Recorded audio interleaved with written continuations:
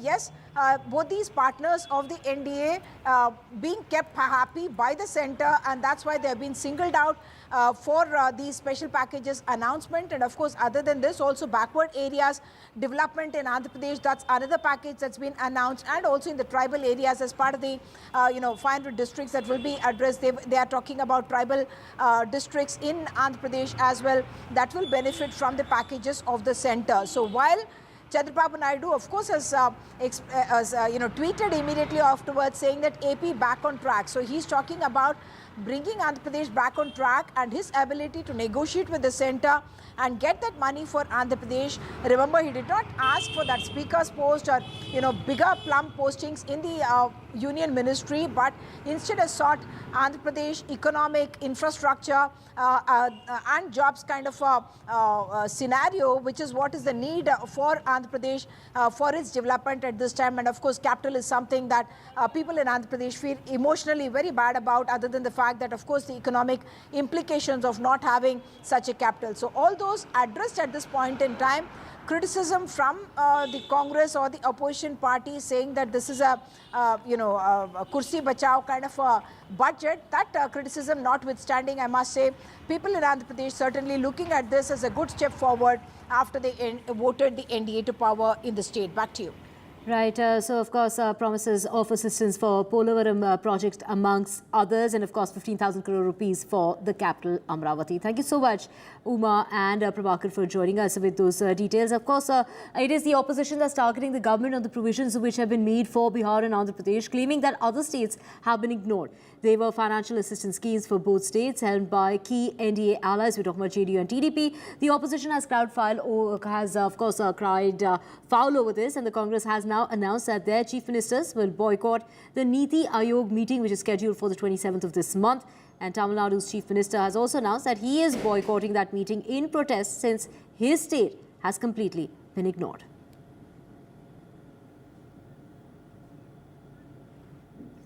We have Uma with us. Uma, so there, whether it is MK Stalin who said he'll be boycotting Niti Aayog meeting. It is also the Congress party, the opposition, whether it's Akhilesh Yadav. I mean, we're all hearing from all and sundry that why is it that their particular state has been ignored in the budget?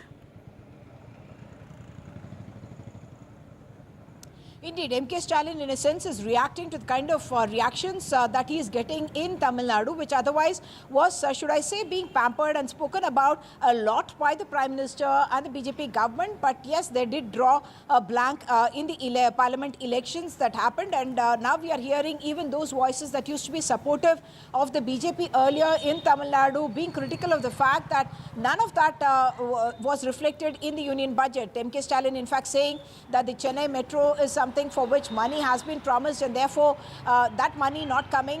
He is questioning whether even those promises made to Andhra Pradesh and Bihar would fructify in the form of real fund transfers happening to those very state governments. And he has also sarcastically said that earlier Nirmala Sitharaman has begun her budget speech with the Tirukural and so on, and this time there is no mention at all of Tamil Nadu. So that anger reflecting in a boycott of the Niti Aayog meeting that is to be held on the 27th. And of course, Chandrababu Naidu is expected to be going. 25th is a preliminary meeting, we understand, and then 27th is when he will go and address. And we do understand there is also a vision plan for Andhra Pradesh that the Niti Aayog has worked out, and that also is something that may fructify or come to light in a few days from now. But what is important here is the political dynamics. Many critics were pointing out that this time, with the India alliance having more of a strength, perhaps the Niti Aayog meeting would be more stormy, where they would put forth their views and also be able to have that kind of challenging the positions that the government and the NDA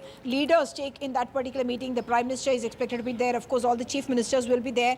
And that opportunity, in a sense, should I say, is lost with the boycott, which, of course, once again sends a political message message that they feel that they have been discriminated against, and therefore all the non-BJP or non-NDA states have not been given due place in the budget, is the grouse of leaders like MK Stalin. Of course, like we just mentioned, Rahul Gandhi has also called this Kursi Bachao budget, saying that only the AB states, which is Andhra Pradesh and Bihar, have got a mention and have got those special packages, while the other states have not been given that due. Back to you. A state like Maharashtra also, I must point out, going to elections very soon but losing out.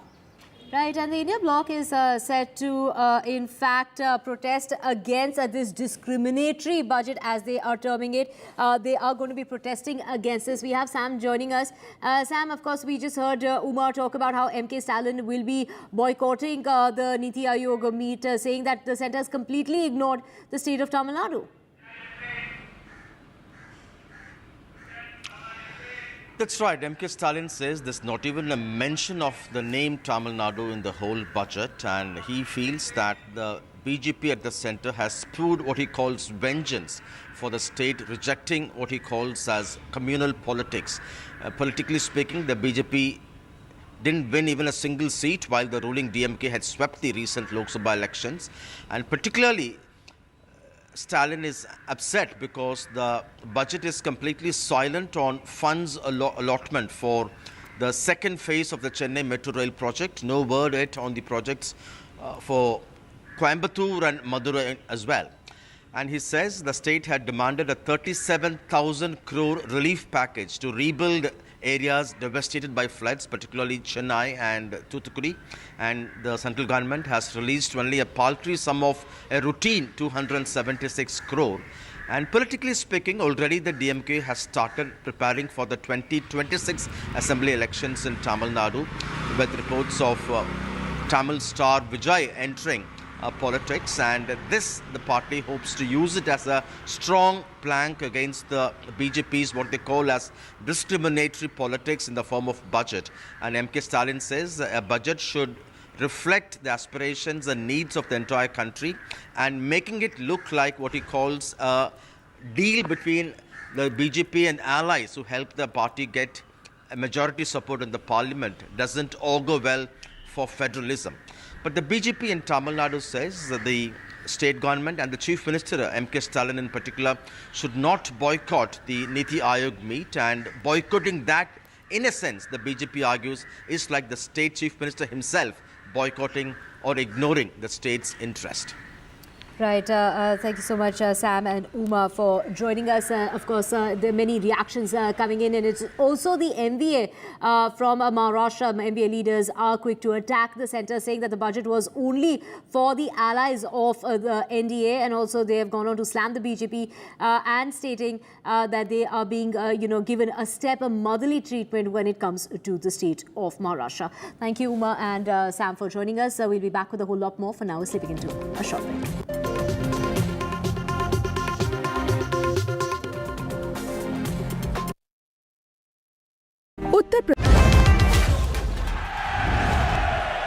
Get the magic of the best working for you now.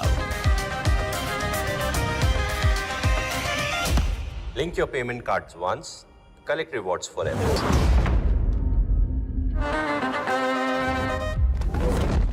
Loan मिलेगा या नहीं ये आपके credit score पे depend करता है। तो आज ही पैसाबाजार.com पर जाइए और अपना क्रेडिट स्कोर चेक कीजिए फ्री में, क्योंकि लोन की जरूरत कभी भी किसी को भी पड़ सकती है। बस एक्टिंग करा लो इनसे। पैसाबाजार.com, क्रेडिट स्कोर चेक, आदत अच्छी है। After a great victory by Indian team, and today we are reporting from Mohali International Airport where we are showing these visuals. Arshdeep हमारे साथ हैं। बहुत ही परफॉर्मेंस आई सारे दी थे बढ़िया रिजल्ट्स मिले। We are in the city of Kanpur today because they have their champion back home, Kuldeep Yadav. Desperation for each and everyone to go there and win the World Cup, and we did it.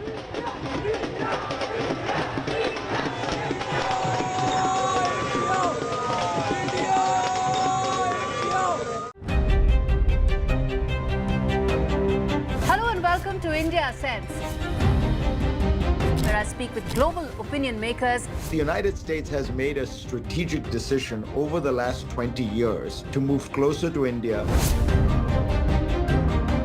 So a $7 trillion economy seems a perfectly conceivable number. If you want to be a national party, it's that you sort of accept the way the world is rather than want to endlessly hark back to how it was. Modi is promoting the digitization of the economy, which is accelerating growth in the country.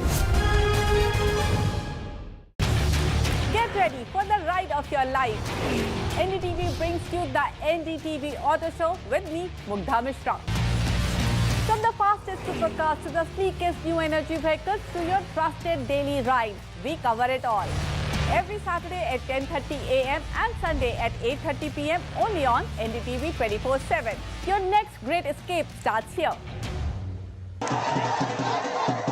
After a great victory by Indian team, and today we are reporting from Mohali International Airport where we are showing these visuals. Arshdeep हमारे साथ हैं. बहुत ही performance आई सारे दी ते बढ़िया results मिले. We are in the city of Kanpur today because they have their champion back home, Kuldeep Yadav. Desperation for each and everyone to go there and win the World Cup, and we did it.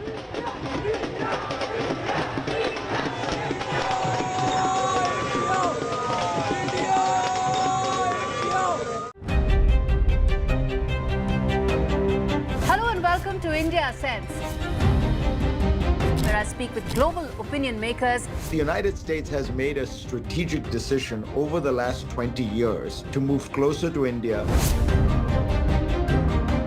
So a $7 trillion economy seems a perfectly conceivable number. If you want to be a national party, it's that you sort of accept the way the world is rather than want to endlessly hark back to how it was. Modi is promoting the digitization of the economy, which is accelerating growth in the country. Get ready for the ride of your life. NDTV brings you the NDTV Auto Show with me, Mugdha Mishra. From the fastest supercars to the sleekest new energy vehicles to your trusted daily ride, we cover it all. Every Saturday at 10:30 a.m. and Sunday at 8:30 p.m. only on NDTV 24/7. Your next great escape starts here. After a great victory by Indian team, and today we are reporting from Mohali International Airport where we are showing these visuals. Arshdeep हमारे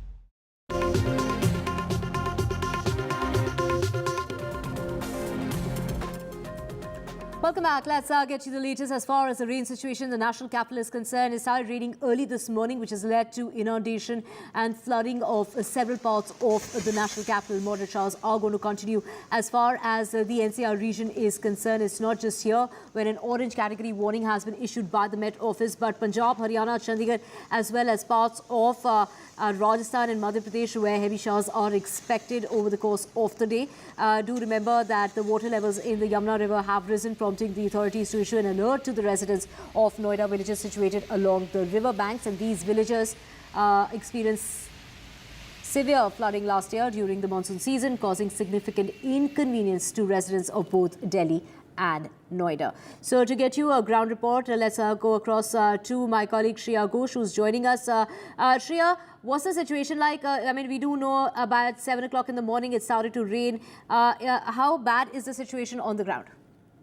So right now we don't see rains here in Delhi, in the areas near central Delhi. But of course, IMD has declared some of the areas near civil line, Delhi University, where there is a possibility of waterlogging if the rain resumes. Right now we don't see rain here in Delhi, but of course early in the morning we have seen Delhi and the adjoining regions, Noida, having heavy rainfall, and that has of course led to some sort of some level of waterlogging in several areas, which has slowed down the traffic regions. It is important for the commuters to sort of take a backman. Yes.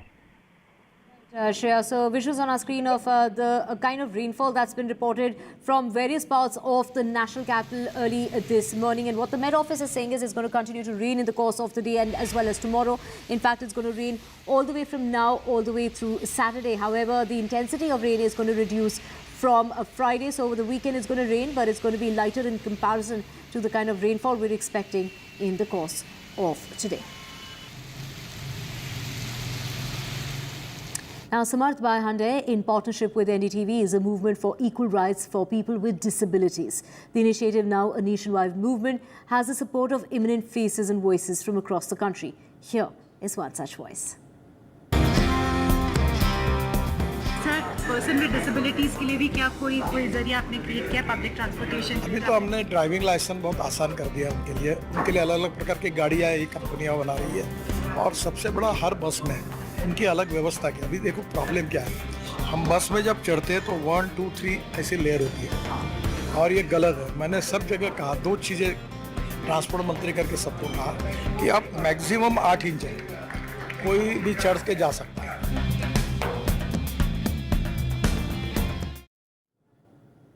And with that, we're slipping into a very short break. We'll be back with a whole lot more. To stay with us.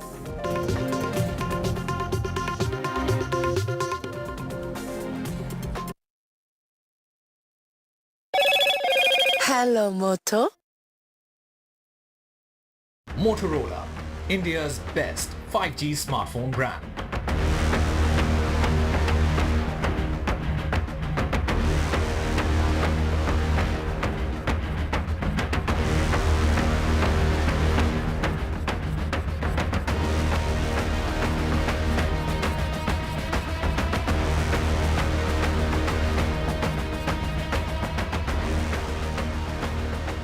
Loan मिलेगा या नहीं, ये आपके credit score पर depend करता है। आज ही जाइए पैसाबाजार.com पर और अपना क्रेडिट स्कोर चेक कीजिए फ्री में, क्योंकि लोन की जरूरत किसी को भी कभी भी पड़ सकती है। चल एक्टिंग थोड़ा भेल बनो। पैसाबाजार.com। Get ready for the ride of your life. NDTV brings you the NDTV Auto Show with me, Mugdha Mishra. From the fastest supercars to the sleekest new energy vehicles to your trusted daily ride, we cover it all. Every Saturday at 10:30 a.m. and Sunday at 8:30 p.m. only on NDTV 24/7. Your next great escape starts here. After great victory by Indian team, and today we are reporting from Mohali International Airport where we are showing these visuals. Arshdeep हमारे साथ हैं। ਉਹਦੀ performance ਸਹੀ ਸਾਰਿਆਂ ਦੀ ਤੇ ਵਧੀਆ results ਮਿਲੇ। We are in the city of Kanpur today because they have their champion back home, Kuldeep Yadav. Desperation for each and everyone to go there and win the World Cup.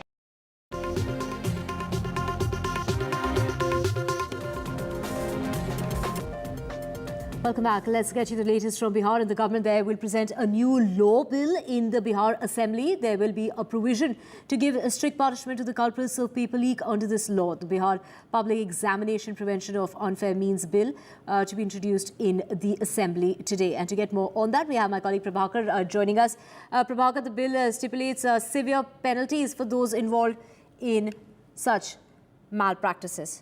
Well, this is a bill that will be introduced in the Assembly today in Bihar. And of course, the State Assembly is set to pass the much-awaited Bihar Public Examination Bill in the ongoing monsoon session of the House. The legislation aims to curb malpractices such as the leak of questions or answer papers, which have previously led to the cancellation of several examinations. And this is a bill that will, in fact, attract penalties for those involved in such malpractices, which includes a prison term for 3 to 5 years and a fine of 10 lakh rupees. So that is going to be introduced in the ongoing assembly session in Bihar. This is a bill in order to curb the malpractices regarding examinations. So the much needed and the much awaited Bihar Public Examination Bill is going to be introduced in the ongoing monsoon session of the House. So this is a bill that will attract a huge hefty penalty. We're talking about imprisonment of 3 to 5 years. We're talking about 10 lakh rupees fine. So this is in order This comes right on the heels of the Bihar Assembly yesterday passed 3 amendment bills made opposition walkout. The Assembly passed the Bihar State University Service Commission Bill and the Bihar School Examination Board Bill and the Bihar Municipality Bill. So these were the 3 bills that were passed in the House yesterday. It is the Bihar Assembly that passed these 3 bills, even though the opposition staged a walkout despite moving amendments, leaving just about no room whatsoever for any sort of debate. So today, we are going to have, in fact, we have my colleague Prabhakar joining us. Prabhakar, the bill stipulates severe penalties for those involved in such malpractices. So in order to fix this problem, which has been perennial, this bill is going to be introduced in the House today. Exactly, the monsoon session of the Bihar State Assembly is on, and every day various bills are tabled and new bills are being passed. But what has caught all the eyeballs is the anti-paper leak bill, basically the bill which will be tabled today. And the state government is of the view that stringent action should be taken against whosoever is found involved in tampering with the examination process, whichever examination it is. And that's the reason why they have made provisions for severe penalty. 1 crore rupees would be the penalty if somebody is found involved in this process, tampering with the process, and also 10 years imprisonment. Remember, the punishment in the previous cases was not this stringent, so they have actually going to make it tougher for those found involved in this, those who are arrested, and it would be tougher for them actually to secure a bail from the court as well. Most of the cases of the paper leak,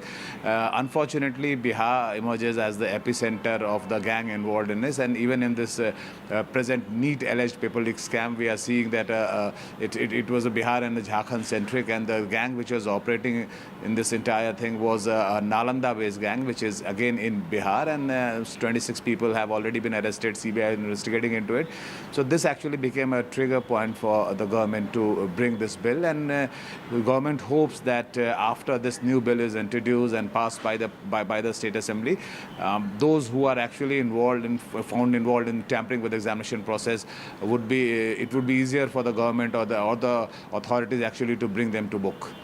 Right, Prabhakar, thank you. Stay with us for our next story as well, because this is in regard to the NEET UG exam. There will be no retest, is what the Supreme Court has said in its order, reasoning that there is no data to suggest a systemic breach as far as the sanctity of the exam is concerned. Even though the court has admitted to the fact that the question paper was leaked is not in dispute. But since there's no material on record at this time to conclude the result of the exam or that there was a systemic breach as far as the sanctity of the exam is concerned. Let's just listen into what the Education Minister had to say.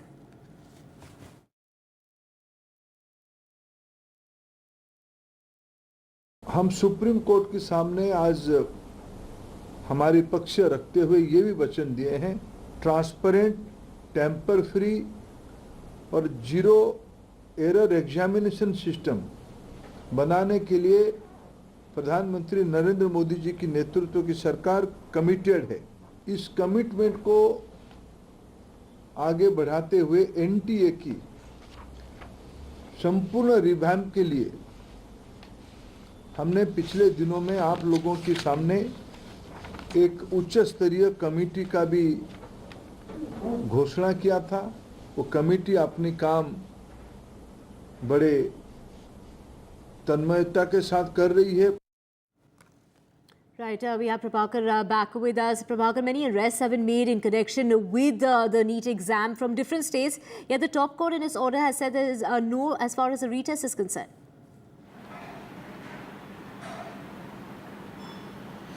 Yeah, the Supreme Court in its observation clearly said that it was a localized leak. When it says a localized leak, actually it refers to Bihar and Jharkhand. Remember, 2 cities has always been under the scanner, Patna and Hazaribagh in Jharkhand, and the CBI is investigating into it. 26 persons have already been arrested. So even the Supreme Court, the apex court of the country, has admitted that the leak has happened, though it is a localized leak. It has not affected the entire examination process. That's the reason why they actually did not went ahead and cancelled the NET examination. But remember, this entire issue, the moment this alleged leak thing started, and when the investigating agencies jumped into it, started their investigation, it was clearly a divided house from day one. The NEET examinees, the students who were taking the examination, their parents, they were divided into groups. The one group was of the view that this entire examination should be scrapped because the tampering has happened, and those who were seriously preparing for the examination, those who have slogged for a year, their prospects would actually be affected. So this there should be a re-NEET examination. And if you remember, the hashtag re-NEET was trending for long. But then there was a larger group of people who believed that because it was a localized tampering and it happened in states like Bihar and Jharkhand only, so the entire examination should not be scrapped, because there were many thousands and students, lakhs of students rather, who had actually slogged hard for an entire year, and they deserve to get admission at the colleges as per their marks. So scrapping the entire examination would affect their prospects, and their entire year of effort, hard work would go in vain. Thank you so much, Prabhakar, for joining us with those details. Switching tracks now to news coming in of a huge fire that's broken out in a factory in Delhi's Narela industrial area. Fire tenders have reached the spot, and the cause of the fire is yet to be certain. So there was a call that was received as far as the news of the fire in the factory is concerned, that was received at about 6:30 in the morning, according to reports that are just emerging. And this is in regard to the kind of work as far as extinguishing the fire is concerned that is going on. 22 fire tenders are engaged in extinguishing the fire, which continues to rage on.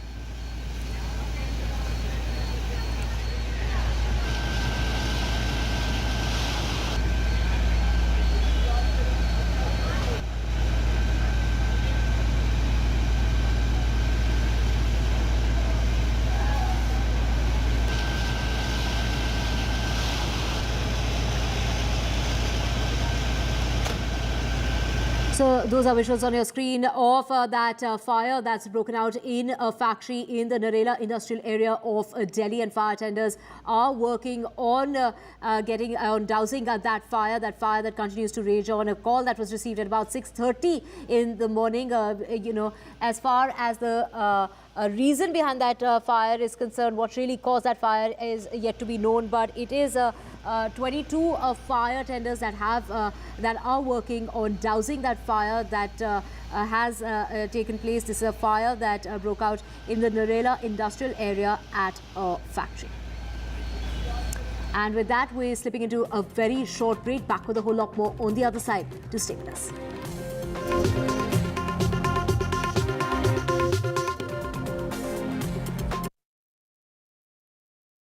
Loan मिलेगा या नहीं, ये आपके credit score पे depend करता है। तो आज ही अपना क्रेडिट स्कोर चेक करें फ्री में पैसाबाजार.com पर। लोन की जरूरत कभी भी किसी को भी पड़ सकती है। ठीक से एक्टिंग नहीं। पैसाबाजार.com। After a great victory by Indian team, and today we are reporting from Mohali International Airport, where we are showing these visuals. Arshdeep हमारे साथ हैं। ਉਹਦੀ performance ਸਹੀ ਸਾਰਿਆਂ ਦੀ ਤੇ ਵਧੀਆ ਰਿਜ਼ਲਟਸ ਮਿਲੇ। We are in the city of Kanpur today because they have their champion back home, Kuldeep Yadav. Desperation for each and everyone to go there and win the World Cup, and we did it.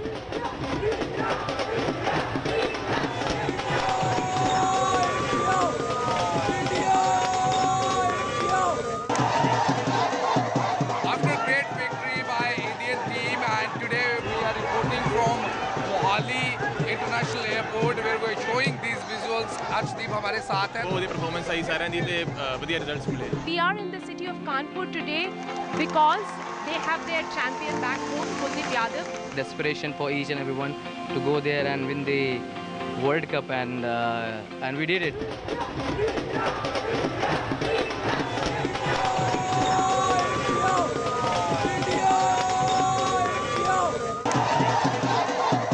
After a great victory by Indian team, and today we are reporting from Mohali International Airport, where we are showing these visuals. Arshdeep हमारे साथ हैं। ਉਹਦੀ performance ਸਹੀ ਸਾਰਿਆਂ ਦੀ ਤੇ ਵਧੀਆ results ਮਿਲੇ। We are in the city of Kanpur today because they have their champion back home, Kuldeep Yadav. Desperation for each and everyone to go there and win the World Cup, and we did it.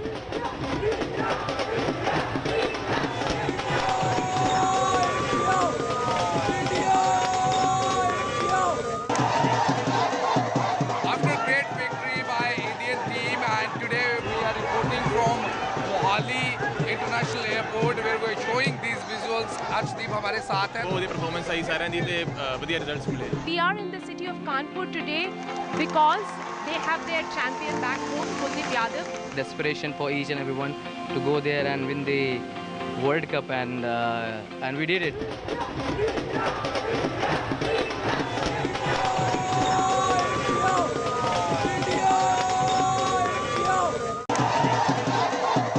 After a great victory by Indian team, and today we are reporting from Mohali International Airport where we are showing these visuals. Arshdeep हमारे साथ हैं। ਉਹਦੀ performance ਆਈ ਸਾਰਿਆਂ ਦੀ ਤੇ ਵਧੀਆ results ਮਿਲੇ। We are in the city of Kanpur today because they have their champion back home, Kuldeep Yadav.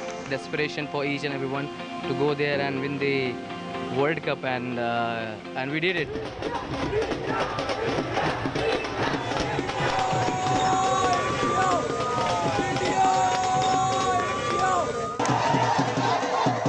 After a great victory by Indian team, and today we are reporting from Mohali International Airport where we are showing these visuals. Arshdeep हमारे साथ हैं। ਉਹਦੀ performance ਆਈ ਸਾਰਿਆਂ ਦੀ ਤੇ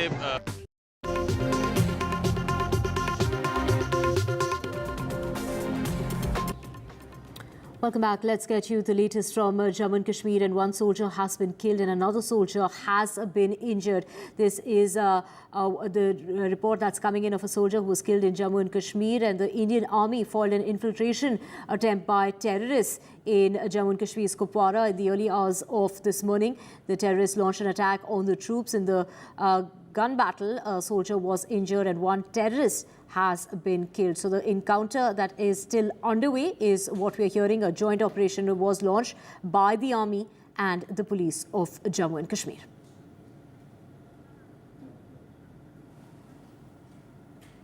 Let's get you news from the United States. And Vice President Kamala Harris assailed Donald Trump at her first campaign rally since replacing President Joe Biden as the Democratic presidential candidate. While an opinion poll has showed her taking a marginal lead over her Republican rival. In a 17-minute speech, Harris aggressively went after Trump's vulnerabilities, comparing her background as a former prosecutor to his record as a convicted felon. Now, Harris ticked through a list of liberal priorities, saying that if she was elected, she would act to expand abortion access, make it easier for workers to join unions, and address gun violence, drawing a sharp contrast with Donald Trump, the Republican nominee for the presidential election that is going to take place on the 5th of November this year.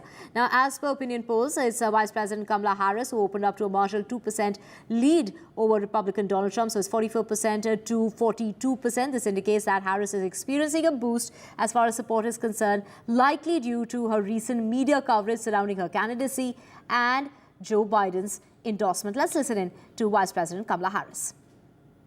Donald Trump was just found guilty of fraud on 34 counts.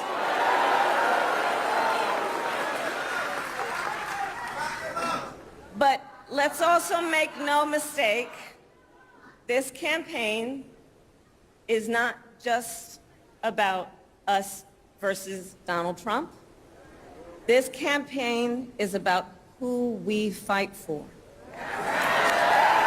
This is about who we fight for. Just look at how we are running our campaigns. So Donald Trump is relying on support from billionaires and big corporations.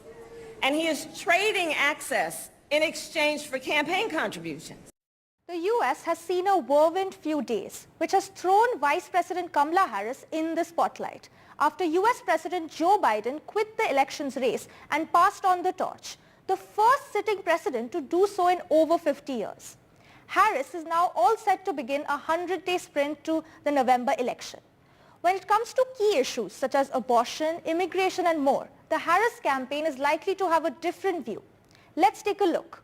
On abortion, while both Biden and Harris support the right to abortion, Harris is likely to push for a nationwide right to abortion, which will limit the state's powers to impose restriction. Whereas Biden had vowed to restore Roe v. Wade, but allow states to limit access to abortion. Looking at immigration, while Harris has focused on addressing the root causes of illegal immigration, such as poverty, violence, corruption, and more, this is something that is likely to continue in her campaign.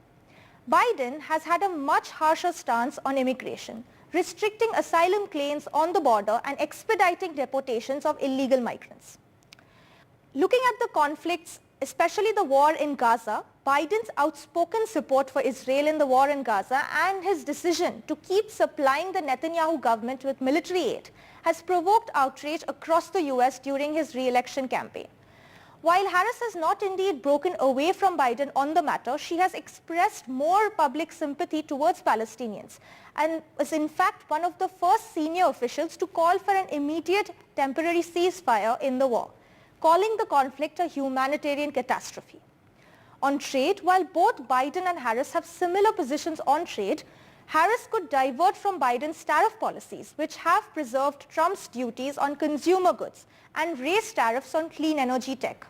However, she is as trade skeptical as Biden. Case in point, opposing the US-Mexico-Canada agreement when she was in Senate. Interestingly, on AI is where Biden and Harris's policies diverge, with Harris supporting government regulations in AI while Biden having sought to govern AI companies largely through voluntary standard setting. With Kamala all set to win the Democrat nomination next month, it will be interesting to see how her differing take on issues will impact her campaign. Disha Bagchi for NDTV. And it's Hardeep Puri, the union minister, who dismissed the opposition's charge that the budget was discriminatory and handed out a special treatment to states run by supporting parties. He has gone on to say every state benefits. He spoke with my colleague, Gargi Rawat.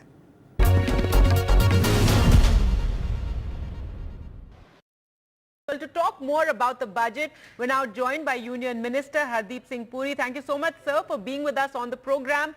So first and foremost, let's talk about the criticism that's coming for the budget from the opposition. Our regional leaders like Akhilesh Yadav, Mamta Banerjee claiming that there's nothing in it for them. And given the announcements for Andhra and Bihar, they're calling it a Sarkar Bachao budget. No, I would say, madam, that they should read the budget very carefully. So should also read what the Honorable Finance Minister says, and they'll come to the conclusion. Well, you know, when you talk about Purvodaya, that is eastern, coming from the east, Bihar is not the only state in the east. There are other states in the east which are affected and which will benefit. Now, for instance, in the case of Bihar in particular, the problem there is not arisen because of anything inside the state of Bihar. It has also arisen because of some problems arising from Nepal. So if the central government helps Bihar vis-a-vis the problems on flooding in Nepal, I mean, how is that discrimination against other states? There are so many other states which have had problems which have benefited by central assistance. I could draw up a back of the envelope calculation for you how every state in the country benefits from the central government schemes. Therefore, I think that this criticism is what I call a quick off-the-hip kind of a statement. When they really analyze what has happened, they will come to the conclusion that there's in it for everyone. I mean, if Congress is criticizing Andhra, ask them, were they or were they not signatories to the States Reorganization Act in 2012? What happened at that point of time? They are signatories. If something is being done by our government now in pursuance of that, it's not only that, but we are interested in developing corridors, for instance, from Calcutta to Amritsar. Will West Bengal benefit from that corridor or not? Will the other nodes which will be created on that route, will they benefit or not? So I can give you the statistic. My sincere plea to all my friends in the opposition, read the budget, read the related documents, they annexed her, and you'll come to the conclusion that you have to pick on some better point for criticism than this, because you'll be laughed out of court if you only go on harping on this. Energy security was a focus in the budget, and what was very interesting, sir, was the announcement that the government will be partnering with private sector to set up small nuclear reactors. If you could tell us more about that. But you know, if when you talk of energy security, the energy is defined in the broadest possible term. Now, you know, we signed under the Congress government an India-US specific India-US civilian nuclear energy deal. Then we also signed an India-specific safeguards agreement with the IAEA, and then we did some other agreement. But no commercial contracting took place. I'm not trying to sit here and pin blame on anyone. But the fact is, if you can now get some of your energy security issues sorted out through small reactors, that's a very good area for the government and for the states and for the private sector to explore. So I think we should welcome that development, as you should welcome the fact that we've done very well on biofuels. We are also making progress on biofuels. We have a global biofuels alliance. We're also doing things on green hydrogen. All these areas we are actually working and moving towards. Now there was a lot of talk of the economy and Viksit Bharat, focus also on the new middle class. Though the larger middle class are complaining that not enough was there for them in the budget, there were no big bang announcements.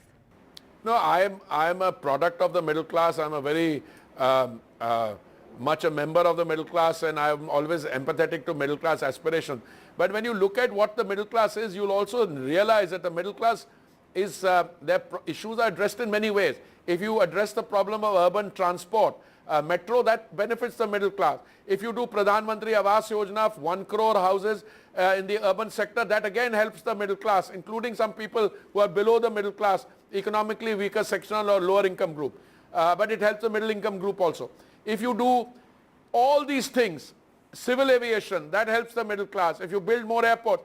But to begin with, if you are spending 11.1 lakh crores on capital expenditure, which you are increasing at 30% every year, again the beneficiaries are middle class.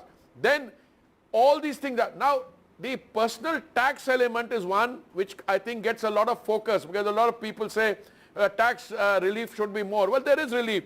For instance, the slab which was 6 to 9 lakhs has now become 7 to 10 lakhs. The one which is 3 to 6 lakhs has become 3 to 7 lakhs. So there is provisioning there. There is relief. So there you provide relief to the middle class, and you encourage the middle class in a number of ways. If you simplify the TDS, for instance, if you simplify the GST slab, that helps the traders.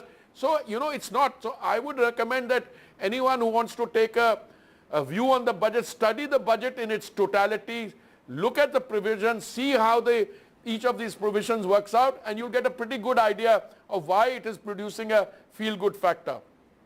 Now the big and welcome thrust was the focus on job creation. This is an issue the opposition has been targeting the government over. Also in the budget, an emphasis on reskilling, and a very interesting internship program was announced. If you could talk about that.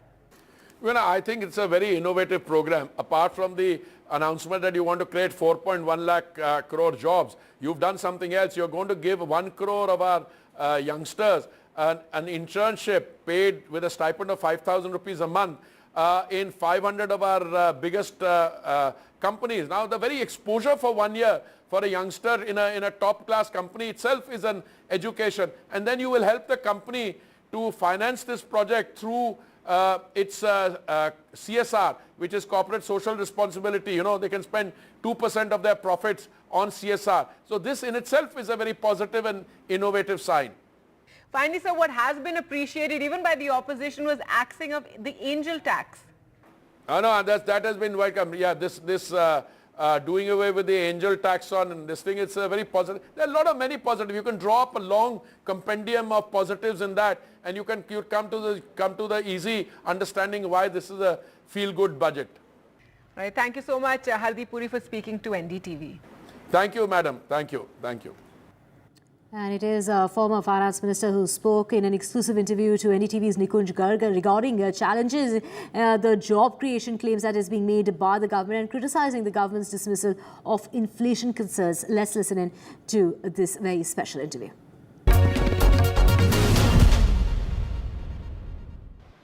On the day Modi government, Modi 3, presented its first budget, I am joined by former finance minister Mr. P. Chidambaram, also a former home minister, but today he joins us as the former finance minister who has presented 9 union finance budgets. Mr. Chidambaram, welcome to NDTV. Good evening. Mr. Chidambaram, you have said that the jobs claim is highly exaggerated.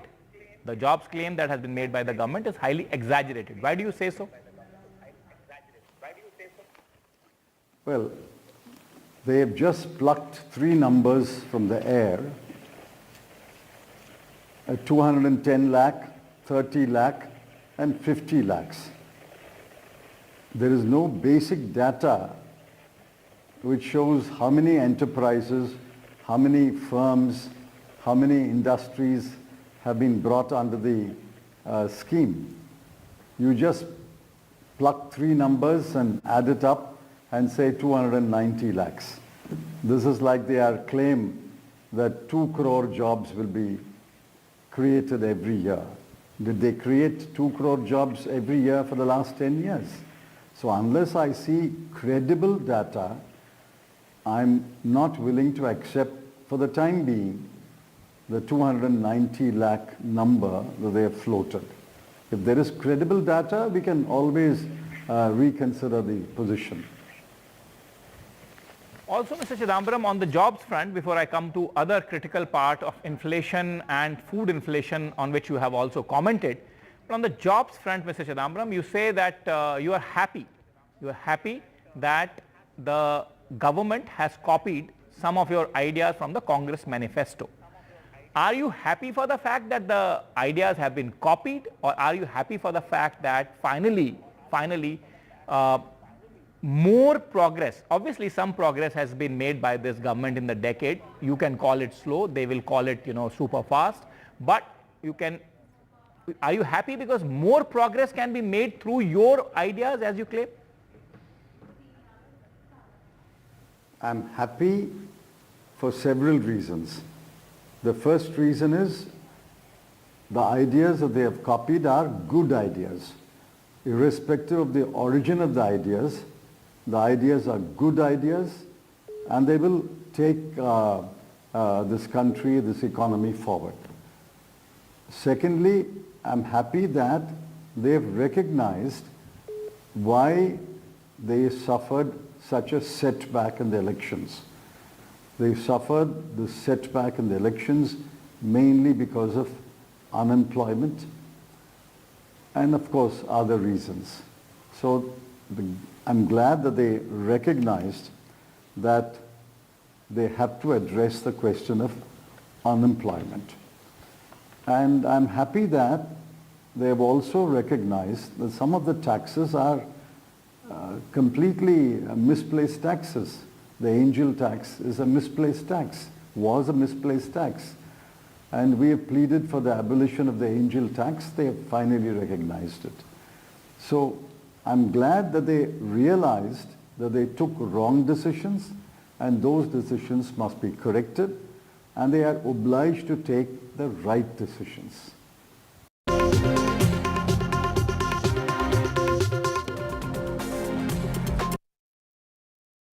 Loan मिलेगा या नहीं ये आपके credit score पे depend करता है। तो आज ही पैसाबाजार.com पर जाइए और अपना क्रेडिट स्कोर चेक कीजिए फ्री में, क्योंकि लोन की जरूरत कभी भी किसी को भी पड़ सकती है।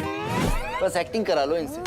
पैसाबाजार.com, क्रेडिट स्कोर चेक, आदत अच्छी है। लोन मिलेगा या नहीं ये आपके क्रेडिट स्कोर पे डिपेंड करता है। तो आज ही पैसाबाजार.com पर जाइए और अपना क्रेडिट स्कोर चेक कीजिए फ्री में, क्योंकि लोन की जरूरत कभी भी किसी को भी पड़ सकती है। बस एक्टिंग करा लो इनसे। पैसाबाजार.com, क्रेडिट स्कोर चेक, आदत अच्छी है। लोन मिलेगा या नहीं ये आपके क्रेडिट स्कोर पे डिपेंड करता है। तो आज ही पैसाबाजार.com पर जाइए और अपना क्रेडिट स्कोर चेक कीजिए फ्री में, क्योंकि लोन की जरूरत कभी भी किसी को भी पड़ सकती है। बस एक्टिंग करा लो इनसे। पैसाबाजार.com, क्रेडिट स्कोर चेक, आदत अच्छी है। लोन मिलेगा या नहीं ये आपके क्रेडिट स्कोर पे डिपेंड करता है। तो आज ही पैसाबाजार.com पर जाइए और अपना क्रेडिट स्कोर चेक कीजिए फ्री में, क्योंकि लोन की जरूरत कभी भी किसी को भी पड़ सकती है। बस एक्टिंग करा लो इनसे। पैसाबाजार.com, क्रेडिट स्कोर चेक, आदत अच्छी है। लोन मिलेगा या नहीं ये आपके क्रेडिट स्कोर पे डिपेंड करता है। तो आज ही पैसाबाजार.com पर जाइए और अपना क्रेडिट स्कोर चेक कीजिए फ्री में, क्योंकि लोन की जरूरत कभी भी किसी को भी पड़ सकती है। बस एक्टिंग करा लो इनसे। पैसाबाजार.com, क्रेडिट स्कोर चेक, आदत अच्छी है। Get ready for the ride of your life. NDTV brings you the NDTV Auto Show with me, Mugdha Mishra. From the fastest supercars to the sleekest new energy vehicles to your trusted daily ride, we cover it all. Every Saturday at 10:30 a.m. and Sunday at 8:30 p.m.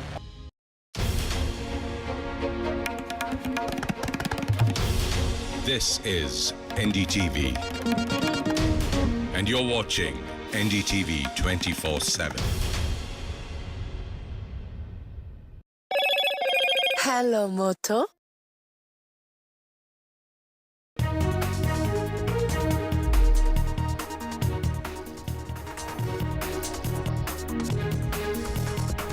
Face off in Parliament today over the union budget. India bloc to protest the budget over the budget in Parliament today. Opposition targets centre over appeasement to allies. Congress CMs and the DMK to boycott Niti Aayog meeting on July 27th. State's big move after the NEET mess. Bihar government to table anti-paper leak bill today after Tamil Nadu. Bengal Assembly to pass resolution against NEET. 2 encounters in 24 hours in Jammu and Kashmir. 1 soldier killed in Krishna Ghati sector. Soldier killed in counter-infiltration operation.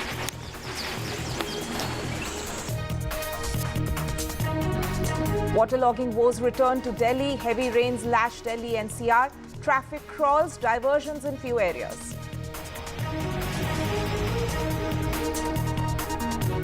And Kamala Harris leads over Donald Trump, 44 to 42%.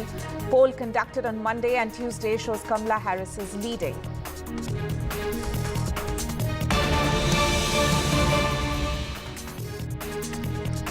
Latest in the Pune IS trainee case and another transgression being reported by Pooja Khetkar.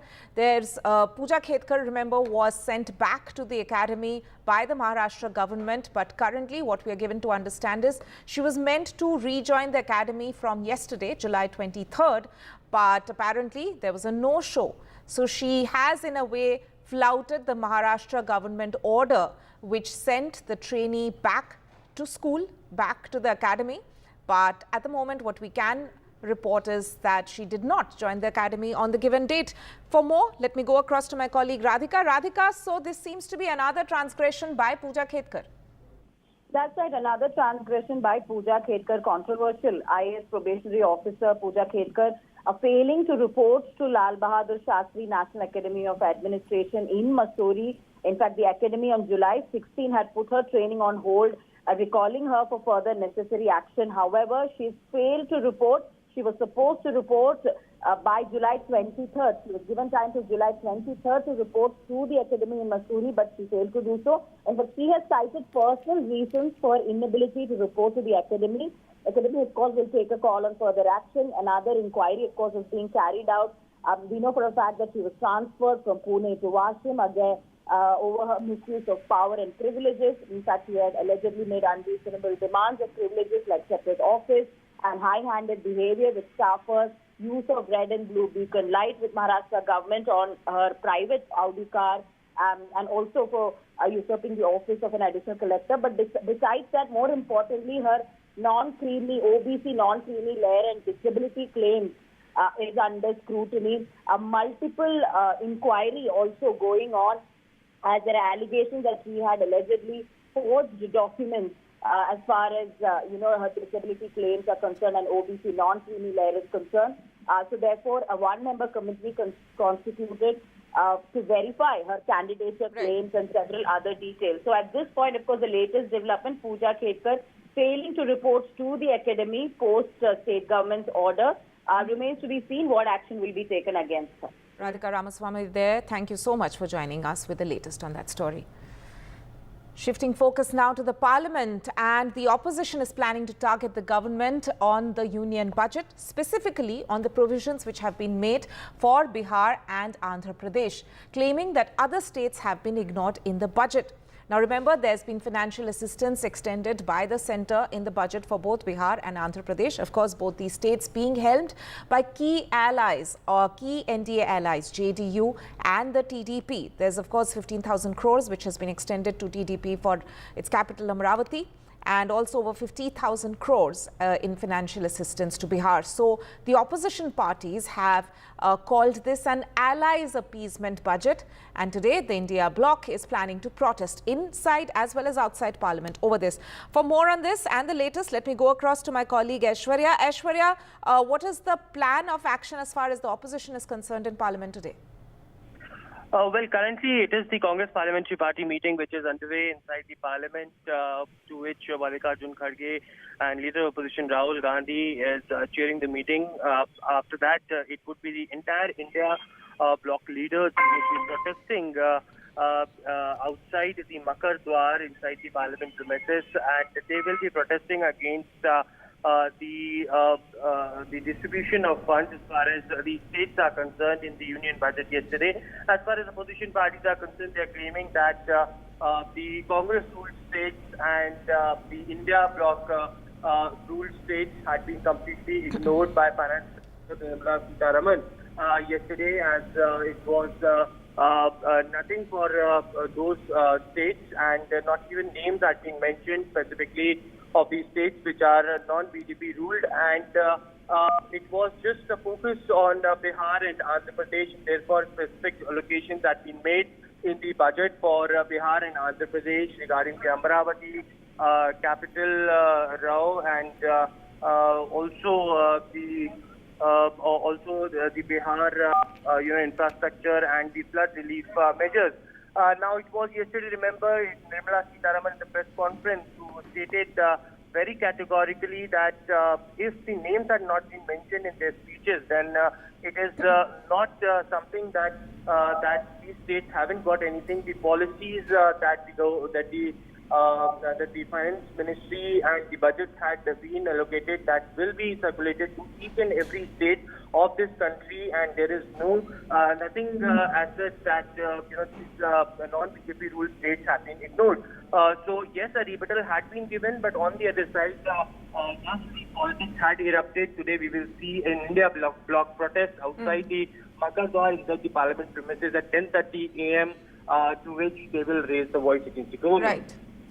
Right, Aishwarya, will return to you for the latest coming in from Parliament. For the moment, thank you so much for joining us with that update. Meanwhile, Finance Minister Nirmala Sitharaman, of course, had presented her 7th consecutive budget yesterday, the first in the Modi 3.0 government regime. The biggest focus of the budget was employment for the country's youth across all sectors, and including the opportunity for apprenticeship in private companies. The government also has decided to provide a month's salary of up to 15,000 to new recruits through the direct benefit transfer. The deal was sweetened for employees with subsidy on their share of Provident Fund payments. In some of the other measures that stood out were the changes which were made to the new tax regime, where more slabs were introduced and the standard deduction has been raised from 50 to 75,000, which means, according to the centre, this would lead the salaried class to save up to 17,500 rupees annually. The angel tax has also been abolished, which is seen as a boost to startups, and customs duties for mobile phones, gold, cancer and certain cancer medicines had also been slashed. But the big talking point today, of course, is, and what's likely to resonate in the parliament, is the kind of special packages which had been green lit by the centre, or as far as their key ally states are concerned, Bihar and Andhra Pradesh. For more on this, let me go across to my colleague Uma Sudhir. Uma, we've seen that the government has made a provision of 15,000 crores, which will be arranged for the development of Andhra Pradesh's capital, Amravati. But on the other hand, of course, we had seen TDP pushing for special package provision for their state. In a way, that has not been granted, but this also is seen as a sweet deal, which the opposition is now using to say that this is just ally appeasement budget, and all the other states in a way have been ignored. There's been strong protest registered by several states, including Tamil Nadu Chief Minister Stalin. Yes, indeed. Rahul Gandhi has called it as Kursi Bachao budget, saying that it is only the allies who are supporting the NDA government at the centre that are in fact being rewarded, and that's the reason why it's also been dubbed as an AB budget, Andhra Bihar budget, because these two states got maximum mention and many other states in fact didn't even find a mention in the budget speech of Nirmala Sitharaman. Yes, Andhra Pradesh has got Polavaram 15,000 crore rupees. There was some doubt and some criticism from opposition parties, YSRCP leader Vijay Sai Reddy, saying that while Bihar got an allocation of 26,000 rupees, Nirmala Sitharaman hinted that this would be a multilateral agency funding that would be facilitated by the centre.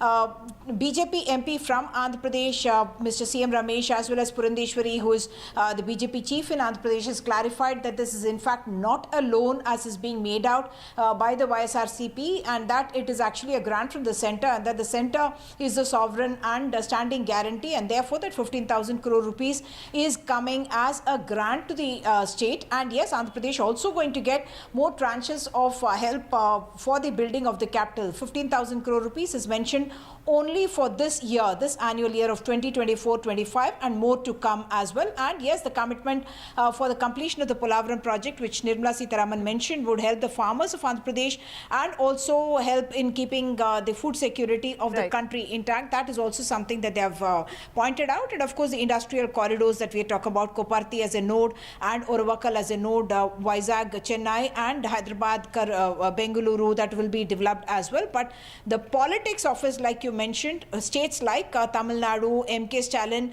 saying that this is discriminatory, and that's why he is going to be boycotting the Niti Aayog meeting that is to take place on the 27th. Back to you. Uma Sudhir there giving us a comprehensive understanding of what the states have in fact been saying on this budget. Let's also listen into Prabhakar about the deal which had been given in a way to the Bihar government in the budget. So it's a long list. It's a long list of projects which have been announced, especially for the Bihar. 26,000 crore just for the highways, and then you have 21,000 crore for the power project at Pirpati in Bhagalpur. You have 11,000 crore for the flood fighting. Then you have medical colleges and airports announced for Bihar, and also the development projects of the two tourist spots, the two main tourist spots, that is Bodh Gaya and Rajgir. Though some money has not been announced as to how much money would be spent there, but the upgradation and renovation of that entire region has been announced in the union budget. So Nitish Kumar is all happy, all smiling. Yesterday, even before the union budget started, even before the Nirmala Sitharaman's speech started, when the media persons asked him as to what he was expecting from the budget during the monsoon session of the State Assembly, which Nitish Kumar was attending, he said that you just wait and watch what comes along. So he was clearly in tune with what was going to be announced with the union budget, and he understands the equation very well, that JDU is an important ally as far as this new government, Modi government, is concerned. The third term of Modi is concerned, so their demands cannot actually be ignored. So Nitish Kumar, even after the budget was announced, Nitish Kumar was happy. He thanked not only the finance minister but also the prime minister, saying that this 70,000 crore to the tune of 70,000 crore would actually come a long way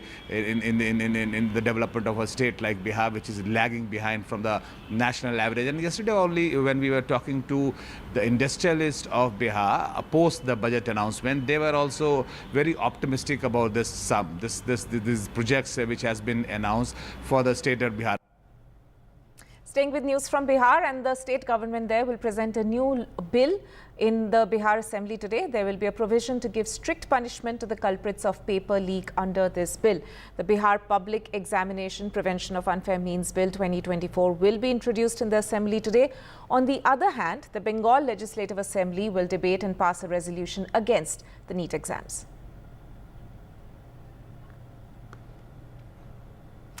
Right, so after the mess over NEET exams, we can see two governments there taking certain steps. One, the Bihar government trying to plug paper leak as a whole by bringing in this new law, the Bihar Public Examination Bill, which is going to be tabled in the Assembly today, most likely to be passed, which is going to bring in stringent measures to deal with paper leak, strong measures in order to curb paper leak. On the other hand, we can see that the Bengal government, in the lines of what Tamil Nadu has done earlier, is bringing a resolution against NEET. Right, let me go across to my colleague Prabhakar, who will tell us more about this new bill. ये आज बिहार सरकार जो है वो anti paper leak bill ला रही है बिहार विधानसभा में। Monsoon session जो है बिहार विधानसभा का चल रहा है और उसमें सरकार ये बिल ला रही है। इस बिल में वो वैसे व्यक्ति जो एग्जामिनेशन प्रोसेस के साथ छेड़छाड़ करते हैं उनके खिलाफ कड़ी कार्रवाई के लिए सरकार प्रतिबद्ध है और वो लगभग 10 साल की सज़ा की बात कर रही है इस बिल में सरकार, और 1 करोड़ रुपए के आसपास जो है वो जुर्माना होगा। तो कुल मिला के अभी तक जो लोग भी एग्जामिनेशन प्रोसेस में छेड़छाड़ करते हुए पकड़े जाते थे वो कोर्ट से छूट जाते थे। उनके खिलाफ जो चार्जेस लगते थे, जो उनको सज़ा का जिसमें प्रावधान था, वो प्रावधान जो है काफ़ी हल्के होते थे और इस कारण से सरकार जो है इस पर अमेंडमेंट कर रही है। अब जो आज जो बिल सरकार पेश करेगी बिहार विधानसभा में, उसमें इनके लिए कड़े सज़ा के प्रावधान किए गए हैं। 1 करोड़ रुपए का जुर्माना, आर्थिक दंड जो है वो दिया जाएगा और 10 साल तक के सज़ा का प्रावधान है। और उसमें जो बेल लेने की जो प्रक्रिया है वो भी काफ़ी जटिल बनाई गई है, उसे कड़े किए गए हैं ताकि जो लोग भी इस केस में अरेस्ट हो उन्हें जल्दी बेल न मिले। आपने देखा होगा कि जो नीट पेपर लीक घोटाले की बात हुई है, नीट पेपर लीक की बात हो रही है जिसकी सीबीआई जांच कर रही है, उसमें भी सुप्रीम कोर्ट ने जो आदेश दिया है उसमें सुप्रीम कोर्ट ने ये माना है कि हालांकि उन्होंने इस एग्जामिनेशन को स्क्रैप नहीं किया, इसे रद्द नहीं किया, लेकिन माना है कि बिहार और झारखंड जैसे स्टेटों में, इन दोनों प्रदेशों में लीक हुआ है और ये लोकलाइज लीक हुआ है। और जिस गिरोह की भी बात हो रही है जिसकी सीबीआई जांच कर रही है, या बिहार की यूओ ने जिसकी जांच की थी, वो सारे गिरोह भी जो है वो बिहार से उसके तार जुड़े हुए हैं, बिहार के नालंदा से उसके तार जुड़े हुए हैं, जिसमें से कुछ लोग अभी भी फरार हैं और कुछ लोग जो है वो सीबीआई के हिरासत में है। तो कुल मिला के देखा गया है कि देश में बहुत जगहों पर जहाँ पेपर लीक होते हैं उसमें बिहार के गिरोह जो हैं वो एक्टिव होते हैं, वो यही काम करते हैं, यही उनका धंधा है। और इसके कारण से बिहार सरकार जो है ये बिल ला रही है। इस बिल में कड़े प्रावधान किया गया है ताकि उन्हें कड़ी से कड़ी सजा दिलाई जा सके। Shifting focus now to news coming in from Jammu and Kashmir, where there have been 2 encounters reported within a duration of 24 hours. One soldier has been killed in Krishna Ghati sector in a counter-infiltration operation. There's also a fresh encounter being reported in J&K's Kupwara. One terrorist has been killed in that operation as well, besides one army man. And what we're given to understand is that the operation is currently still underway. Let me go across to my colleague Nazir for the latest. Nazir, what's the status, what's the situation right now as far as the counter-infiltration operation is concerned? Well, as far as there are two, we were talking about 2 incidents which happened over the last 24 hours in Jammu and Kashmir. Right now, one operation is underway according to Army in Kupwara, where 1 militant has been killed, 1 army soldier has been injured, 1 non-commissioned officer has been injured in this operation, which was launched yesterday. Based on what Army said and information about presence of militants, a joint operation was launched by the Army and police. And today morning, Army said that 1 militant has been killed, but 1 soldier has also been injured in this encounter, and operation is underway. This happened within 24 hours after during a counter-infiltration operation. 1 army soldier was killed. He was initially injured. Later, he died due to injuries. The fallen soldier has been identified as Lance Naik Subhash Chandra. So he has laid down his life in fight against militancy counter-infiltration operation that happened in the Krishna Ghati sector of Poonch district in Jammu region. So Jammu region clearly remains, high on terror radar. There have been series of attacks, and it is now almost 13th militancy-related incident since June this year after Modi 3.0 took over. So there is a challenge. There has been security forces are on high alert. That's why you see this operation in Kupwara. There are reports of infiltration from the line of control in the Kashmir region also. And operations against militancy have been intensified, and there have been 2 incidents since last 24 hours. Right. Nazir, thank you so much for joining us with that update. We'll, of course, keep coming back to you for more as developments take place. Shifting focus now to the national capital, and there's waterlogging woes which have returned to the waterlogging nightmare which has returned for Delhi residents as most Delhiites woke up to heavy rains lashing parts of the national capital as well as the national capital region. In fact, there has been waterlogging reported in certain areas which has led to a bit of a traffic situation. The traffic police has also put out information that there have been diversions put in place in certain areas. Let me go across to my colleague Shreya for more on this. Shreya, where you are reporting from, do you see any sort of traffic situation? What's the latest in the morning?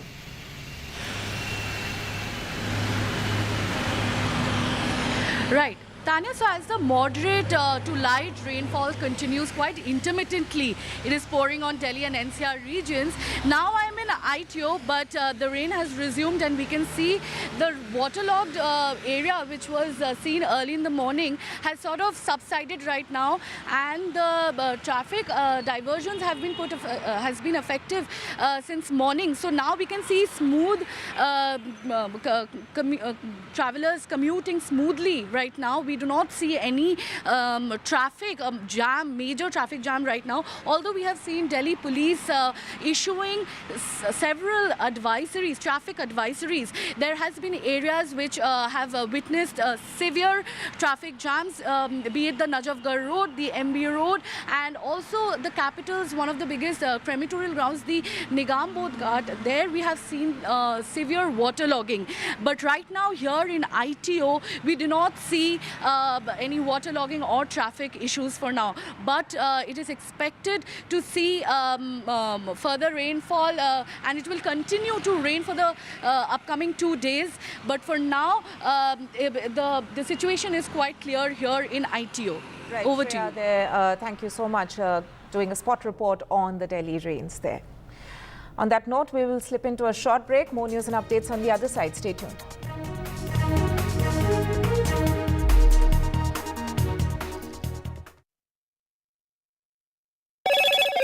Hello, Moto. Motorola, India's best 5G smartphone brand.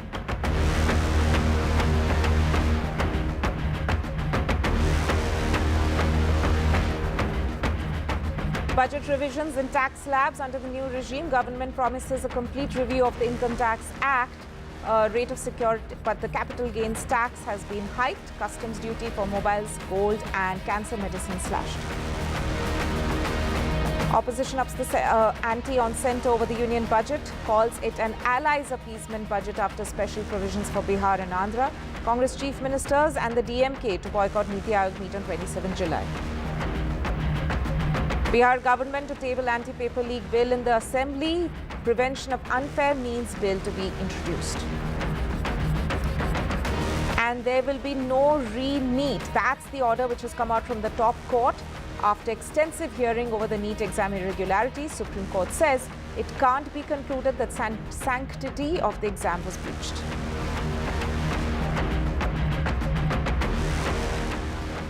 In association.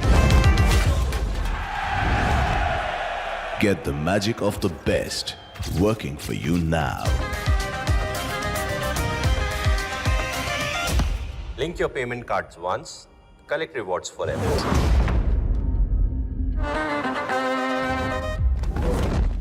Loan मिलेगा या नहीं, ये आपके credit score पर depend करता है। आज ही जाइए पैसाबाजार.com पर और अपना क्रेडिट स्कोर चेक कीजिए फ्री में, क्योंकि लोन की जरूरत किसी को भी कभी भी पड़ सकती है। चल एक्टिंग थोड़ा भेल बनो।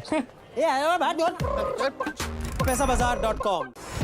NDTV proudly upholds its legacy of trust and credibility.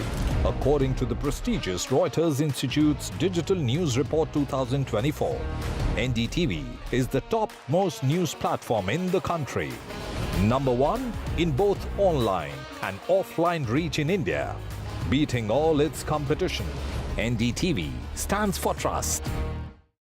Stay informed and entertained with the new and updated NDTV News app. You can watch all our channels live, listen to podcasts, read breaking and exclusive news from around the world and more. Download the NDTV app today and get access to the best journalism and storytelling on your smartphone or tablet. The NDTV app. News that matters to you. After great victory by Indian team, and today we are reporting from Mohali International Airport where we are showing these visuals. Arshdeep हमारे साथ हैं। वो performance सही सारे दी थे बढ़िया results मिले। We are in the city of Kanpur today because they have their champion back home, Kuldeep Yadav. Desperation for each and everyone to go there and win the World Cup, and we did it.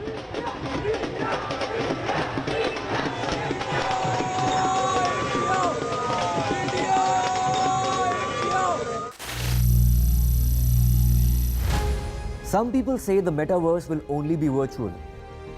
One day this lecture hall will be made of code, and driverless cars would be trapped in intersections.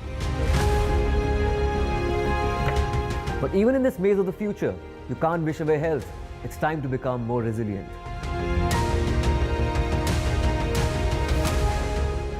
"10 years of Banega Swasth India, we have grown and achieved so many milestones.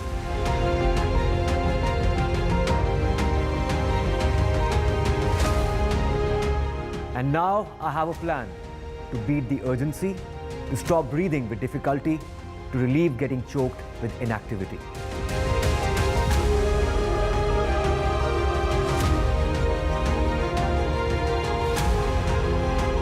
Energize our government, our environment, our society, and ourselves.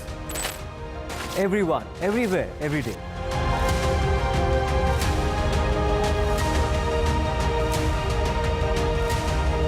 Banega Swasth India. One world hygiene.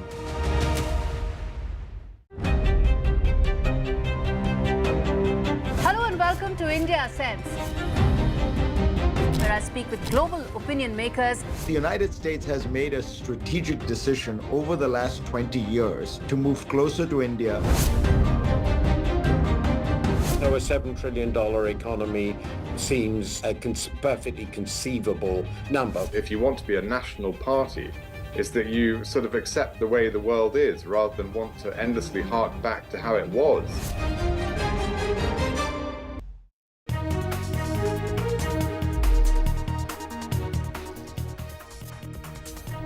Welcome back. Now let's return to one of our top stories, and that is, of course, from the Parliament, where the India bloc has, in fact, planned a protest against the union budget, which was presented yesterday by the Finance Minister.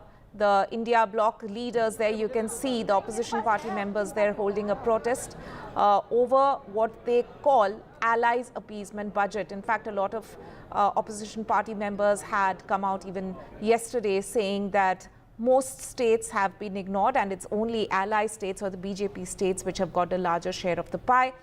Specifically pointing at Bihar as well as Andhra Pradesh. The opposition parties have cried foul. Let me go across to my colleague Aishwarya, who's covering this protest. Aishwarya, we can see that India bloc members, the opposition leaders, have gathered there outside the parliament at the porch there, staging their protest. Well, certainly the India bloc leaders have started their protest inside the parliament premises, and they had stated that India had been rejected by the NDA budget. The non-BJP ruled states had not been given any allocation in the budget that was announced by Finance Minister Nirmala Sitharaman yesterday. And they are also stating that they should stop attacking on the fiscal federalism. The states like West Bengal and the other states which are Congress ruled had not been given any share, and therefore the reason perhaps the entire India bloc had united together and now is protesting against the central government, to which the Bharatiya Janata Party had clearly called it as the drama of these leaders, because the Bharatiya Janata Party had been stating that why they are not speaking about Himachal Pradesh, who have been given enough share by this budget, and a special package had also been announced. Now Himachal Pradesh remains also a Congress-ruled state, but certainly now the mega protest is happening inside the parliament space. Right. Aishwarya, if you could just tell us about the kind of remarks we've seen or the kind of reactions we have seen coming in from the opposition between yesterday and today as far as the budget is concerned. In fact, not just the protest, but we can see that Congress as well as the DMK have decided to boycott the Niti Aayog meet scheduled on July 27th as a part of their protest against the government. Well, certainly it is, of course, the Congress chief ministers and the Chief Minister of Tamil Nadu, the DMK, and all the India bloc, parties who had been ruling their states had clearly stated that they had been left behind the budget, and therefore they are going to certainly boycott the Niti Aayog meeting as well. Now, a mega protest currently is happening in which they clearly had been stating that we want India budget, not an NDA budget. and also stating that NDA betrays India in budget, give us the fair share, strengthen the states as well. That's what certainly the placard which is being holded by several of the MPs from the India bloc had been stating. Mega protest currently is being staged by the India bloc leaders against the central government. Right. Aishwarya, if you could also take us through the kind of reactions that we have seen. We've seen the provisions which have been made as far as Andhra and Bihar is concerned in this particular budget, and what the government has had to say about it, as well as the opposition. So if you could just piece it together for our viewers, what exactly is the provision or the financial assistance which has been made by the centre in its budget as far as Bihar and Andhra Pradesh is concerned, and also contextualize for our viewers. We have seen both the TDP and the JDU pushing for a special package for their respective states. That's not happened. But there is a clear and a hefty financial aid which has in fact been given by the centre in this particular budget. In fact, we are going to get Aishwarya back on the phone line for this, but at the moment what we can report for our viewers is that there is a protest which is taking place outside the parliament, at the parliament porch to be specific. We also are given to understand that the opposition MPs are planning a protest inside parliament as well. Their charge essentially is that the budget left no provisions or ignored most other states. Even in key states like Maharashtra, we saw UBT Sena leader Aditya Thackeray also commenting on X yesterday, saying that even an important industrial state like Maharashtra has been ignored, whereas the larger chunk of the financial assistance has been extended to ally states like Bihar and Andhra Pradesh. Let me just listen. Let's just go towards listening to some of the top reactions coming in now. Yeah? Sir, after the Supreme Court decision, now the HRD minister is saying that Rahul Gandhi should apologize because the Supreme Court has made it clear that there will be no re-election. No, Supreme Court already cleared no examination. But Supreme Court also mentioned that there are irregularities in this examination which has to be examined, isn't it? Is it a clean sheet for government, Dharmendra Pradhan? How can you hide on Supreme Court verdict? You are already proven that you are incapable to do all these examinations. Now they are bending upon the Supreme Court verdict. Very unfortunate. The country need a clear-cut clarification and answer from the education minister. He is not performing. Last question, okay. Right, so we heard the Congress MP there, KC Venugopal, talking about, let's also listen into Congress Chief Mallikarjun Kharge. और इसमें अन्याय है No, let us say we will protest, then we will see.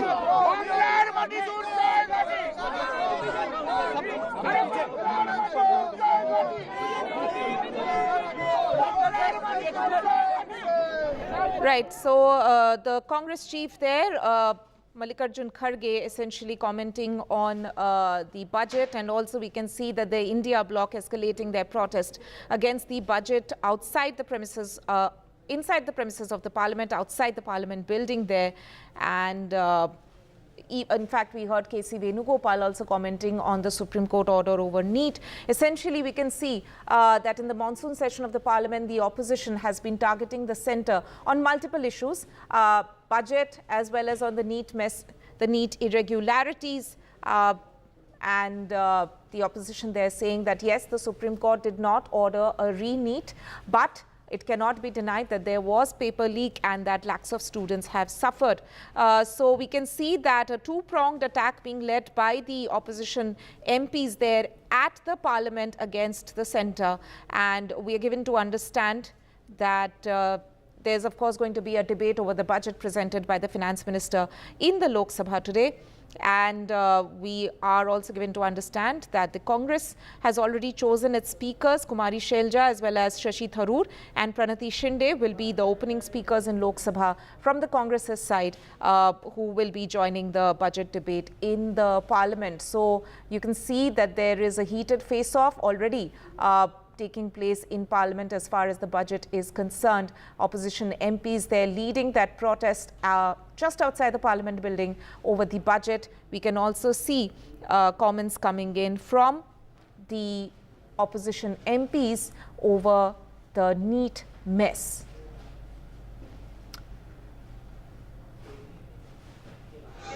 So some reactions also coming in as far as the MPs there are concerned. This, of course, is just taking place just a day after the finance minister presented her budget, the 7th consecutive budget from her side. And while Bihar and Andhra Pradesh has hailed the budget as far as the financial assistance extended to them is concerned, we can see that the opposition has in fact sharpened its attack, essentially calling it an allies appeasement budget, and that most other states, essentially specifically the opposition states, who have been ignored in this budget.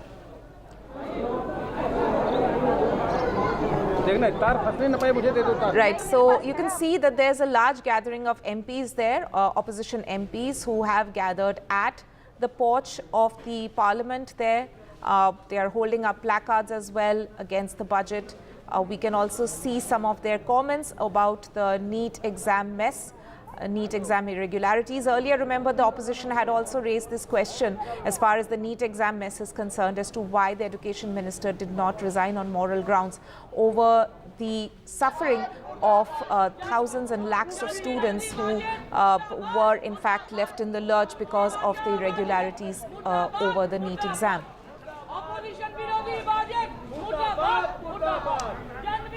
Opposition MPs there raising slogans as well. In fact, remember that there is a key Niti Aayog meeting which is scheduled to be held on 27th July, but that has been boycotted by Congress as well as the DMK.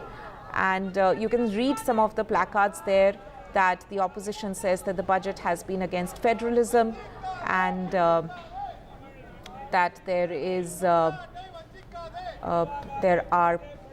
that you can see Akhilesh Yadav, the Samajwadi Party chief and the MP there, also being one of the top leaders part of this protest.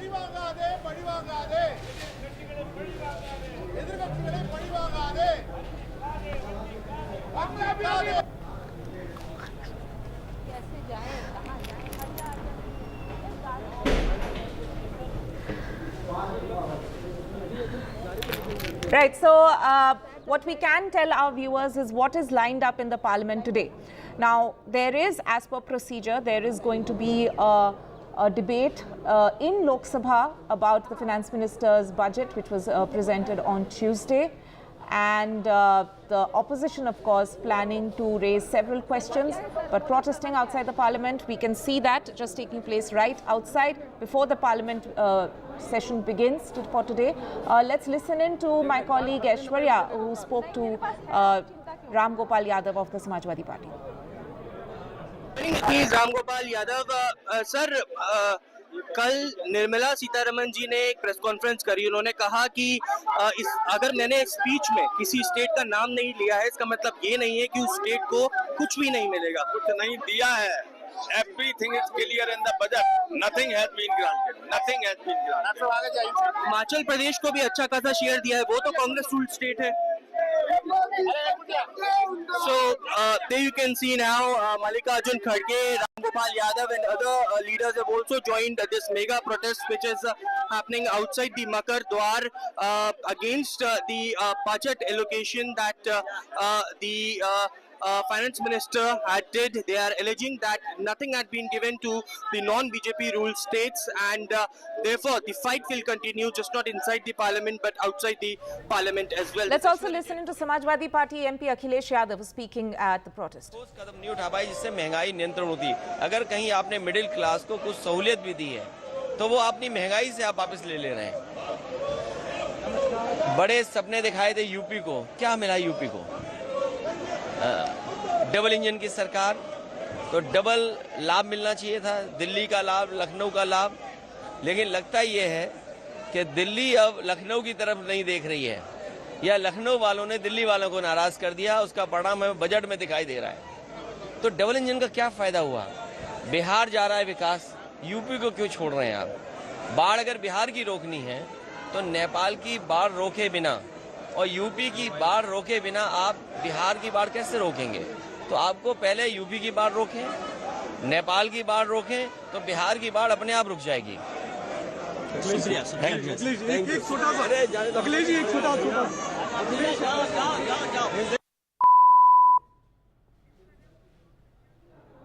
Right, that was, of course, Samajwadi Party MP Akhilesh Yadav speaking about the budget. Let's also take a look at this report sent by my colleague Aishwarya.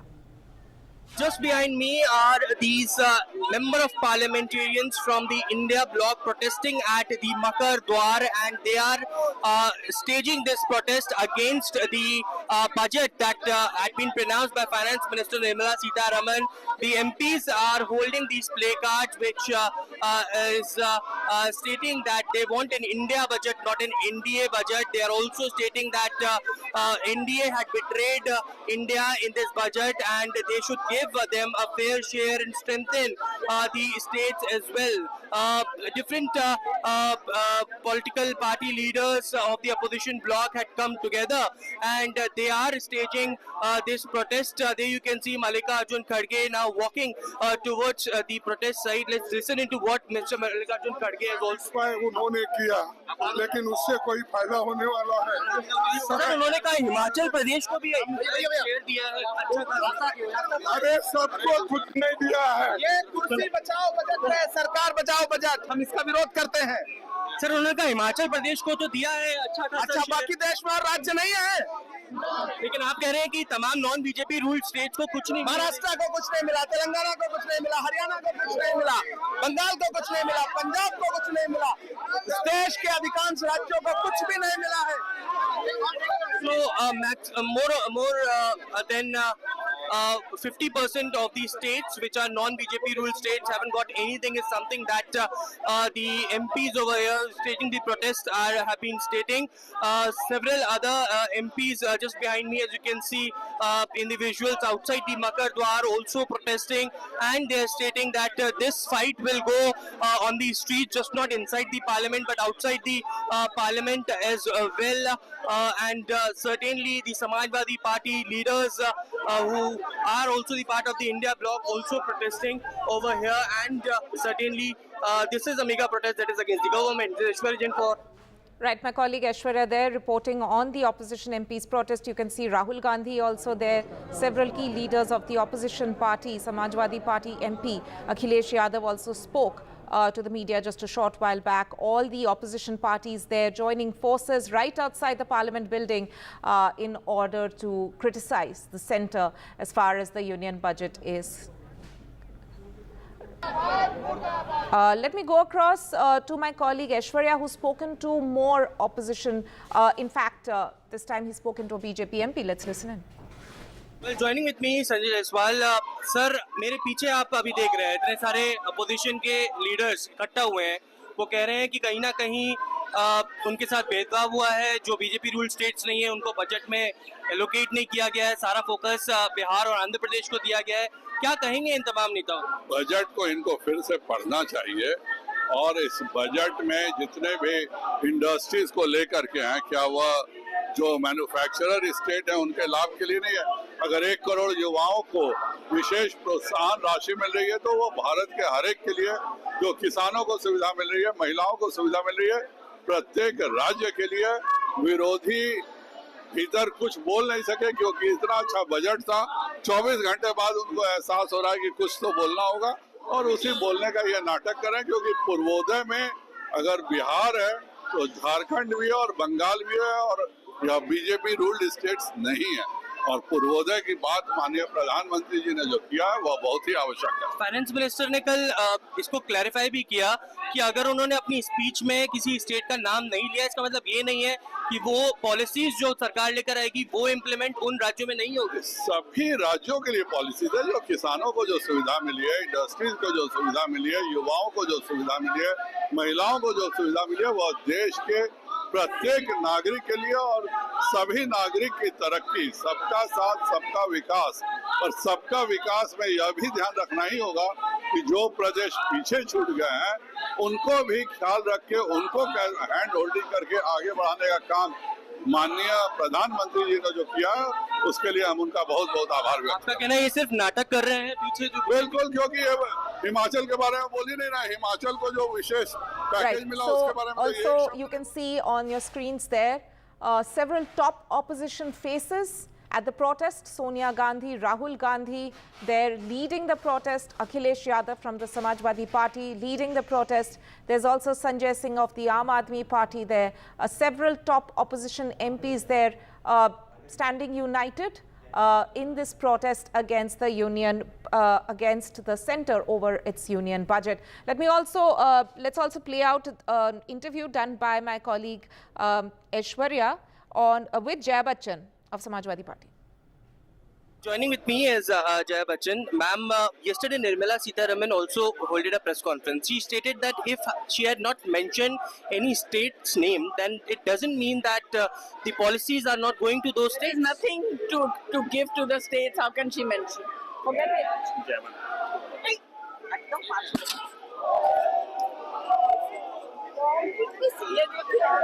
Actors. All actors. हम लोगों के लिए कुछ नहीं है. हमारे industry के लिए कुछ नहीं है. बंगाल के लिए कुछ नहीं है. किसके लिए? बंगाल को क्यों देंगे? Is it just for those states which are in the alliance with the NDA? Sorry? Is it just for those states who are in alliance with the NDA? All that I don't know. There's nothing for the country. Forget the alliance. Jai ma'am, just two questions. Jai ma'am, just two questions. That was Jaya Bachchan.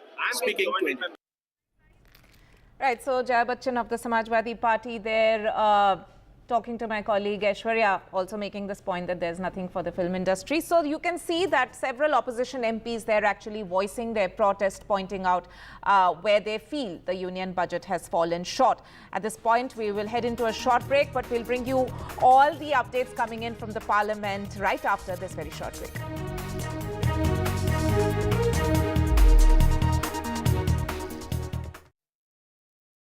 Loan मिलेगा या नहीं ये आपके credit score पे depend करता है। तो आज ही अपना क्रेडिट स्कोर चेक करें फ्री में पैसाबाजार.com पर। लोन की जरूरत कभी भी किसी को भी पड़ सकते हैं। ठीक से एक्टिंग नहीं। पैसाबाजार.com। The biggest democratic exercise in the world. Team NDTV covers it from ground zero. BJP really had to fight a tough election this time. Unprecedented exercise. Bharatiya Janata party ने देश के विकास unmatched coverage. There is no dispute. जनता को decide करना है. From polling to counting, NDTV brought you the most trustworthy news and updates.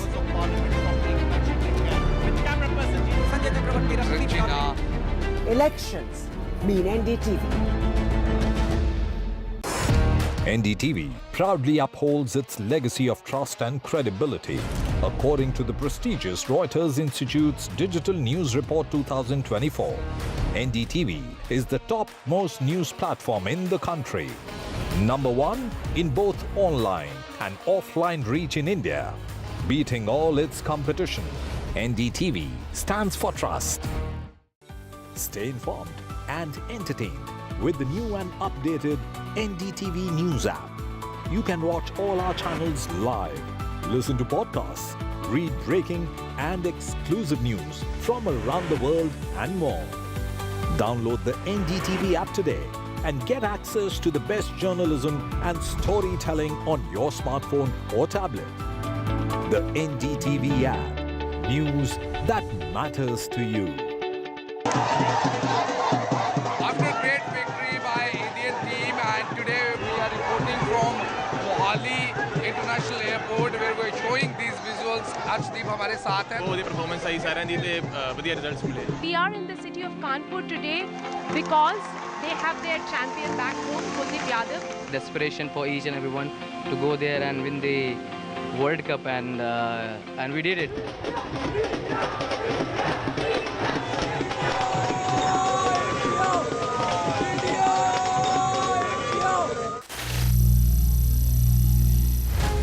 Some people say the metaverse will only be virtual. One day this lecture hall will be made of code, and driverless cars would be trapped in intersections.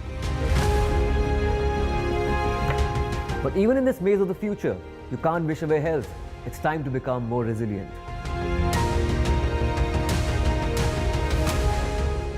"10 years of Banega Swasth India, we have grown and achieved so many milestones.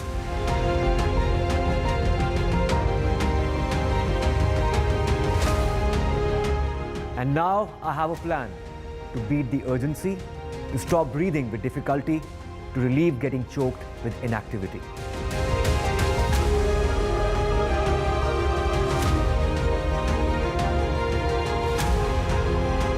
Energize our government, our environment, our society, and ourselves.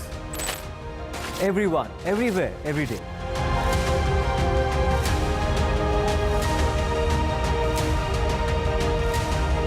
Banega Swasth India. One world hygiene.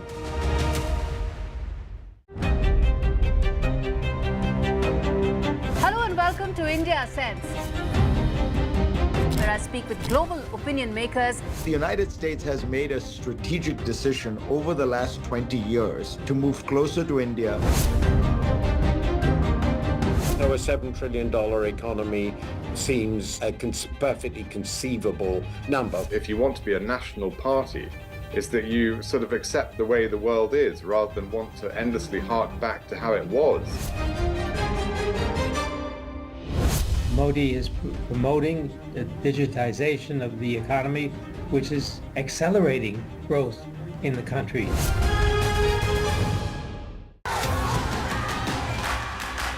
The biggest democratic exercise in the world.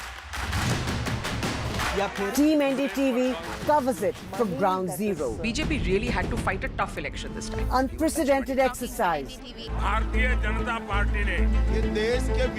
Unmatched coverage. There is no dispute. जनता को decide करना है. From polling to counting, NDTV brought you the most trustworthy news and updates.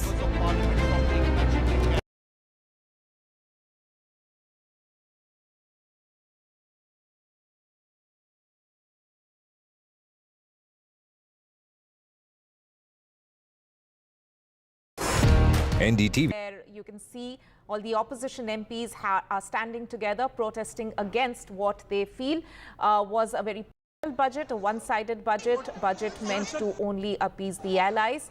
All the top opposition MPs there joining hands for this protest just ahead of the parliament session beginning for the day. All the top opposition faces part of this protest. You can see the TMC MPs there. Shogoto Roy as well as Moha Moitro standing and holding up placards over the budget issue. Several opposition states, remember, had raised questions yesterday itself over how they felt that opposition states have in fact been ignored in the budget. Let's listen in to Aishwarya's interaction with Congress MP Vivek Tankha. Well, joining with me is Congress MP Vivek Tankha. Sir, yesterday Finance Minister Nirmala Sitharaman, after the presentation of budget, held a press conference. She stated that if she has not mentioned any name of the state, that doesn't mean that the policies will not go for those states. Stop politicizing the entire budget is what something she has said. This budget looks like a NDA survival budget.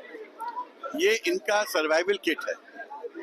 They have the emphasis on Andhra Pradesh and Bihar.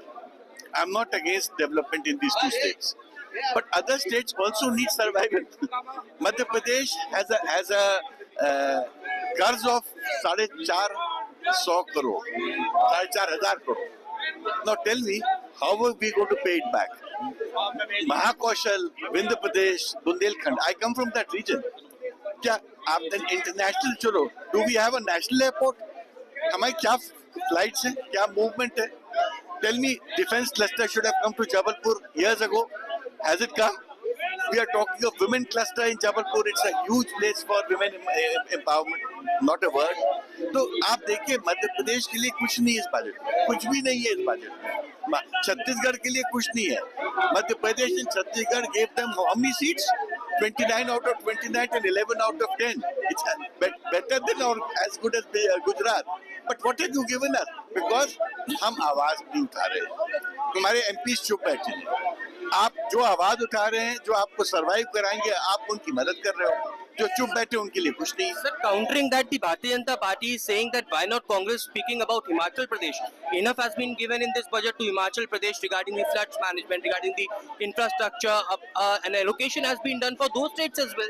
I'm happy if you've given something to Himachal. But I welcome anything for any state. But I am concerned about Madhya Pradesh and Chhattisgarh. I come from there, and so I'm talking about my states. And sir, specifically about Madhya Pradesh as well. Yesterday it was Jyotiraditya Scindia, it was the other Bharatiya Janata Party leaders, and Shivraj Singh Chauhan for that matter, has stated that they had given enough whatever they have demanded. मैं उनसे पूछना चाहूँगा कि ये these statements are also survival statements. They are speaking under compulsion. अगर नहीं देंगे तो they will not be ministers. तो point ये है कि मध्य प्रदेश को क्या मिला बताएं तो. I would like to know now. Tell the people of Madhya Pradesh what has Madhya Pradesh and Chhattisgarh got in this budget. I'll be happy to hear that. Thank you so much for speaking to us. That was Vivek Tankar, Rajya Sabha MP from the Congress Party, speaking to NDTV. This is Aishwarya Jain in Delhi. Right. So Aishwarya there speaking to Congress MP Vivek Tankar. In fact, Vivek Tankar there voicing what are some of the main points, main objections which have been raised by the opposition MPs, essentially pointing out that if the centre can actually specify what are some of the provisions which have been made for some of the other states, even for Madhya Pradesh and Chhattisgarh, which are in fact BJP ruled, but even those states, in fact, Aditya Thackeray had also mentioned yesterday that even a key industrial state like Maharashtra has been ignored in the budget. Only provisions for Bihar and Andhra have been made in order to appease key allies. That's the main charge by the opposition. Let's also listen in to Samajwadi Party MP Jaya Bachchan. Joining with me is Jaya Bachchan. Ma'am, yesterday Nirmala Sitharaman also held a press conference. She stated that if she had not mentioned any state's name, then it doesn't mean that the policies are not going to those states. There's nothing to give to the states. How can she mention? Forget it.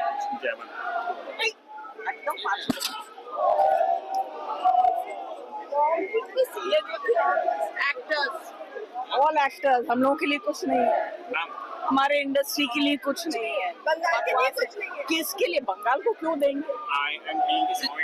Is it just for those states which are in the alliance with the NDA? Sorry? Is it just for those states who are in alliance with the NDA? All that I don't know. There's nothing for the country. Forget the alliance. Jai ma'am, just two questions.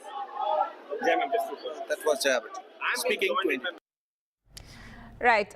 So we've got a number of voices there for you of the opposition MPs. In fact, the parliament session is going to begin shortly at 11 o'clock. But ahead of that, you can see that the opposition has in fact escalated their protest against the centre by holding up placards and gathering outside the parliament building there, or raising their voices against what they are calling a partial budget which has been presented by the centre this time around. We will take a short break at this point, but news and updates will continue right here on NDTV.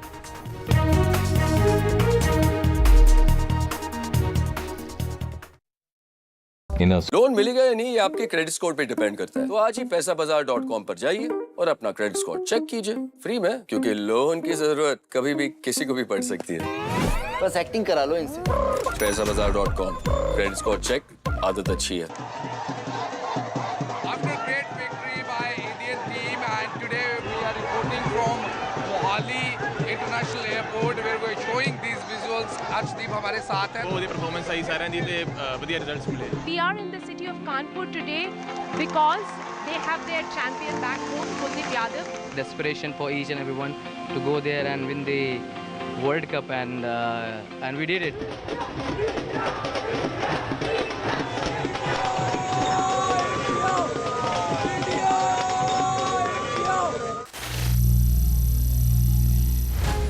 Some people say the metaverse will only be virtual.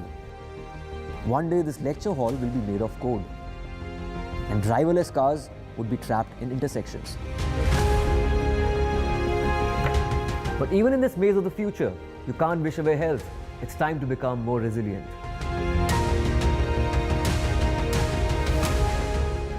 "10 years of Banega Swasth India, we have grown and achieved so many milestones.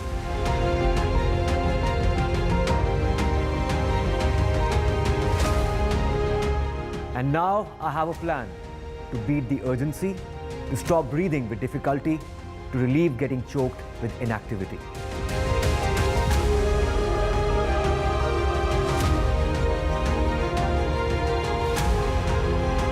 Energize our government, our environment, our society, and ourselves. Everyone, everywhere, every day.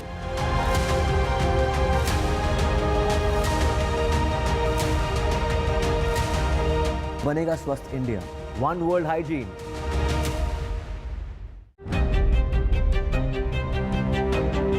Hello and welcome to India Sense, where I speak with global opinion makers.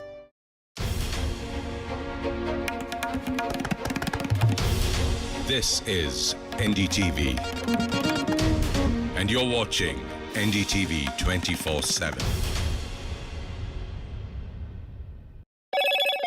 Hello, Moto.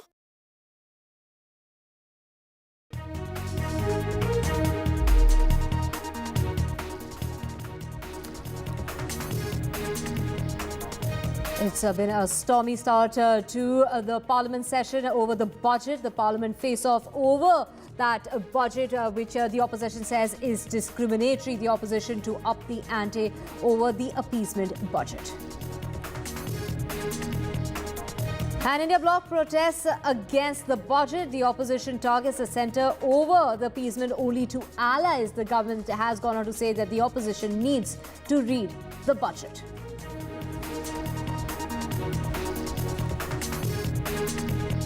And the big move as far as different states are concerned after the NEET mess is the Bihar government to table the anti-paper leak bill. After Tamil Nadu, it's the West Bengal Assembly to pass its resolution on NEET.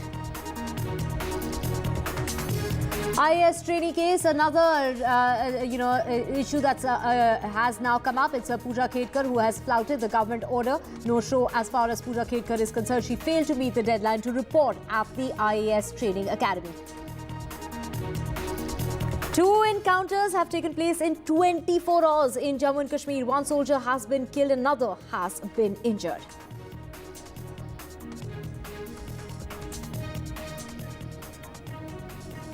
Very good morning. You're watching NDTV 24/7. Let's just cut across to the Lok Sabha ruckus taking place as far as the Lok Sabha is concerned. 21. Minister. Manत्री महोदय जवाब पटल पे रख दिया गया है. माननीय सदस्य. Thank you very much, Speaker sir, for giving me an opportunity for me to speak first time in this 18th Lok Sabha, sir. Sir, I am very much thankful to my leader, Honorable Chief Minister of Andhra Pradesh, Sri Nara Chandrababu Naidu garu, for bringing this issue of declaring Prakash district as a backward district, sir. Sir, in the lines of with the Honorable Prime Minister and with the Honorable Finance Minister in the lines of Bundelkhand, sir. Sir, I have been fighting this for a long time. When I entered into the 12th Lok Sabha about 26 years back, this issue has been raised, sir. Now today, I am very happy. Yesterday in the budget itself, this has been announced, sir. I am very proud to tell to my people of Andhra Pradesh, Prakash district, that the NDA government has done this, favorable for this Andhra Pradesh state, especially my Prakash district, sir. Sir, I would like to ask the Honorable Minister, sir, the funds allocated for this, backward region development is only 50 crores, sir. Whether the Honorable Minister, sir, to you, sir, this is a small amount. After seeing that, this has been declared about 25 years back, sir. With now, the population increase and the inflation, whether this 50 crores is going to be increased, sir. Sir, the Aspirational Districts Program is a pan-India program. It is a brainchild of the Honorable Prime Minister, and in 2018, all districts were assessed as to find out who were the lowest ranked in living index. 112 districts were selected, and out of those 112 districts, we have tried to make ensure that these districts come up at par with the rest of the better off districts in the country. The theme in all these districts to make them rise above their backwardness is convergence, cooperation and competition. Convergence of all government schemes, whether they are state government schemes or whether they are government of India schemes. And then we have made one step forward and asked for cooperation between the state governments and the central governments. And thereafter, we've had competition amongst all these 112 districts through a delta ranking system, whereby, according to the baseline, the performance of each of these districts, how further it has gone up or down, has been decided. Now, Andhra Pradesh had 3 districts which were in the list of 112 aspirational districts. However, 2 of these aspirational districts, namely Visakhapatnam and Vijayanagar, were bifurcated. And instead of Visakhapatnam, Aluri... आप सदन नहीं चलाना चाहते, प्रश्नकाल नहीं चलाना चाहते, सदन में नियोजित तरीके से गतिरोध करना ठीक नहीं है। और माननीय सदस्यगणों, संसद में प्रदर्शन करते समय इस बात का ध्यान रखना चाहिए कि किसी भी माननीय सदस्य को गेट पे आने पे गतिरोध पैदा नहीं होना चाहिए। मैंने बुलाकर भी चर्चा की है और ये उचित नहीं है, मुझे कई माननीय सदस्यों ने लिखा है।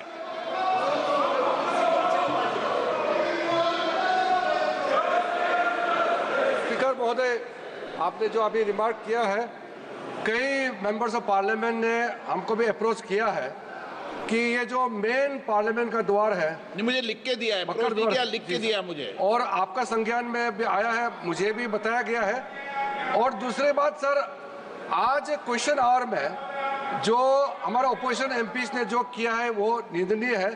ऑल पार्टी मीटिंग में सर, ऑल पार्टी मीटिंग में सारा पॉलिटिकल पार्टीज के फ्लोर लीडर ने कहा हाउस अच्छा से चलना चाहिए, नियम से चलना चाहिए, सबने कहा। फिर सदन में आकर के इस तरीके से डिस्टर्ब करना, क्वेश्चन आवर का डिस्टर्ब करना, ये ठीक नहीं है सर। सदन में मैं व्यवस्था दे रहा हूं कि प्रश्नकाल में न प्रतिपक्ष न सत्ता पक्ष की तरफ से किसी को भी बोलने की इजाजत नहीं होगी, केवल प्रश्नकाल में प्रश्नकाल ही चलेगा, ये व्यवस्था है। Second supplementary. Sir, thank you very much, Speaker, sir. Sir, in this minister's reply stated, for especially Andhra Pradesh, only 34 crores has been sanctioned. Out of that, only 49 lakhs only has been spent, sir. What is the reason also, I would like from the Honorable Minister, and not only that, sir, I requested him also whether this 50 crores is going to be increased later. Because 50 crores is a very small amount for a district, for a development, sir. And moreover, sir, one more thing also, whether this, the Prakasham district declared by Honorable Prime Minister at the instance of my leader, Honorable CM Chandrababu Naidu Garu, that when will it start also operationally, whether they are going to take it up with the existing aspirational districts list also. Sir, I was trying to make the honourable member understand that aspirational districts are not given funds from out of the government revolving funds. They are given a delta ranking by virtue of which there is competition amongst all the 112 aspirational districts. The first district amongst those 112 per month gets 10 crore rupees. The district that comes second gets 5 crore rupees. Apart from that, there are sectors like health and nutrition and agriculture and water harvesting, which are also assessed. And whoever comes first out of those 112 districts in these parameters is given 3 crores each. So there is no separate budget as such for aspirational districts. All schemes of the central government, all schemes of the state government, they are converged. There is then thereafter there is competition as to which is the best district. So all told, since its inception in 2018, 1,582 crores was given for aspirational districts program, which is devolved to the districts by virtue of Delta ranking system. Out of this, in first phase, which was from 2019 to 22, it was 974 crores. And the second phase, which is from 22 to 24, is for 933 crores, which is still in progress. Now, there seems to be a little bit of confusion in the honourable member's mind, and he's saying that whether we give funds. It is not us who give funds. The funds have been devolved by the Finance Ministry as presented by the Honourable Sita Raman, the Finance Minister. They have given a sizable package to Andhra Pradesh, and right now there is no extra money that can be given through Niti Aayog to these aspirational districts. It has to be a convergence of all schemes that are already in force, whether in the state level or in the central level. Shri माननीय सदस्य श्री रुद्र नारायण पानी। Sir, मैं उड़ीसा से आता हूं, रुद्र नारायण पानी। धन्यवाद sir. प्रधानमंत्री जी के प्रति जगन्नाथ इसको पानी करना भैया। पानी PANY, पीने का पानी सर। प्रधानमंत्री जी के प्रति जगन्नाथ महाप्रभु का असीम कृपा इस बार हुआ। संयोग से मैं एक आकांक्षी जिला से आता हूं, that is Dhenkanal. It is located in central Orissa. Sir, हर जिले में एक medical college. And that is Ruckus in the Lok Sabha. This is during the ongoing Parliament session. And just ahead of that Parliament session was a protest that was, we saw, of the India bloc leaders against the union budget. This was outside the building this morning. The opposition leaders held a meeting last night to plan that protest against the budget, which they termed as extremely discriminatory. The high-level meeting saw participation from various leaders of the opposition, whether it's Rahul Gandhi, as well as Pramod Tiwari, Gaurav Gogoi, and also Sharad Pawar, Shiv Sena leader, Sanjay Rao, TMC's Derek O'Brien, and Kalyan Banerjee. DMK's TR Balu was there as well. Aam Aadmi Party's Raghav Chadda and Sanjay Singh at that meeting that took place, and KC Venugopal and Jairam Ramesh were also present at the meeting. So the opposition is targeting the government on the provisions which have been made for Bihar and Andhra Pradesh, claiming that other states have been ignored. My colleague Aishwarya gets us all the details. कल निर्मला सीतारमण जी ने एक press conference करी। उन्होंने कहा कि अगर मैंने speech में किसी स्टेट का नाम नहीं लिया है, इसका मतलब ये नहीं है कि उस स्टेट को कुछ भी नहीं मिलेगा। कुछ नहीं दिया है। Everything is clear in the budget. Nothing has been granted. Nothing has been granted. Himachal Pradesh को भी अच्छा खासा शेयर दिया है, वो तो कांग्रेस रूल्ड स्टेट है। So there you can see now Mallikarjun Kharge, Ramgopal Yadav and other leaders have also joined this mega protest which is happening outside the Makar Dwar against the budget allocation that the Finance Minister had did. They are alleging that nothing had been given to the non-BJP ruled states, and therefore the fight will continue, just not inside the parliament but outside the parliament as well. This is Aishwarya Jain for NDTV in Delhi. Well, joining with me Sanjay Jaiswal.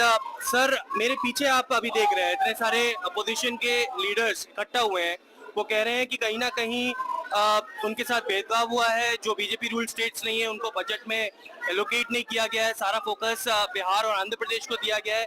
क्या कहेंगे इन तमाम नेताओं? Budget को इनको फिर से पढ़ना चाहिए और इस बजट में जितने भी इंडस्ट्रीज को लेकर के हैं, क्या वह जो मैन्युफैक्चरर स्टेट है उनके लाभ के लिए नहीं है?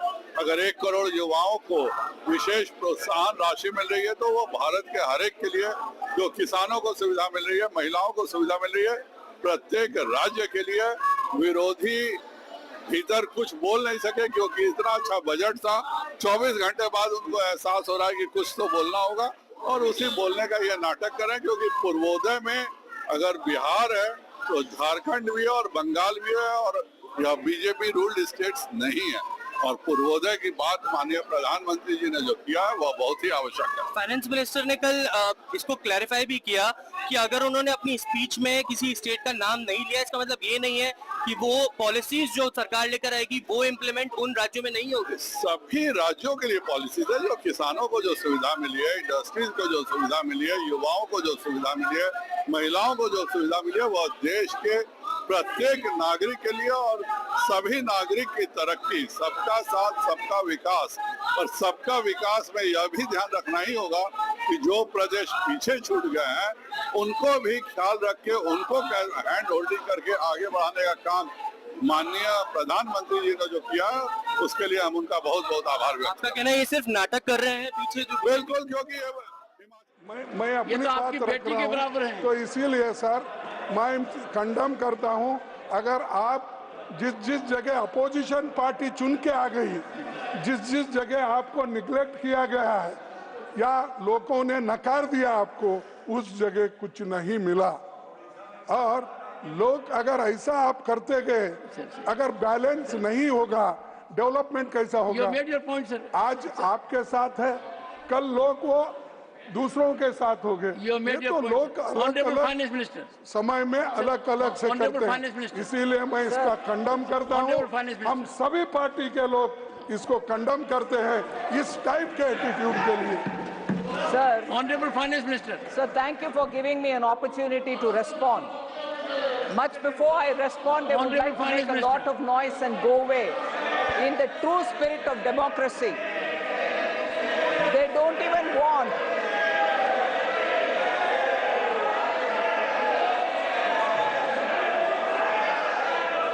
Sir, it's a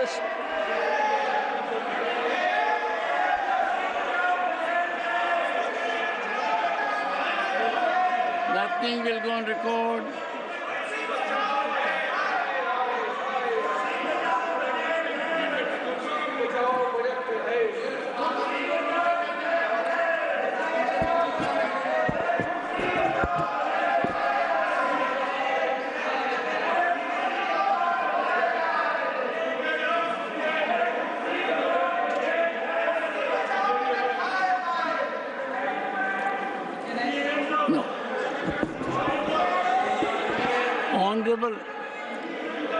Honorable members, please.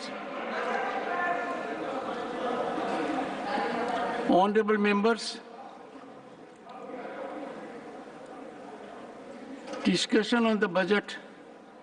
1171 crore रुपए साल के मिलते थे रेलवे के डेवलपमेंट के लिए।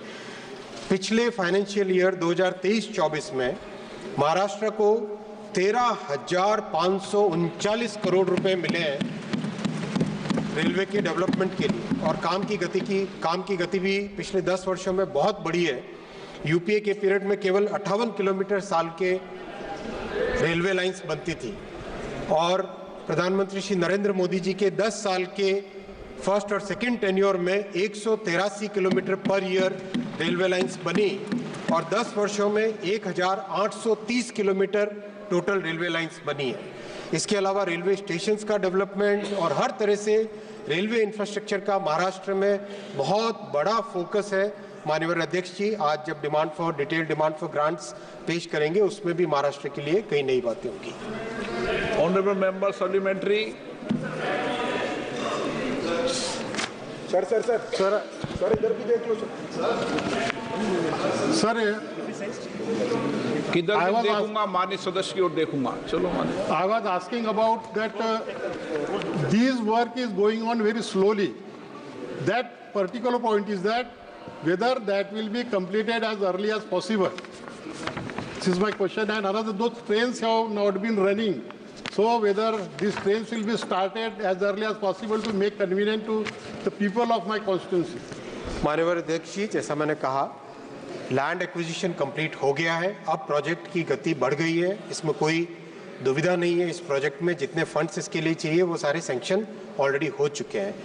रही बात दूसरी ट्रेन्स की, माननीय सांसद महोदय से मैं निवेदन करूंगा डिटेल्स जब भी लेके आए साथ में बैठ के उस पर चर्चा कर सकते हैं। श्री वीरेंद्र सिंह। मैं माननीय मंत्री जी का से पूछना चाहता हूं कि वाराणसी जिले से सटे Chandauli it has reduced itself to a farcical exercise. In spite of my serious observations yesterday, since no focus has taken place, I have again uploaded the same on your portal, Honorable Finance Minister, to the observations made. So thank you very much for giving this opportunity, although it is unfortunate that the opposition, particularly a senior leader of the opposition, Shri Mallikarjun Kharge, who stood up to say his views on what he heard of the budget yesterday. I would think, and maybe it's a bit too much to expect, that in the honor of democracy, at least the opposition would have stayed here to listen to what I have to respond now that the leader of the opposition raised issues on the budget which was presented yesterday and tabled in this House yesterday. Just to the point that he raised, that I have not named many states and probably spoke about only 2 states. There are a few points which I have to table here with your permission, voice here with your permission, as to what happens in a speech. Congress party has been in power for a very long time in this country. They presented so many different budgets, and they would know clearly that in every budget, you don't get an opportunity to name every state of this country. I'll take this example. Between vote on account, which was presented on 1st February this year, and now the full budget which was presented yesterday for this year, I have not named very many states. But let me take the example of Maharashtra, for instance. Between vote on account and yesterday's budget, in vote on account and in yesterday's budget, I had not named Maharashtra. I'll take it as an example. Cabinet has, under the leadership of Prime Minister Modi, passed a very important decision. It has taken the decision to set up a very big port in Vadavan in Maharashtra. Did Maharashtra get ignored because I did not mention the name of Maharashtra? 76,000 crores have been announced for that project. Maharashtra's name was not taken in the vote on account, nor was it taken yesterday. But does it mean that we've ignored Maharashtra? And I can take the name of so many other different states where we have major projects, one. And second, if the speech does not mention the name of a particular state, does it mean that the schemes of the Government of India, the programs of Government of India, the externally aided assistance which we obtain from the World Bank and ADB and AIB and so on, institutions such as that, don't go to these states? They go as per a routine. And actually the expenditure statement of the government, the department-wise allocation of the government, clearly item-wise mentions all this. This is a deliberate attempt, and I'm saying this with responsibility. This is a deliberate attempt of the opposition parties led by the Congress party to give an impression to the people, oh, nothing has been given to our states, it's only been given to 2 states. I would challenge the Congress party for all the budget speeches that they've delivered, that in each of the budget speeches, have they named every state of this country? This is an outrageous allegation. This is an outrageous allegation.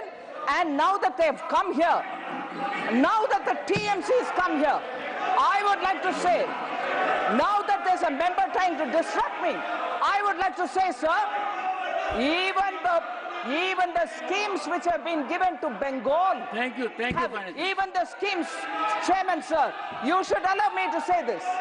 Even the schemes which have been allocated to Bengal. Mr. Saket, sir, you asked me to speak. No, please don't shout.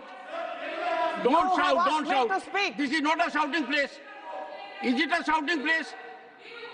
Dr. John Britas, Priyanka Chaturvedi, even senior member Dola Singh. No. Please, no.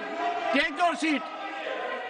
Sir, let me just finish, sir. I hope I'll... Honorable members, one second. Take your seat. Take your seat. Take your seat. Take your seat. Take your seat. Please take your seat.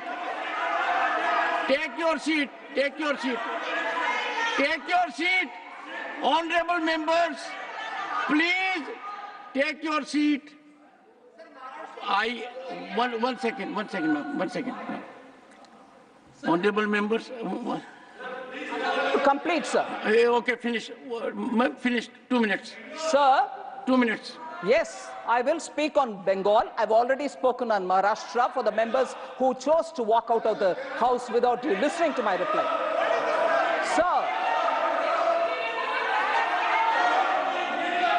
Sir, let me have some order, sir, in the house. Honorable Finance Minister, let me tell you, sir. You will have ample opportunity to respond to each of them. Yes, sir, but this when kind you of a finally statement respond. by a very senior member of the House, leader of the opposition, it's I think, not acceptable. And let me answer, sir, the members from TMC. Even yesterday, the TMC questioned the budget, saying, oh, nothing has been given to Bengal. Let me just highlight the fact that the several schemes given by Honorable Prime Minister in the last 10 years have not even been implemented in West Bengal. Health insurance. And you have the audacity to ask me now? Okay, sir. Bengal should correct its course. Honorable members, matters raised with permission, Shrimati Mausam Noor. 1 second. Sir, my 0 hour today. Prabhudev, please. Take No. necessary steps to stop. We will wait for all these issues during the debate. Sir, no. Thank you for please take your accepting seat. my 0 hour. I have allocated 20 hours. 1 Sir, second. how can Nirmala ji accuse the Bengal government? This is wrong. You owe 1 lakh. Bengal.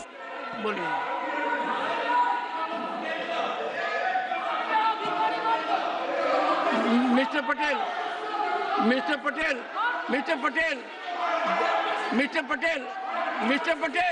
please, all of you, take your seat.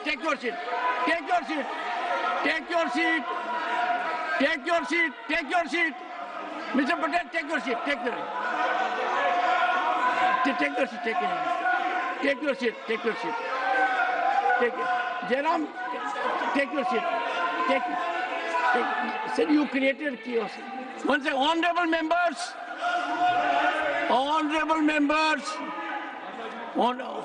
One second. Please, allow me to speak.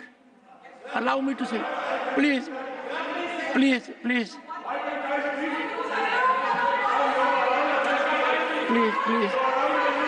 One second. All of you take your seat. Please, honorable members.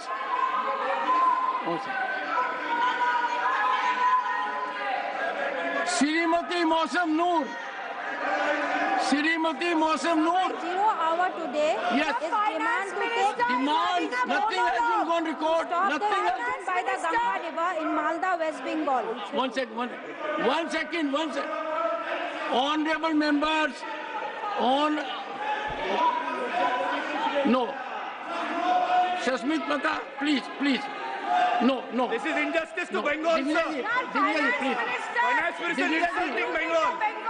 Finance Minister is insulting Bengal, sir. Please. Honorable Minister, please. No. I will. Don't force my hands. Honorable members, please. Honorable members. No, 1 second. Take your seat. No, take your seat. Take your seat. 1 second. Honorable members, Honorable Minister, please. Honorable Minister, nothing will go on record. Please. Nothing will go on record. Honorable members, I gave the floor to leader of the opposition and he made his point. Since the Honorable Finance Minister had to say something, there's a right. Rest of you will have ample opportunity during 20 hours, and I will increase the time also to accommodate others. And let us set some example. Please, the way we have done it not good. Please, Srimati Mausam Noor. Yes, please here. Sir, my 0 hour today. She is raising a good point.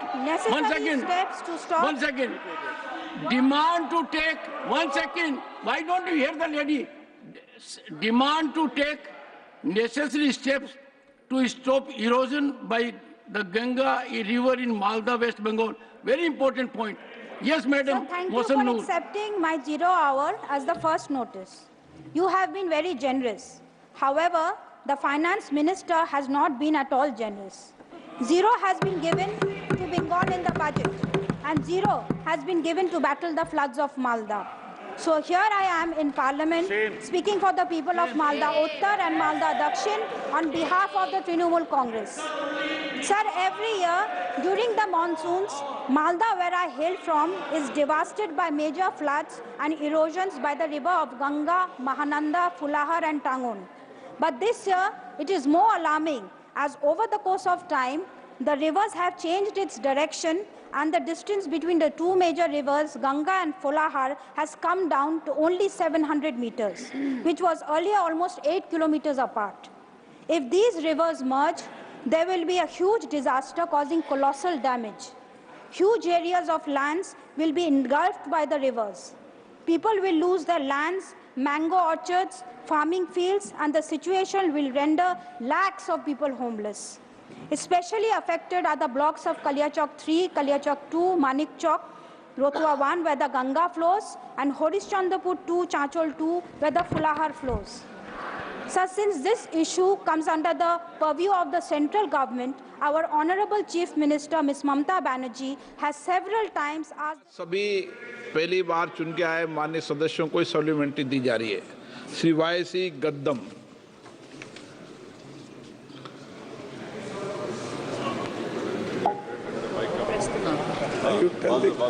Thank you, sir, for this opportunity.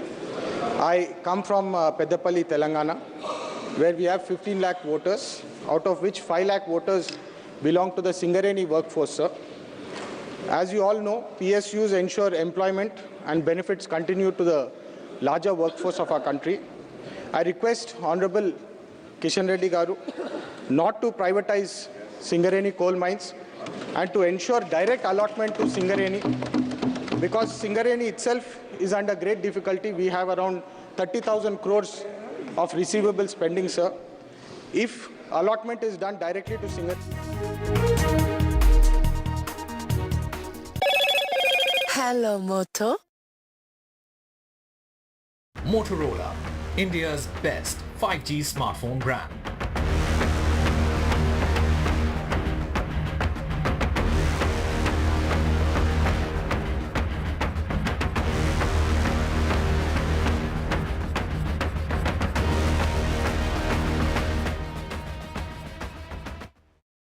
Loan मिलेगा या नहीं ये आपके credit score पर depend करता है. आज ही जाइए पैसाबाजार.com पर और अपना क्रेडिट स्कोर चेक कीजिए फ्री में, क्योंकि लोन की जरूरत किसी को भी कभी भी पड़ सकती है. चल एक्टिंग थोड़ा भेल बनो.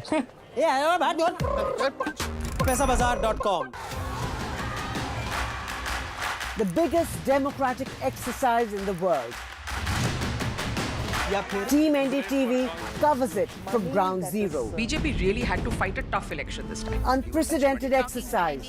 भारतीय जनता पार्टी ने ये देश के विकास Unmatched coverage. There is no dispute. जनता को decide करना है. From polling to counting, NDTV brought you the most trustworthy news and updates.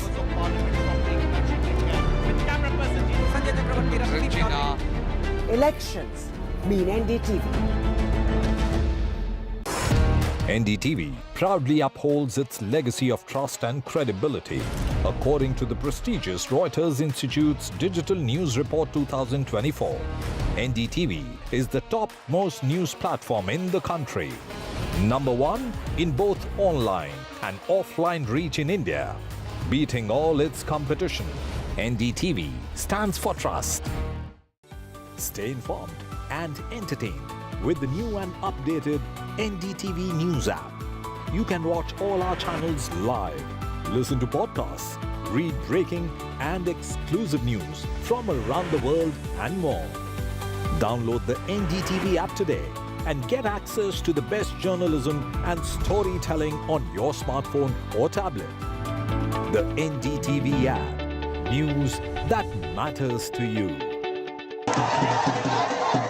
After a great victory by Indian team, and today we are reporting from Mohali International Airport where we are showing these visuals. Arshdeep हमारे साथ हैं. बहुत ही performance सही सारे दी थे बढ़िया results मिले. We are in the city of Kanpur today because they have their champion back home, Kuldeep Yadav. Desperation for each and everyone to go there and win the World Cup, and we did it.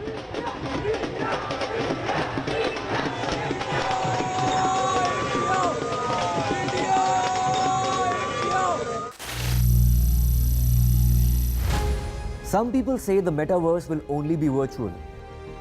One day this lecture hall will be made of code, and driverless cars would be trapped in intersections. But even in this maze of the future, you can't wish away health. It's time to become more resilient.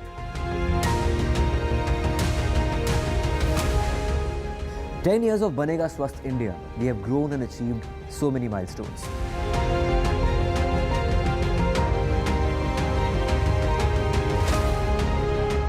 And now I have a plan to beat the urgency, to stop breathing with difficulty, to relieve getting choked with inactivity.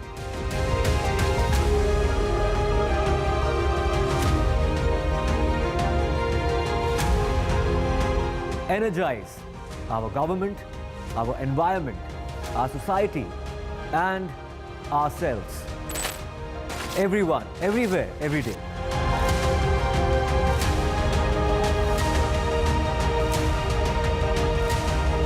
Banega Swasth India.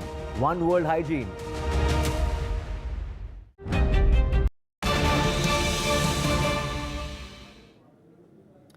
Welcome back. It is the opposition MPs who've staged a walkout as far as the parliament session in the Rajya Sabha is concerned. It's Finance Minister Nirmala Sitharaman who was hitting back at the opposition in the parliament over allegations that the budget was discriminatory. She has gone on to say can't name every state in the budget. You know, what is really being raised is that there are only two states that were mentioned in the budget, Bihar and Andhra Pradesh. We have Vasudha joining us. Vasudha, take us through Nirmala Sitharaman, who was trying to respond to those allegations, but it was the opposition MPs who wouldn't even listen and they staged a walkout. Absolutely, Divya. A fiery start to the parliament just a day after Nirmala Sitharaman presented a historic 7th consecutive budget, you know, making her the only finance minister in the country to do that. But of course, the opposition is not happy, and the opposition has a lot of grievances, which it already aired as part of a protest that started, you know, when the parliament session was about to begin. In fact, in the Rajya Sabha, the politics of this really played out because Mallikarjun Kharge, the leader of opposition, and also Congress MP, said that, you know, all other states except two have been completely ignored in the budget that was presented yesterday. To this, Nirmala Sitharaman, and she sounded very angry. She said that the Congress party has presented many budgets. It has ruled the country for several years, and Mr. Kharge should know, and the Congress party should know, that it is not possible to mention the name of every state in the budget. She, in fact, really took a targeted, you know, attack at the TMC MPs who were also protesting then. Also, like you said, they all walked out when, you know, she was speaking. She basically targeted the TMC MPs also for their attack, and she said that, you know, West Bengal has no right to complain about, you know, lack of attention to the state, because West Bengal has not, you know, any time implemented the central schemes that were sort of announced by the state government. This is in the context of TMC government, you know, denying to implement something like the Kisan Samman Nidhi. In fact, it was the last state to adopt that, and of course Ayushman Bharat. Apart from that, Nirmala Sitharaman also responded to the Shiv Sena UBT MPs who were saying that, you know, the Sarkar is Maharashtra Virodhi because there's nothing in Maharashtra for it. Now, this is a very critical political question because Maharashtra elections are going to come up, and that state is going to be very crucial, not just for the BJP but also for the opposition. So Nirmala Sitharaman specifically said that there are projects that the centre has initiated in Maharashtra, including a 76,000 crore port that was built in Maharashtra to increase connectivity. So clearly, Nirmala Sitharaman putting on a defense of the government. P. Chidambaram is expected to speak at 2 p.m. He's going to be the first speaker from the Congress side. In Lok Sabha, we can see Shailja Kumari and Praniti and all these, Praniti Shinde and a couple of other MPs speaking. BJP has also lined up a set of aggressive speakers, including from its allies. It has already had a meeting of, the top speakers. And Kiran Rijiju, the Parliamentary Affairs Minister, also in fact said that in the all-party meeting, all floor leaders had agreed that the Parliament will run smoothly, but in fact that is something that has been disrupted on the second day of the Parliament itself, in fact the third day of the Parliament itself. Right, Vasudha, when we talk about, she has gone on to say, Nirmala Sitharaman in her defense has gone on to say this is a deliberate attempt of the opposition parties led by the Congress party to give an impression that nothing really is being given to their states. She has obviously said that, in previous budgets was every state ever mentioned, and that the fact that there have been schemes that have been given, whether it's to Bengal, whether like you mentioned to Maharashtra, that port that's been made, and the money that's been allocated. So it is the members, but they wouldn't have it. They wouldn't even listen, and they just left without listening to her response. Absolutely, they walked out even as she started speaking, and she was in a very angry mood. Now, remember, Divya, that there was also a protest at the Parliament entrance in the morning where all opposition MPs collected, and they, opposed the budget, calling it a political budget. They said that this was a budget that basically juggled, between JDU and TDP, pleasing both of them. It was a budget of political compulsions. Now, this is something that, of course, the government disagrees with. But, of course, if you look at, the fine print, there is about, 26,000 crore that has been allotted to Bihar, and of course around 15,000 crore that has been allotted to Andhra Pradesh. The opposition is also having a dual strategy here, because they're also telling people in Andhra Pradesh that these are just announcements and there's nothing, on paper. But, on the other hand, they're also saying that every political announcement in the budget has gone to only 2 states, because they decided to side with the BJP, calling it a completely, a political budget. But Ashwini Vaishnav, the railway minister, also spoke about this today, and he said that the capex, the capital expenditure target, is unchanged at 11.11 lakh crore, which means that there is going to be a lot of infrastructure built across the country in which all states are going to benefit. So it would be really unfair to say that this budget is aimed at only fulfilling the interests of the NDA parties, and the non-NDA states have been completely ignored. Right, Vasa, you did mention that the former finance minister will be speaking at 2 o'clock. P. Chidambaram also spoke with NDTV, and he has challenged the job creation claims that the government is making in this budget, and also criticizing the government's dismissal of inflation concerns.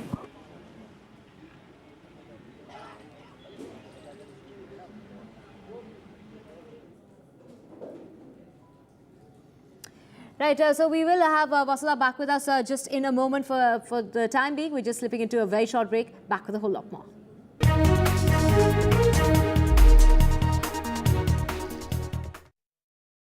Loan मिलेगा या नहीं, ये आपके credit score पे depend करता है। तो आज ही अपना क्रेडिट स्कोर चेक करें फ्री में पैसाबाजार.com पर। लोन की जरूरत कभी भी किसी को भी पड़ सकती है। ठीक से एक्टिंग नहीं। पैसाबाजार.com।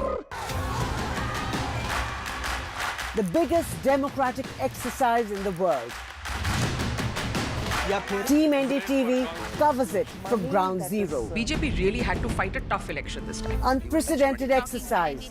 भारतीय जनता पार्टी ने ये देश के विकास Unmatched coverage. There is no dispute. जनता को decide करना है. From polling to counting, NDTV brought you the most trustworthy news and updates.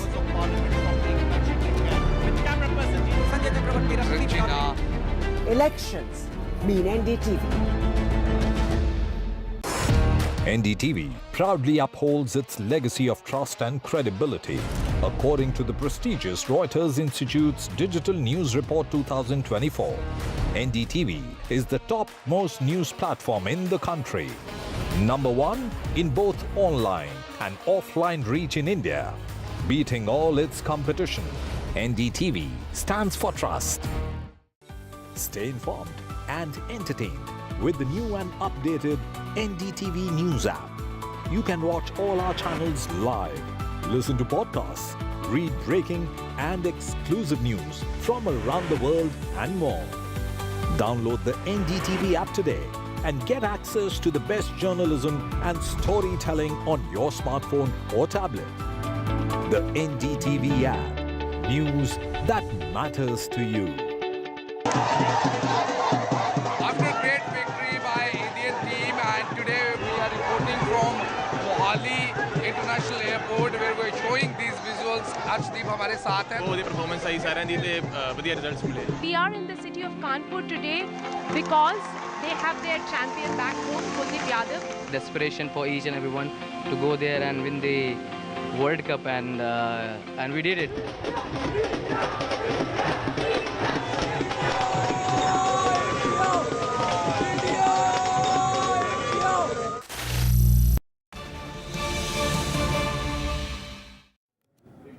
Breaking news coming in from Nepal, where a plane has crashed, a tragedy that's taken place at the Kathmandu International Airport. This is a flight that was taking off from the Kathmandu International Airport that has crashed. It is the airlines is Saurya Airlines plane that has crashed at the international airport in Kathmandu. The crash occurred while the flight was trying to take off for Pokhara. From Kathmandu, the plane was carrying technical staff of 19 people, including the pilots. There were no passengers on board. Firefighters and security personnel are currently trying to control the situation as smoke continues to billow out of that plane that has crashed. This was soon as it was trying to take off for Pokhara from the Kathmandu airport. This is a plane that has crashed. It was headed to Pokhara in Nepal. 19 people were on board. These were, the technical staff. No passengers were on board that Saurya flight. This plane that crashed during a takeoff that was taking place in Nepal. And just a minute, so while it was trying to take off is when the plane crashed. The plane was only carrying technical staff. There were 19 people on board that flight, Saurya Airlines, which was taking off for Pokhara from Kathmandu. There were no passengers on board is what we are hearing. As you can see visuals on your screen of smoke coming out of that flight. Firefighters and security personnel are currently trying to control the situation. So breaking news coming in of the Saurya Airlines aircraft that crashed during takeoff at the Tribhuvan International Airport in Kathmandu in Nepal. 19 people, including the crew, were on board that Pokhara-bound flight, which met with an accident. The accident has taken place at about 11 o'clock in the morning local time, and the cause of the accident is yet not known. So the plane was trying to take off. It had technical staff on board. In all, there were 19 people on that flight, which included the airline crew, which basically was the pilot and the crew members, and also the technical staff of the Saurya Airlines, which were on that flight, which was meant for takeoff to Pokhara, but crashed. This is a flight that was to take off from Kathmandu, but crashed at the international airport itself. We have my colleague Ghazali joining us. Ghazali, what details do you have for us of this Saurya Airlines flight, which was to take off for Pokhara, but crashed at the Tribhuvan International Airport in Kathmandu at about 11 o'clock this morning? The plane has crashed near Tribhuvan Airport, and after the accident, the rescue operation is going on. The plane was having 19 passengers in it. Initially, it has been suggested that they are the technical team only and not the passengers per se. But there were 19 people on board when it crashed near the Tribhuvan International Airport in Kathmandu. And the reports are suggesting, the initial reports which are coming in suggest that the aircraft is skidded off the runway during takeoff, resulting in this accident. As of now, the rescue operation is going on, and the preliminary information suggests that firefighters have also recovered the bodies of 4 people. So it's a tragic incident, and right now the rescue operation is going on near the airport. Right, Ghazali, a very tragic accident that's taken place at the airport itself, very close to the Tribhuvan International Airport of Kathmandu. Like Ghazali is reporting, 4 bodies have been recovered of the 19 people that were on board that flight. As you can see visuals on your screen of smoke coming out of that flight. Ghazali, any information regarding the rescue operations? 4 bodies have come out. What about the fire? Is that under control now? So the firefighters have reached the spot. They are trying to control the fire, and simultaneously the rescue operation also includes the retrieving of bodies. Since the Tribhuvan International Airport, its spokesperson said that there were 19 people on board. They were all the technical staff and not the passengers. So out of those 19, around 4 bodies have been recovered. an official confirmation is awaited where all 19 have died or anybody is the survivor as well. So once the bodies are recovered, once the official confirmation comes in, as of now only 4 bodies have been recovered. The rest 15 will be recovered once the rescue operation finishes. It has just started. The firefighters have just reached the spot at the airport, at the Trivandrum International Airport. The reason of the accident as of now suggests perhaps that the aircraft is skidded at the airport, which led to this accident. Ghazali, how soon after, I mean, it would have been perhaps just minutes while it was trying to take off, is when this tragedy struck? The Trivandrum International Airport spokesperson said that within minutes of takeoff, this incident happened because that is when it is skidded off the runway, and it took no more time before it was trying to take off that it met with an accident there. Right, so of course we don't know details. These are just preliminary reports that are now coming out. From what we hear so far, from what we know is that 4 bodies have been recovered from this accident that's taken place in Kathmandu. 4 lives have been lost. There were 19 people on board. Ghazali, from initial reports that are coming out, is that it was technical staff along with the crew of the airlines which was on board that aircraft. Yes, there were no passengers on board, but the plane was only carrying few technical staff, and smoke was seen coming from the plane, and firefighters and security personnel are trying to control the situation right now. This plane was flying from Pokhara from Kathmandu airport, and that is when this incident happened. As of now, the complete details or the reason for the accident is not known yet. The officials were present at the airport. They are just saying that perhaps the reason for this accident was because it is skidded off the runway. More details will only emerge once the rescue operation is over, the bodies are recovered, and then perhaps the technical staff, those who will probe it, will find out that what was the exact reason for this accident. Right, of course, very tragic news coming out of Nepal, a tragedy that struck early this morning as this plane that was trying to take off for Pokhara from Kathmandu, which crashed during takeoff. And from what we are hearing, as far as preliminary reports are concerned, that perhaps the plane could have skidded off the runway, which caused the death of 4 people. 4 bodies so far have been recovered. Do remember these visuals. The smoke is still coming out of that plane. So rescue operations carrying on while they're trying to douse that fire, trying to bring that fire under control. We have Ghazali, my colleague, joining us. Ghazali, a very difficult situation at hand for the rescue personnel and the firefighters, because while the smoke continues, while the fire continues, they're trying to get the bodies and the people on board out of that flight. Yes, it is a difficult situation for the rescue team right now because they have to extinguish the fire, control the fire, as well as retrieve the bodies from inside the plane or the crash plane from the crash site at the airport. And that is how perhaps the officials are saying that it will take some time before the rescue operation gets over, and then this entire details of the incident of why this crash happened, the reason of the crash or the reason of the accident can be ascertained. This plane was moving from Kathmandu to Pokhara, or Pokhara as it is called. It's a tourist destination where this plane was moving, but it was not carrying passengers as such. They were not tourists or something, but they were the technical crew members. And that is when, minutes after taking off, it crashed in air. And the reason, as of now, the technical staff says that it may be because the plane is skidded off the runway, and that is when it caught fire while it was taking off mid-air. Right, this Saurya Airlines plane that has crashed. Ghazali, any reports considering that this might have been a short distance flight? Was it a small plane to begin with? Was this a regular plane, considering that it perhaps just had the technical staff and the crew of the airlines? This particular airlines was moving from Kathmandu, and the exact reason is not known yet, but the skidding of the runway could be one reason for the crash, and the aircraft burst into flames immediately after the crash. So right now, the most challenging part of the rescue operation will be to identify the bodies, to rescue the bodies, and sort of retrieve all the 19 passengers, including including the pilot as well. So that is why right now the exact information, the accurate reason for the crash is not yet shared by the officials there. But the Tribhuvan International Airport in Kathmandu, the officials are at the spot. The rescue team is at the spot. They're trying to control the fire. The firefighters are also engaged in this operation to control the fire and also trying to locate the bodies as well.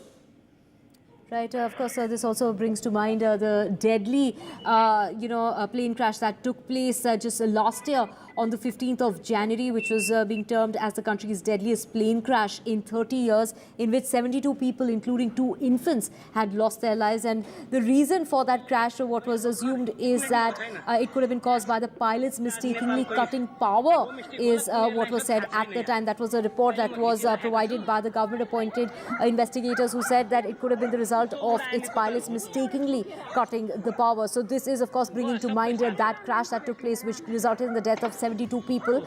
This is breaking news coming in at the moment of this plane crash that has taken place at the Kathmandu, very close to the Kathmandu airport. This was when the plane was trying to take off. It perhaps skidded off the runway. This had 19 people on board, including the technical staff and the crew of the airlines. This has taken place. 4 bodies so far have been taken out of the plane. The smoke and fire continues as far as the Saurya airline flight is concerned, very close to the runway. A plane that has skidded off very close to the Tribhuvan International Airport of Kathmandu. A flight that was supposed to take off for Pokhara has crashed, and rescue operations are on. Firefighters and security personnel, they're trying to rescue those on board. So far, 4 bodies have been recovered from the crash site.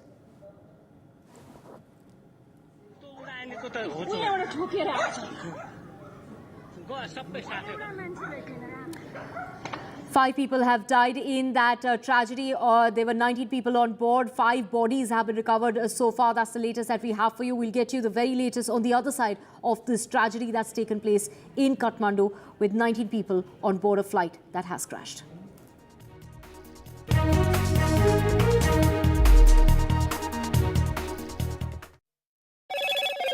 Hello, Moto. Motorola, India's best 5G smartphone brand. A stormy session as far as the parliament is concerned, with the opposition there walking off from the Rajya Sabha over the budget. And a big move as far as states are concerned after the NEET mess is the Bihar government that will be tabling the anti-paper leak bill. After Tamil Nadu, it's West Bengal's assembly to pass the resolution on NEET. And it is Pooja Khedkar who has now again flouted a government order. No show by Pooja Khedkar at the IAS Academy. She has failed to meet the deadline to report at the training academy. 2 encounters have taken place in a matter of 24 hours in Jammu and Kashmir. 1 soldier has been killed, another has been injured.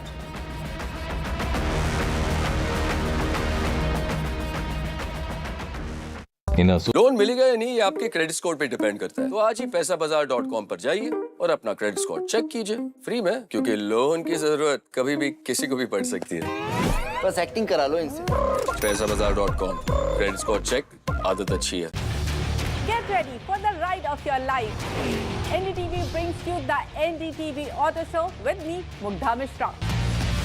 From the fastest supercars to the sleekest new energy vehicles to your trusted daily ride, we cover it all. Every Saturday at 10:30 a.m. and Sunday at 8:30 p.m. only on NDTV 24/7.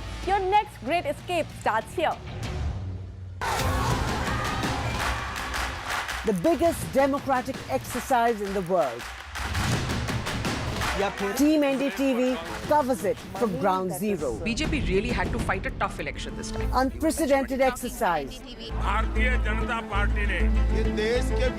Unmatched coverage. There is no dispute. जनता को decide करना है. From polling to counting, NDTV brought you the most trustworthy news and updates.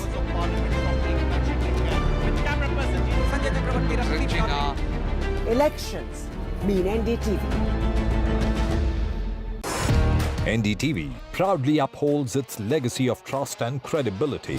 According to the prestigious Reuters Institute's Digital News Report 2024, NDTV is the topmost news platform in the country. Number one in both online and offline reach in India. Beating all its competition, NDTV stands for trust. Stay informed and entertained with the new and updated NDTV News app. You can watch all our channels live, listen to podcasts, read breaking and exclusive news from around the world and more. Download the NDTV app today and get access to the best journalism and storytelling on your smartphone or tablet. The NDTV app. News that matters to you. After a great victory by Indian team, and today we are reporting from Mohali International Airport where we are showing these visuals. Arshdeep हमारे साथ है. बहुत ही performance आई सारे दी ते बढ़िया results मिले. We are in the city of Kanpur today because they have their champion back home, Kuldeep Yadav. Desperation for each and everyone to go there and win the World Cup, and we did it.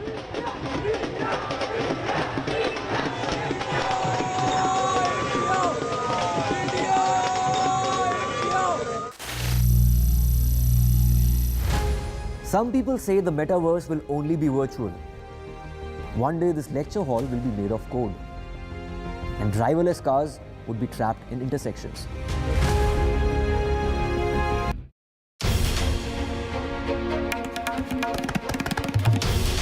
This is NDTV, and you're watching NDTV 24/7. Hello, Moto.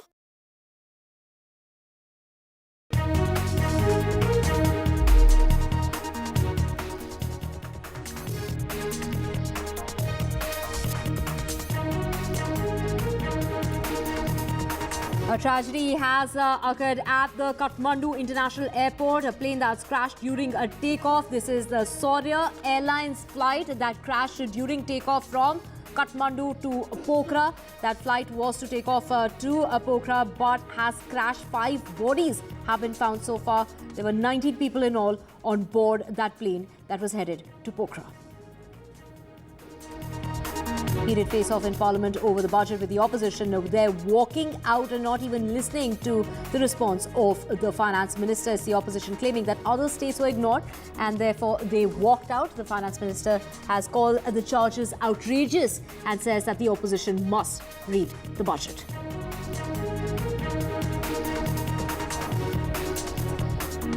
And a big move after the NEET mess. It is Bihar government that will be tabling the anti-paper leak bill today.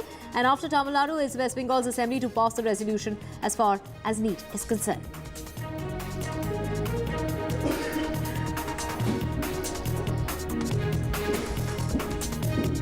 And Pooja Khedkar has flouted the government order yet again. No show by the IAS trainee. This is Pooja Khedkar failing to meet with the deadline to report at the IAS Training Academy. 2 encounters in a matter of 24 hours in Jammu and Kashmir. 1 soldier has been killed, another has been wounded.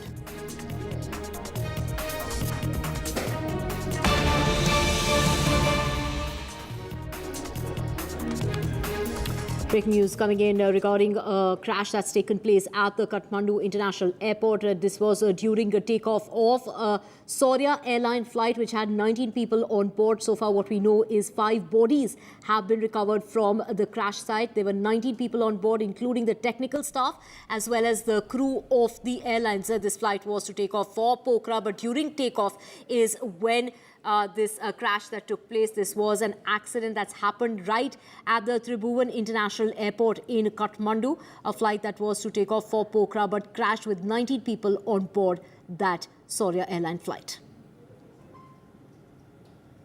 We have Vishnu joining us to get us more on this. Vishnu, we are seeing visuals on our screen of smoke billowing from this flight, and of course it's very difficult as far as rescue operations are concerned, given the fact that the fire continues to rage on, smoke continues to come out of the plane, and at the same time the rescue teams are trying to recover people on board that flight, and so far 5 bodies have been recovered.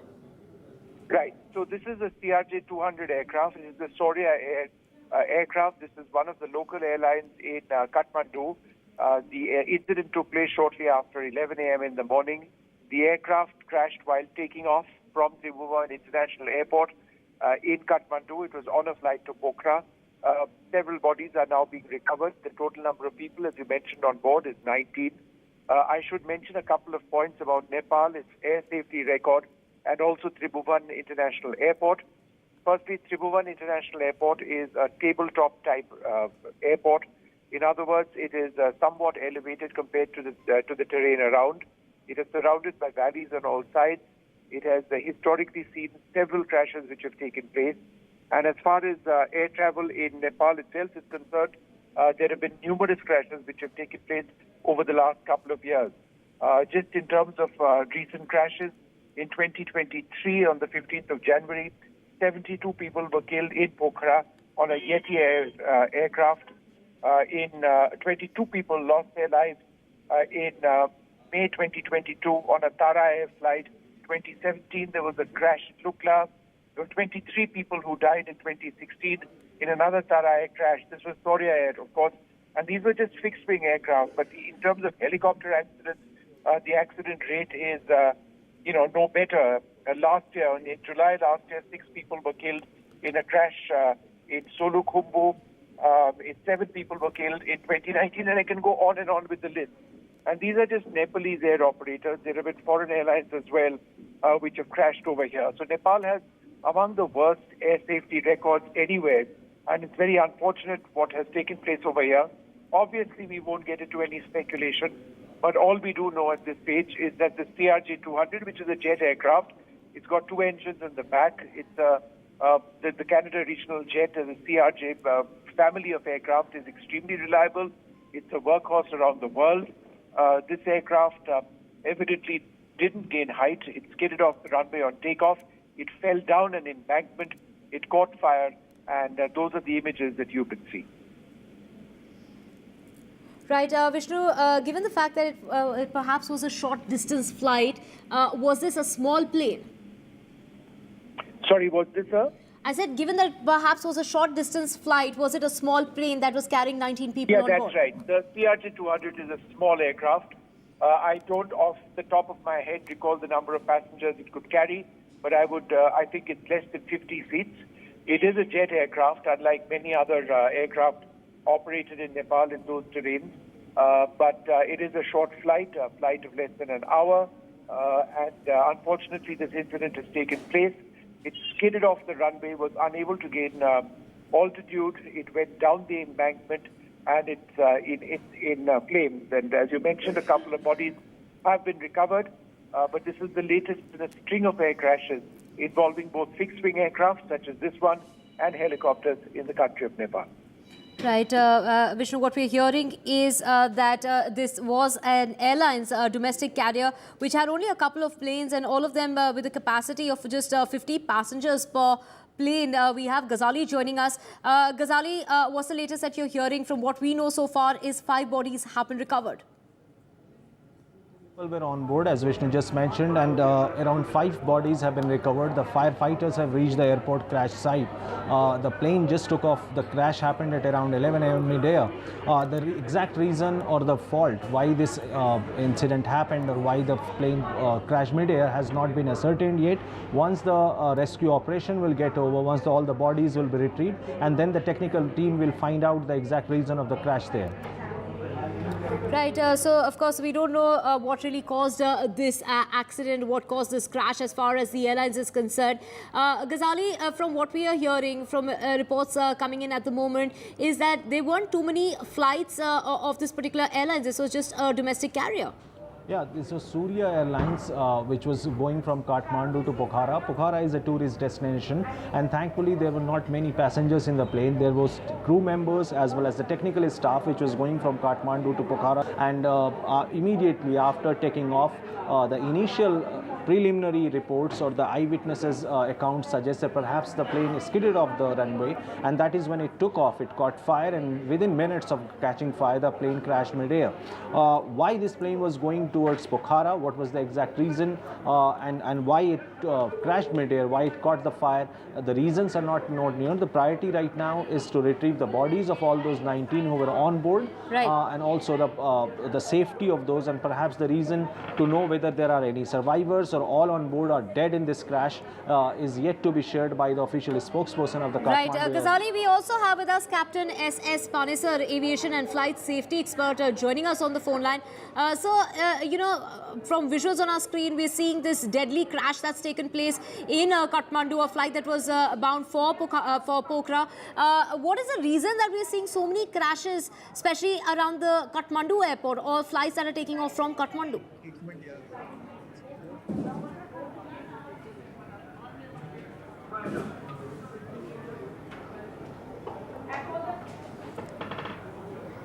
We will just have him back with us. We have Prerna Thakur, the manager of the airport in Kathmandu, joining us. Sir, thank you so much for speaking to us here on NDTV. What information do you have for us regarding what really caused this crash, and what about the people on board?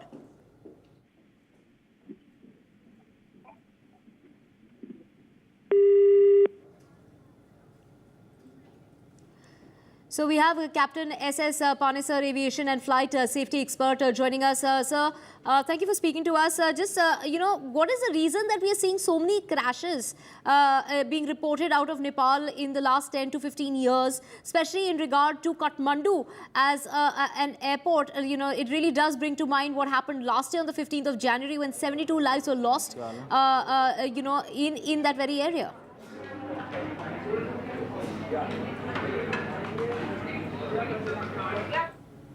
And I do not know whether it's any technical fault with the engine. That, of course, the investigation will come out. But in the past, if you see the history of crashes in Nepal, there are many crashes. And according to my opinion, which we have seen, most of the crashes are the overconfidence. The pilots have to study the weather reports very carefully. Because the hilly region, the winds updraft and downdrafts are very fast, and they change very fast. You're going towards the hill, there may be a downdraft of hill, and they're very strong when they push the aircraft down. You might even full power on the engine, yet the aircraft cannot climb. So the pilots have to take caution by watching the meteorological charts and seeing the weather position, how the winds are flown over the area. Then only they can conduct a safe flight. Of course, the investigation will tell if there was any technical fault with the engines or the aircraft, which I don't know. Then the digital flight data recorder will come out. It's a very sad thing. The pilots have to take technical staff was on board that airlines, which perhaps had the capacity of only 50 people. 19 people were on board, including the crew of the airlines. This is a very small flight that was taking off for Pokhara. Pokhara is the area where 72 people died last year in that crash that took place on the 15th of January. The 72 people included children as well that lost their lives in that incident. The deadliest crash that you know, reported out of Nepal in the last 30 years or so. Sir, take us through what's you know, what's really causing these crashes when it comes to Nepal, as far as the safety and the precautions that you know, one needs to take during you know, say weather which is not very conducive. Yes, the pilots have to take a very, very careful observation of the flights. They have to be sure of the weather in the valley, because in the valley the weather changes very fast. Right.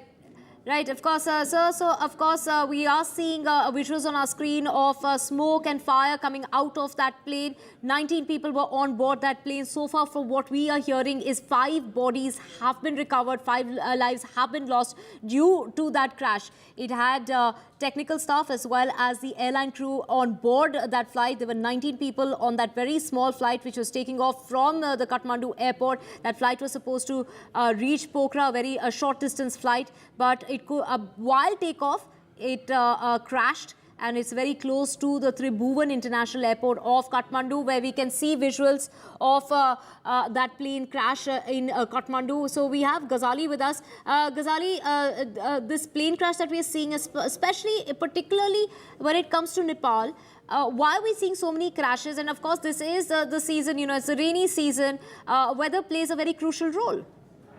Yes, on an average, every year Nepal reports one plane crash, and now the reason being perhaps due to the poor infrastructure, but we can't speculate the exact reason, but certainly for the fact we know that every few months, on an average in a year, a plane crash is reported in Nepal, and there are many incidents, as Vishnu was also reporting, that how every year we get to hear about plane crash and passengers losing their life in Nepal after taking off, or the flights developing technical snags leading to the crash. But in this particular incident, the latest update is that the pilot has been recovered and he has been sent to the hospital. His medical condition is not known, neither the medical condition of other on board passengers or say the crew members as well as the technical staff is not known. 5 bodies have been recovered. The fate of the rest of the 14 is not known yet. The only good information or good news coming out of that sad plane crash news is that the pilot's body has been recovered and he has been sent to the hospital for treatment, but his medical condition is not known yet.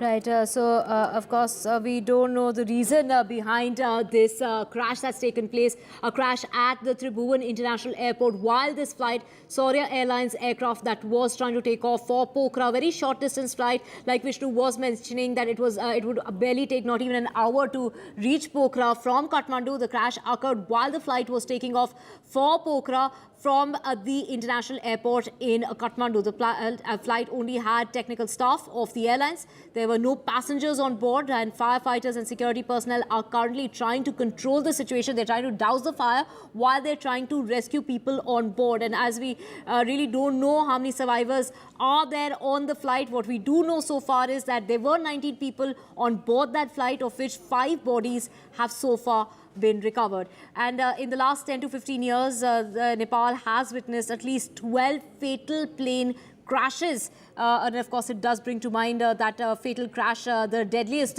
in the last 30 years, is what took place on the 15th of January last year, in which a Yeti Airlines flight crashed, which resulted in the death of 72 people, including children. 72 lives were lost in that plane crash that took place. This is coming on the heels of just that crash that took place last year in January. And here visuals on your screen of a flight that was taking off for Pokhara from Kathmandu crashed just off the runway while it was trying to take off. So this is very close to the international airport in Kathmandu, the Tribhuvan International Airport. So visuals on your screen of that flight where smoke and fire continues to rage on. Ghazali, what have they managed to control the fire to some extent, because they are trying to drag bodies out of that plane? So there must be a certain part that they might, they have managed to access. Yeah, as of now, the reports coming in confirm that the firefighter team has controlled the fire. The fire has been put off. Now, the only challenge is to retrieve the body, for which the other team, along with the rescue operation, which are engaged in the rescue operation, are trying to get the bodies out from that crash site. So the fire has been controlled. The fire has been put off by the firefighters. And now the only challenge is to get the bodies out. The pilot has been sent to the hospital. He has been admitted in the hospital. That's one confirmed news coming in from the crash site in Kathmandu. The pilot is perhaps alive, but his medical condition has not been shared by the official sources from the Kathmandu International Airport.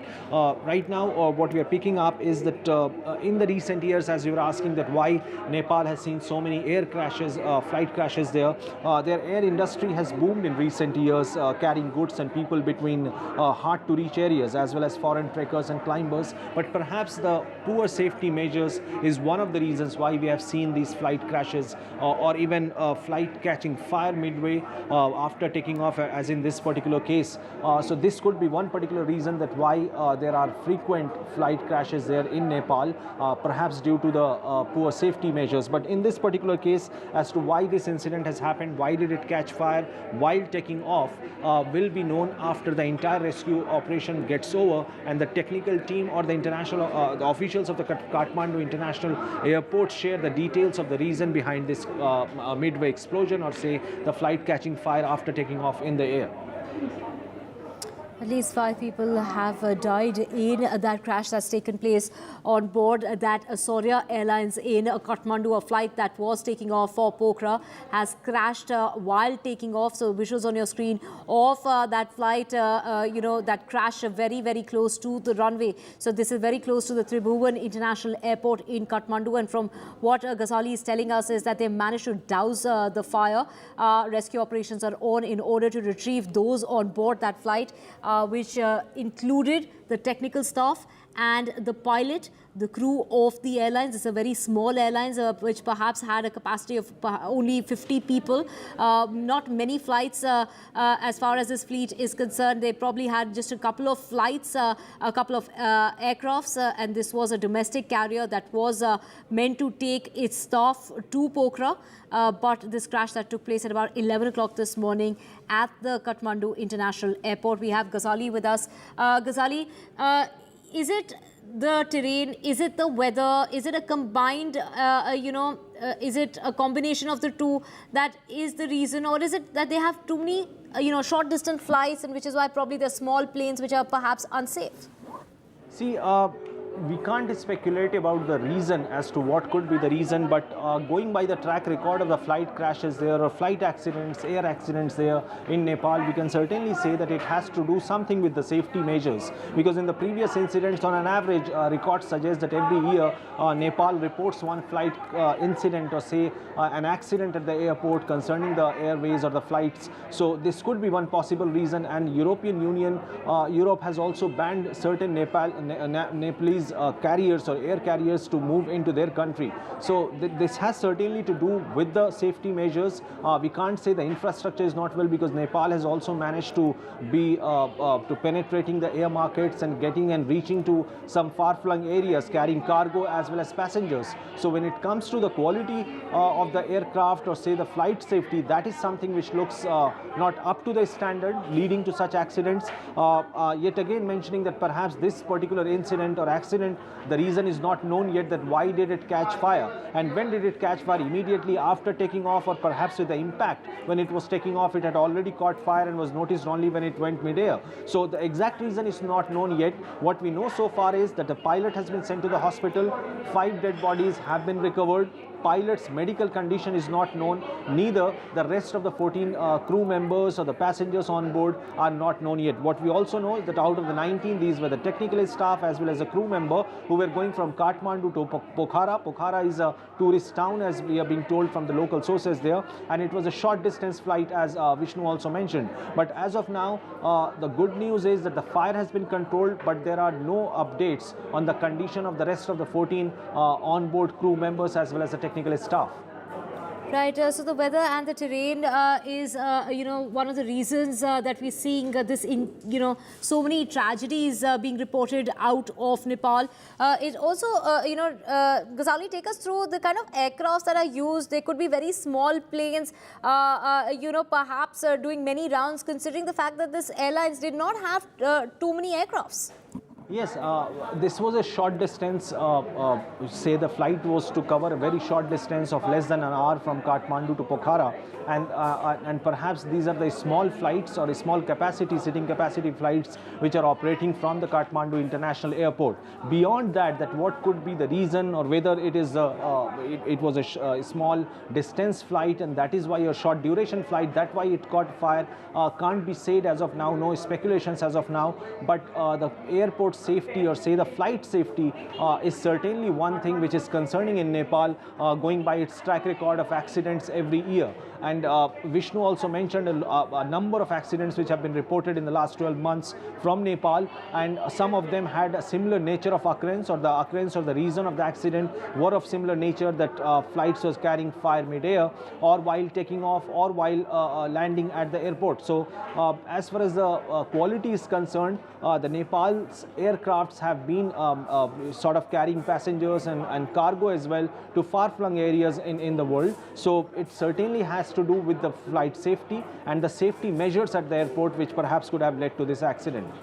Right, high terrains are difficult, of course, and to top that, of course, also when it comes to the facilities and the equipment, you know, when we talk about the planes in Nepal, considering they're not very new, Ghazali, as from what reports are suggesting, and which is why we've seen an increase in the plane crashes that are being reported. And let's just get you an update here that we, you know, from what is being reported is at least 68 plane crashes have been reported since 1955. 44 of those crashes have been deadly, and this does not include this plane crash that has taken place in Kathmandu. It has taken place just very close to the runway at the international airport. There you can see visuals of that plane just about taking off and then crashing very, very close to the runway. We have visuals coming, you know, playing out on our screens right now of that flight just about taking off, just a few meters, you know, hadn't really taken off properly,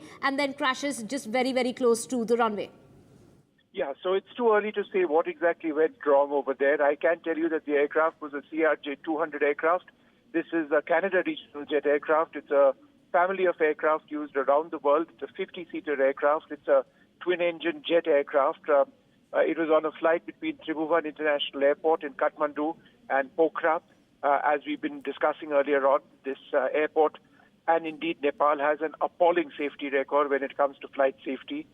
Just a cursory look at their air safety record indicates a number of crashes virtually every year, whether it's helicopters or fixed-wing aircraft like this across the country. However, at this juncture, it's, you know, there are too many factors to actually get into to look into what may have caused that crash. Nepal, I should suggest, has a fairly quick system of investigating its own air accidents, and they do quite transparently come out with these air safety reports which talk about what may have resulted in a crash. In this particular case, we do not know. As you mentioned, the aircraft appears to have climbed just a little bit before it plummeted down. I can tell you that this particular airport is a tabletop airport. Landing on this airport is difficult. This, of course, was a different situation. It was taking off.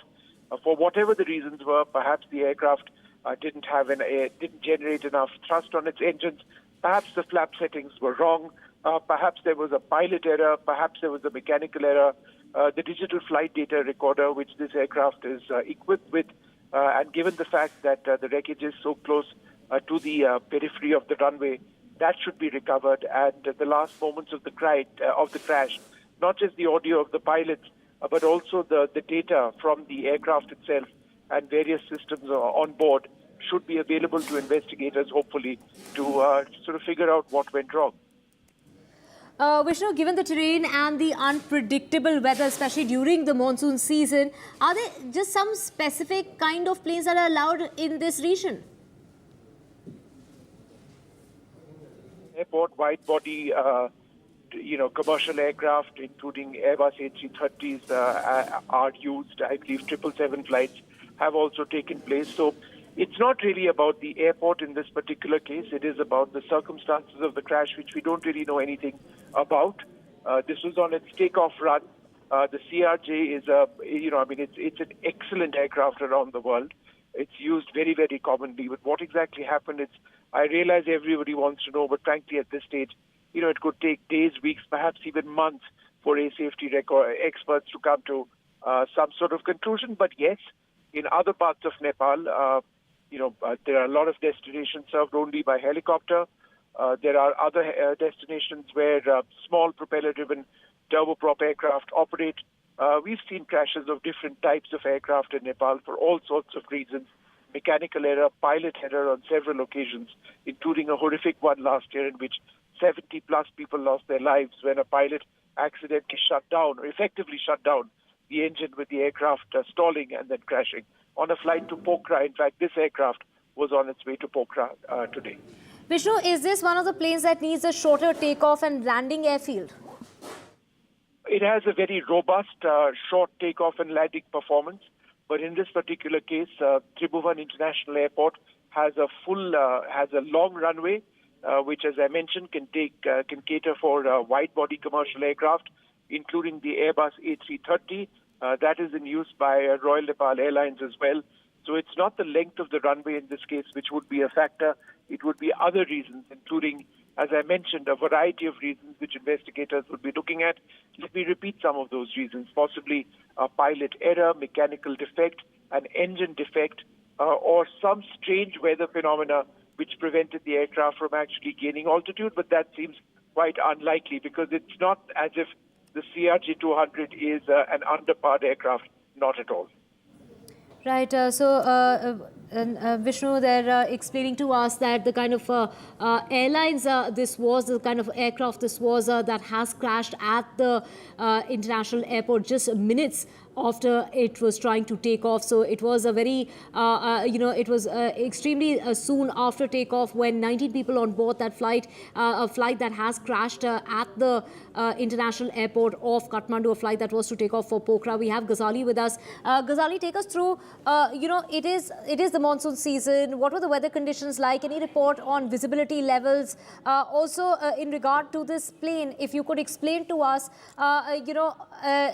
and also definitely also any update as far as those on board are concerned. We do know that 5 people so far have lost their lives. Yeah, as far as the status of those who were on board, what we can pick up right now is that 18 bodies have been recovered. Out of the 19 were on board. The pilot has been rushed to the hospital. He is admitted there. His medical condition is not known.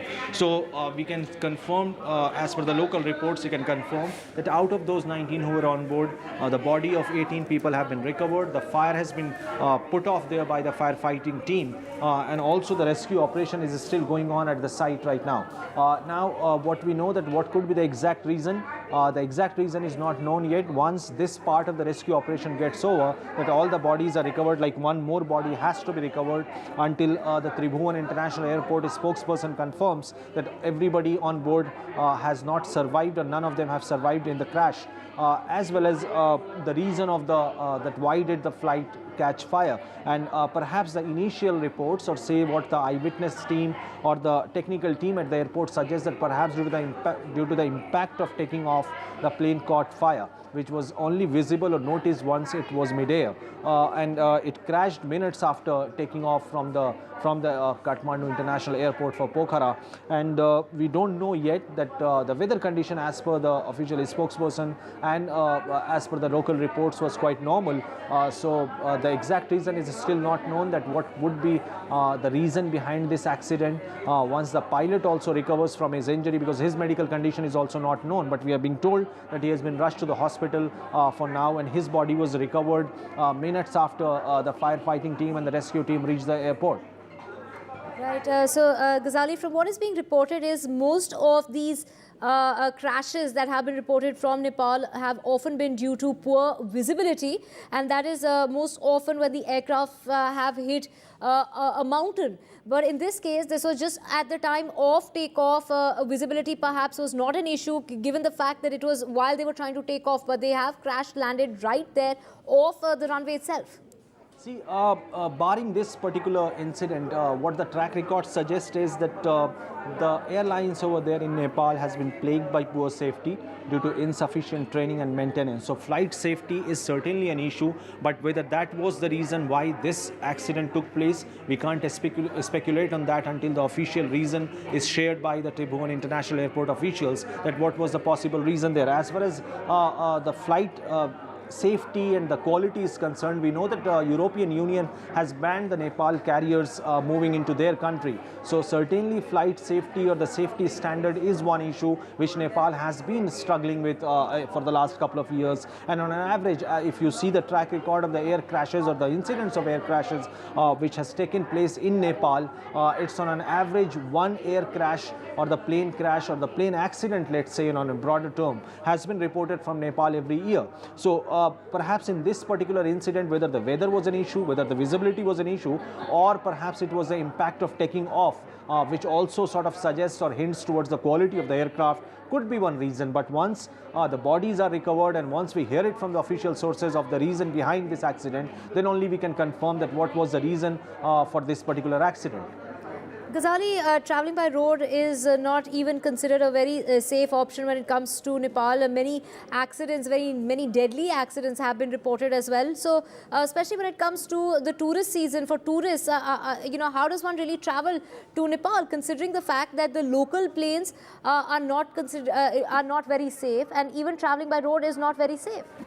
No, this is a big concern for passengers, not just in Nepal, but for the tourists who come to Nepal from other countries. And it is widely known that for the short distance tourist spots, people generally travel by air from Kathmandu to the nearby spots because it is less time consuming as usual. But it also sort of compromises the safety if such incidents are reported frequently from Nepal. And this is not an isolated incident. We can also quote that in January last year, a tragic incident had taken place when the Yeti Airlines flight crashed near the central city of Pokhara, the same Pokhara where this flight was bound to reach. And all 72 people on board, including passengers and crew members, had lost their lives in the incident. The aircraft in that particular accident plummeted into a steep gorge, breaking into pieces and bursting into flames as it approached Pokhara. So whether that was also due to the flight safety norms, we know that perhaps that is exactly why the European Union has banned all the Nepalese carriers getting into their country. So certainly airport safety, or say the flight safety standards, are not up to the mark. That is why Nepal is struggling with these flight accidents or mid-air crashes or the fire catching incidents or the plane catching fire after taking off or after landing is why the Nepal's carriers are not considered safe in the European Union. And this one particular incident will only give impetus to the logic that traveling over there could not be very, very safe. Right, Ghazali, you did mention of that plane crash that took place on that Yeti Airlines last year in January, when 72 people lost their lives, including 2 infants. But what the report really suggested by the government-appointed investigators at the time was that it was probably the result of its pilots mistakenly cutting off the power. This is what could have caused that fatal crash in which 72 people died. So, one doesn't really know what is really causing, besides the weather and the terrain. Also, like you mentioned, the flight safety in terms of these small aircrafts that are operating in Nepal to cover very short distance, and of course something that needs to be looked into because this is going to of course have an impact on tourism as well.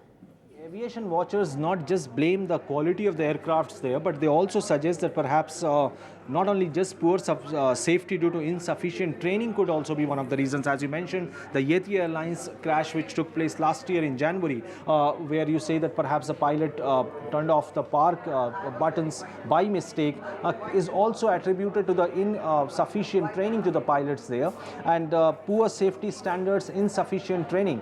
Though what we are picking up is that Nepal's air industry has kind of boomed in the last couple of years with carrying cargo and passengers to those areas, far-flung areas, of which those areas were hard to reach. But still, this is one area of concern for the Nepal's air industry when it comes to frequent accidents being reported from the country in the last 1.5 years.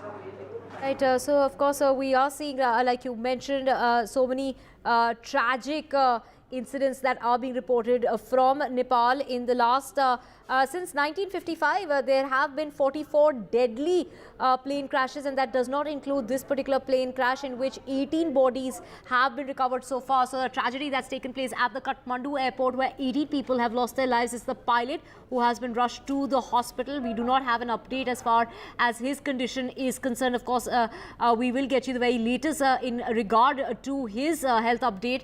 Ghazali, take us through any update on the people who were on board that flight. See, the latest what we are picking up right now is that perhaps the Tribhuvan International Airport has been closed till 1 p.m. the Nepal time. 18 bodies have been recovered from the crash site as of now. They're all dead. 19 were on board, besides the pilot who has been rushed to the hospital. His medical condition is not known yet, the status of his medical condition, but perhaps he was alive, that's why he was rushed to the hospital. So once that medical update comes in, as of now we can only say that 18 people have died in this crash. The bodies are being recovered. All the 18 bodies have been recovered, but as per the initial information, there were 19 people on board, including the technical staff and the crew members. Out of those 19, 18 bodies have been recovered. The pilot has been rushed to the hospital for his medical condition, and the international airport, or the Tribhuvan International Airport in Kathmandu, has been closed till 1 p.m. local time. So for the rescue operation to continue, because the fire has been put under control by the firefighters, and that didn't take very much time, but the only time taking process was to extract the bodies or retrieve the bodies from the crash site. So we will only get to know more from the local authorities, from the international airport officials there in Kathmandu, about the status of the pilot, as well as what could be the possible reason behind this crash. Right, whether the terrain, whether it is the condition of the plane, given the fact that it was a very small plane to the capacity of perhaps 50 people. Ghazali, take us through, this airlines, this particular airline, Saurya International Airlines, did not have too many flights that were operating under their name. Perhaps just only a couple of aircrafts is what the airlines had. Yes, this particular airlines doesn't have many aircrafts, or say it doesn't have those long duration or long distance aircrafts operating under its name.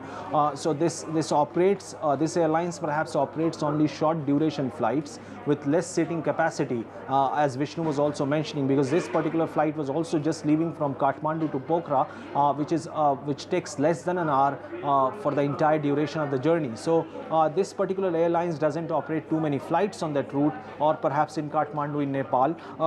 That is what we have gathered so far, and further updates will come once the International Airlines spokesperson, who have been updating about the condition of the pilot, about the rescue and relief operation there, once they confirm about the status of those people who have been who were on board, like 18 bodies have been recovered out of the 19 who were on board. So furthermore, the exact reason is what everybody is awaiting to know, that what was the reason for the fire, because initial reports suggest that it's the impact of taking off. Perhaps that the reason for the fire could be the impact for the flight to take off. Right, Ghazali, we also have Disha Bakshi with us, joining us. Disha, we're seeing, many such plane crashes that are being reported from Nepal. In the last 10-15 years only, 12 fatal plane crashes have been reported, excluding this very one. When we talk about from 1955, 44 deadly plane crashes have been reported out of Nepal. Right. Nepal has a reputation and a history of various really deadly plane crashes. In fact, it is considered one of the most countries with one of the history of deadly plane crashes. In fact, there have been over 700 plane crash deaths in the last 30 years, and Nepal is in fact ranked 12th out of 207 nations, a very high rank in terms of the number of fatalities that they have in plane crashes. As you mentioned, there have been over, as I mentioned earlier, there have been over 700 plane crash deaths in the last 30 years, and this plane crash, in fact, is quite deadly, given the fact that out of 19 people on board, 18 bodies have so far been recovered, and the airport, the Tribhuvan International Airport, is currently closed till 1 p.m. Nepal time. So, as my colleague Ghazali mentioned, the details of the cause of the air crash the plane crash is yet to be determined. But it is in fact quite a deadly plane crash, and as I mentioned earlier, Nepal has a reputation of being one of the most dangerous places to fly in the world due to its challenging topography and the weather patterns over Nepal. In fact, the European Union has Disha, carriers from its airspace. We are seeing an increase in these plane crashes that are being reported out of Nepal. A very tragic plane crash that has taken place this morning at about 11 o'clock at the Kathmandu airport, where 18 lives have been lost. There were 19 people on board. The only person who has survived so far is the pilot, who has been rushed to the hospital. 18 bodies have been recovered as this flight was taking off for Pokhara but crashed very close to the runway at the international airport in Kathmandu. We'll get you the very latest on this. For now, we're slipping into a very short break.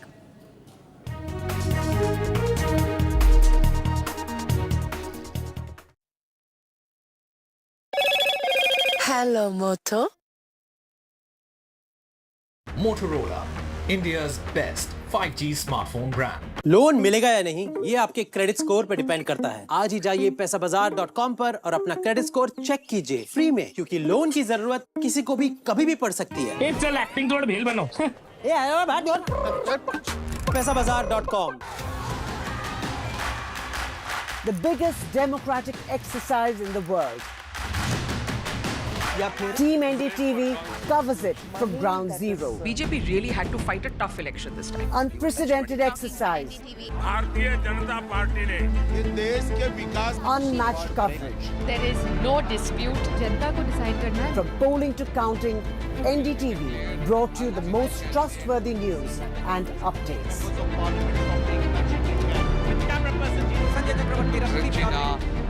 Elections mean NDTV. NDTV proudly upholds its legacy of trust and credibility. According to the prestigious Reuters Institute's Digital News Report 2024, NDTV is the top-most news platform in the country. Number one in both online and offline reach in India. Beating all its competition, NDTV stands for trust. Stay informed and entertained with the new and updated NDTV News app. You can watch all our channels live, listen to podcasts, read breaking and exclusive news from around the world and more. Download the NDTV app today and get access to the best journalism and storytelling on your smartphone or tablet. The NDTV app. News that matters to you. After a great victory by Indian team, and today we are reporting from Mohali International Airport where we are showing these visuals. Arshdeep हमारे साथ हैं. ਉਹਦੀ performance ਆਈ ਸਾਰਿਆਂ ਦੀ ਤੇ ਵਧੀਆ results ਮਿਲੇ. We are in the city of Kanpur today because they have their champion back home, Kuldeep Yadav. Desperation for each and everyone to go there and win the World Cup, and we did it.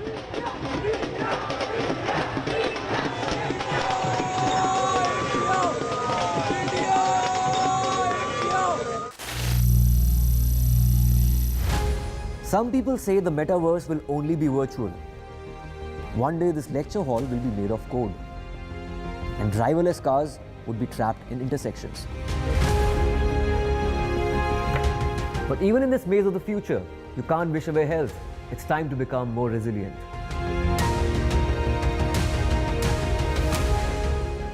"10 years of Banega Swasth India, we have grown and achieved so many milestones.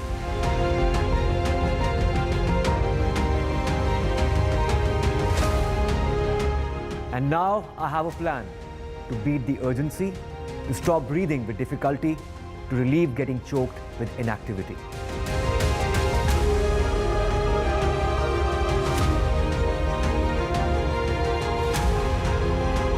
Energize our government, our environment, our society, and ourselves. Everyone, everywhere, every day.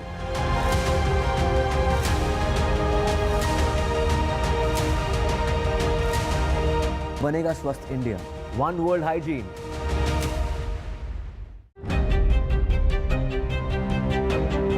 Hello and welcome to India Sense, where I speak with global opinion makers. The United States has made a strategic decision over the last 20 years to move closer to India. So a $7 trillion economy seems a perfectly conceivable number. If you want to be a national party, is that you sort of accept the way the world is rather than want to endlessly hark back to how it was. Modi is promoting the digitization of the economy, which is accelerating growth in the country. Get ready for the ride of your life. NDTV brings you the NDTV Auto Show with me, Mugdha Mishra. From the fastest supercars to the sleekest new energy vehicles to your trusted daily ride, we cover it all. Every Saturday at 10:30 a.m. and Sunday at 8:30 p.m. only on NDTV 24/7. Your next great escape starts here. The biggest democratic exercise in the world. Team NDTV covers it from ground zero. BJP really had to fight a tough election this time. Unprecedented exercise. Unmatched coverage. There is no dispute. जनता को decide करना है. From polling to counting, NDTV brought you the most trustworthy news and updates.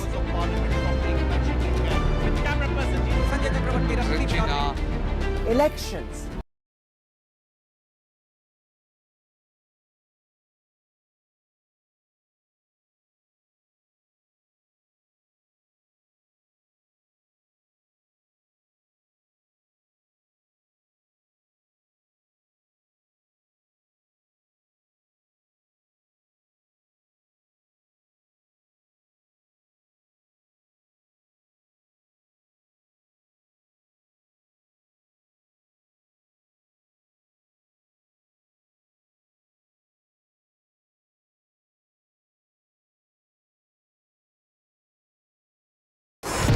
NDTV against the narco-terror network in Jammu and Kashmir, with 4 government employees who have been fired by the J&K administration. 4 government staffers allegedly were part of the terror outfit, and officials have seized 10 kgs of drugs. We have my colleague Nazir joining us. Nazir, take us to the very latest. Well, as far as these 4 employees who have been, sacked from government services, so they are 2 are policemen, and then there are 2 other government employees. They are allegedly involved in the narco-terror activities, and they were. It is a kind of syndicate which has been operating, and which is seen as at the root of the resurgence of militancy in Jammu and Kashmir. How narcotics, hard drug, particularly heroin, which is being smuggled from across the border, is sustaining this militancy or enabling this militancy in large parts of Jammu and Kashmir. So 4 government employees, including 2 cops, have been sacked. This is part of the ongoing operation by, if you see, dozens of government employees, including cops, have been terminated, their service have been terminated over the last 2 years. But this time the bigger challenge has been, besides this, the spate of encounters. For example, in last 24 hours, Army has suffered 2 casualties, 2 soldiers have been killed in action. And as one operation is still going on, that's in the Lolab area of Kupara district, where 1 army soldier has been killed during an encounter in which 1 militant has also been killed. The soldier, a non-commissioned officer, was grievously injured this morning. He later died due to injuries. It happened within 24 hours after this encounter or the counter infiltration operation in Poonch, Krishna Ghati sector, where 1 army soldier was killed in action during counter-infiltration operation. So there have been multiple incidents of encounters, attacks on the army, and army appears to be the prime target of the militants, and they have suffered casualties. And the last thing army would like to have is losing its men during these encounters. So, but as militancy has spread across Jammu and Kashmir, army and the police have launched relentless operations across the region. And we see the government also coming very hard on those who are involved in this narco-terror activities, and 4 government employees have been sacked for their alleged involvement in the narcotics in Jammu and Kashmir. Right, very tragic news coming off 1 soldier who has died and another who has been injured. This is in a matter of 24 hours. 2 encounters have taken place. A terrorist was killed and a soldier injured during that gunfight that ensued during a search operation by the Indian Army in Jammu and Kashmir's Kupwara district early this morning.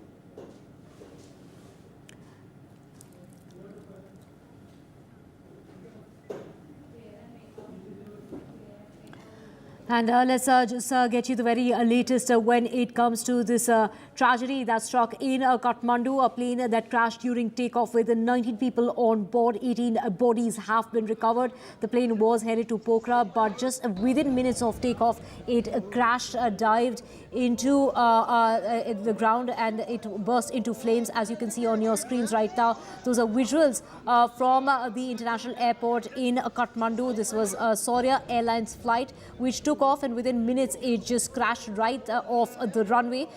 It had 19 people on board. These are visuals coming in from the Tribhuvan International Airport in Kathmandu. The Saurya Airlines plane that crashed while takeoff, and this was with that burst into flames with 19 people on board. Most of them were technical staffers and some were from the airline crew, which included the pilot. The pilot has been rushed to the hospital. He's the lone survivor of this crash. So the plane was only carrying technical staff of the airlines. There were no passengers on board. Firefighters managed to to douse that fire and recover the bodies on board that flight. Of the 19 people, 18 bodies have been recovered. The sole survivor of this crash is the pilot, who has been rushed to the hospital. He's said to be serious. We're waiting for an update on his condition. Saurya airline plane that crashed at the Tribhuvan International Airport at about 11 o'clock this morning in Nepal. Many questions being raised as far as the safety and security of the planes in Nepal is concerned, because there are multiple reports coming in of the last few years, especially in the last 14 years. 12 plane crashes have been reported from 1955. About 44 deadly plane crashes have been reported, and of course this also brings to mind that plane crash which was the deadliest in the last 30 years. There were 72 people on board a Yeti airline flight that crashed in January of last year. That resulted in the death of 72 lives, and now 18 lives have been lost in this plane crash that took place at about 11 o'clock this morning, as that flight that you can see on your screen was about to take off. It did just about get off the ground, but within minutes it nosedived and crashed and burned just minutes, literally within seconds of that takeoff. So the Saurya International Airlines, which doesn't have too many aircrafts, it has just a couple of aircrafts that operate in Nepal. It's a domestic carrier, a domestic airlines, which was making route for this very short distance from Kathmandu to Pokhara, which is hardly not even an hour's flight. A small plane with a capacity of not more than 50 people, in which 19 people were on board, and of the 19 people, 18 people have lost their lives. The only sole survivor is the pilot, who has been taken to the hospital. We will get you an update as far as the health of the pilot is concerned. But visuals on your screen of that plane crash that's taken place in Kathmandu early this morning. A plane that just took off, and within seconds of that takeoff, nosedive and crash very close to the runway at the international airport in Kathmandu.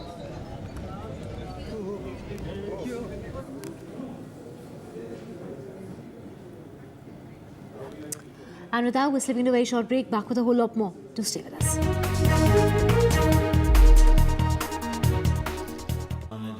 Amity has been ranked India's loan मिलेगा या नहीं, ये आपके credit score पे depend करता है। तो आज ही अपना क्रेडिट स्कोर चेक करें फ्री में पैसाबाजार.com पर। लोन की जरूरत कभी भी किसी को भी पड़ सकती है। ठीक से एक्टिंग नहीं। पैसाबाजार.com। After great victory by Indian team, and today we are reporting from Mohali International Airport, where we are showing these visuals. Arshdeep हमारे साथ है। बहुत परफॉर्मेंस आई सारे दी थे बढ़िया रिजल्ट्स मिले। We are in the city of Kanpur today because they have their champion back home, Kuldeep Yadav. Desperation for each and everyone to go there and win the World Cup, and we did it.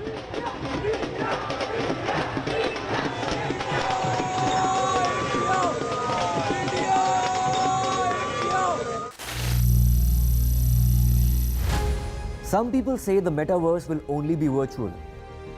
One day this lecture hall will be made of code, and driverless cars would be trapped in intersections. But even in this maze of the future, you can't wish away health. It's time to become more resilient.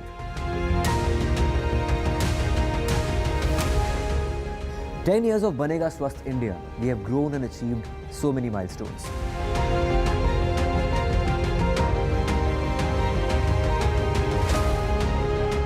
And now I have a plan to beat the urgency, to stop breathing with difficulty, to relieve getting choked with inactivity.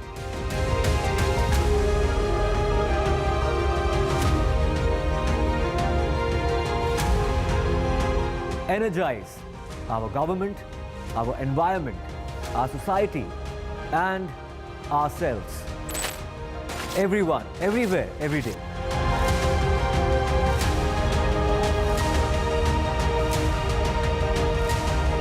Banega Swasth India.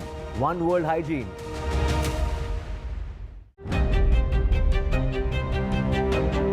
Hello and welcome to India Sense, where I speak with global opinion makers. The United States has made a strategic decision over the last 20 years to move closer to India. So a $7 trillion economy seems a perfectly conceivable number. If you want to be a national party, it's that you sort of accept the way the world is rather than want to endlessly hark back to how it was. Modi is promoting the digitization of the economy, which is accelerating growth in the country. Get ready for the ride of your life. NDTV brings you the NDTV Auto Show with me, Mugdha Mishra. From the fastest supercars to the sleekest new energy vehicles to your trusted daily ride, we cover it all. Every Saturday at 10:30 a.m. and Sunday at 8:30 p.m. only on NDTV 24/7. Your next great escape starts here. The biggest democratic exercise in the world. Team NDTV covers it from ground zero. BJP really had to fight a tough election this time. Unprecedented exercise. Unmatched coverage. There is no dispute. जनता को decide करना है. From polling to counting, NDTV brought you the most trustworthy news and updates.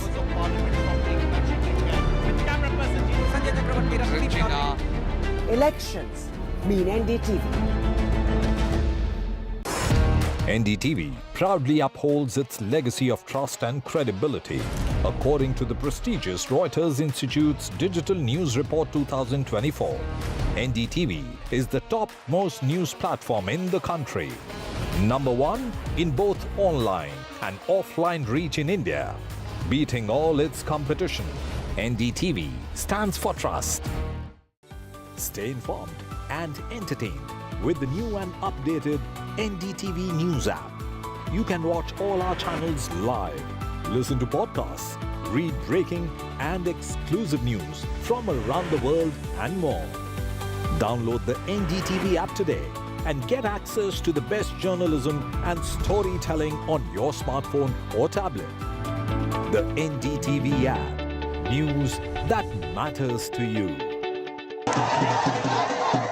After a great victory by Indian team, and today we are reporting from Mohali International Airport where we are showing these visuals. Arshdeep हमारे साथ हैं. ਉਹਦੀ performance ਸਹੀ ਸਾਰਿਆਂ ਦੀ ਤੇ ਵਧੀਆ results ਮਿਲੇ. We are in the city of Kanpur today because they have their champion back home, Kuldeep Yadav. Desperation for each and everyone to go there and win the World Cup, and we did it. This is NDTV, and you're watching NDTV 24/7. Hello, Moto.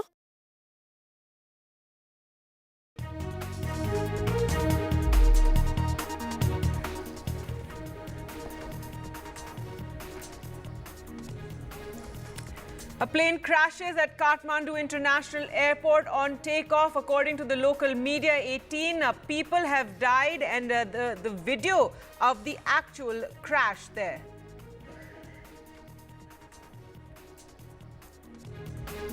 Heated face-off in Parliament over the union budget. The opposition slams the budget, saying its allies' appeasement that has been done in the budget. Other states have been ignored. A few walk out of Parliament, out of Rajya Sabha, as the Finance Minister speaks. The Finance Minister, Nirmala Sitharaman, says it's an outrageous charge. It's not possible to name all the states.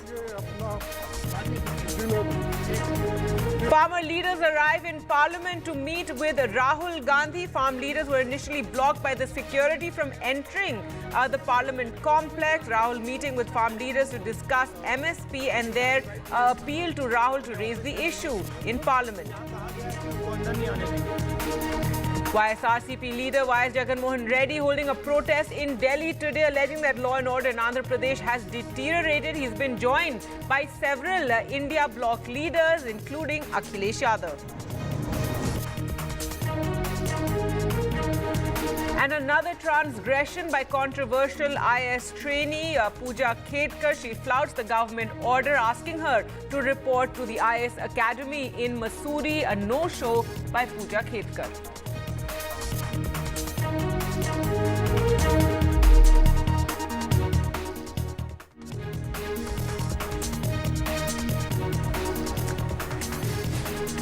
Hello and welcome. You're watching NDTV. I'm Gargi Rawat, and in some news just coming in, a second soldier has been killed in action in Jammu and Kashmir. This is the Army's second casualty in 24 hours.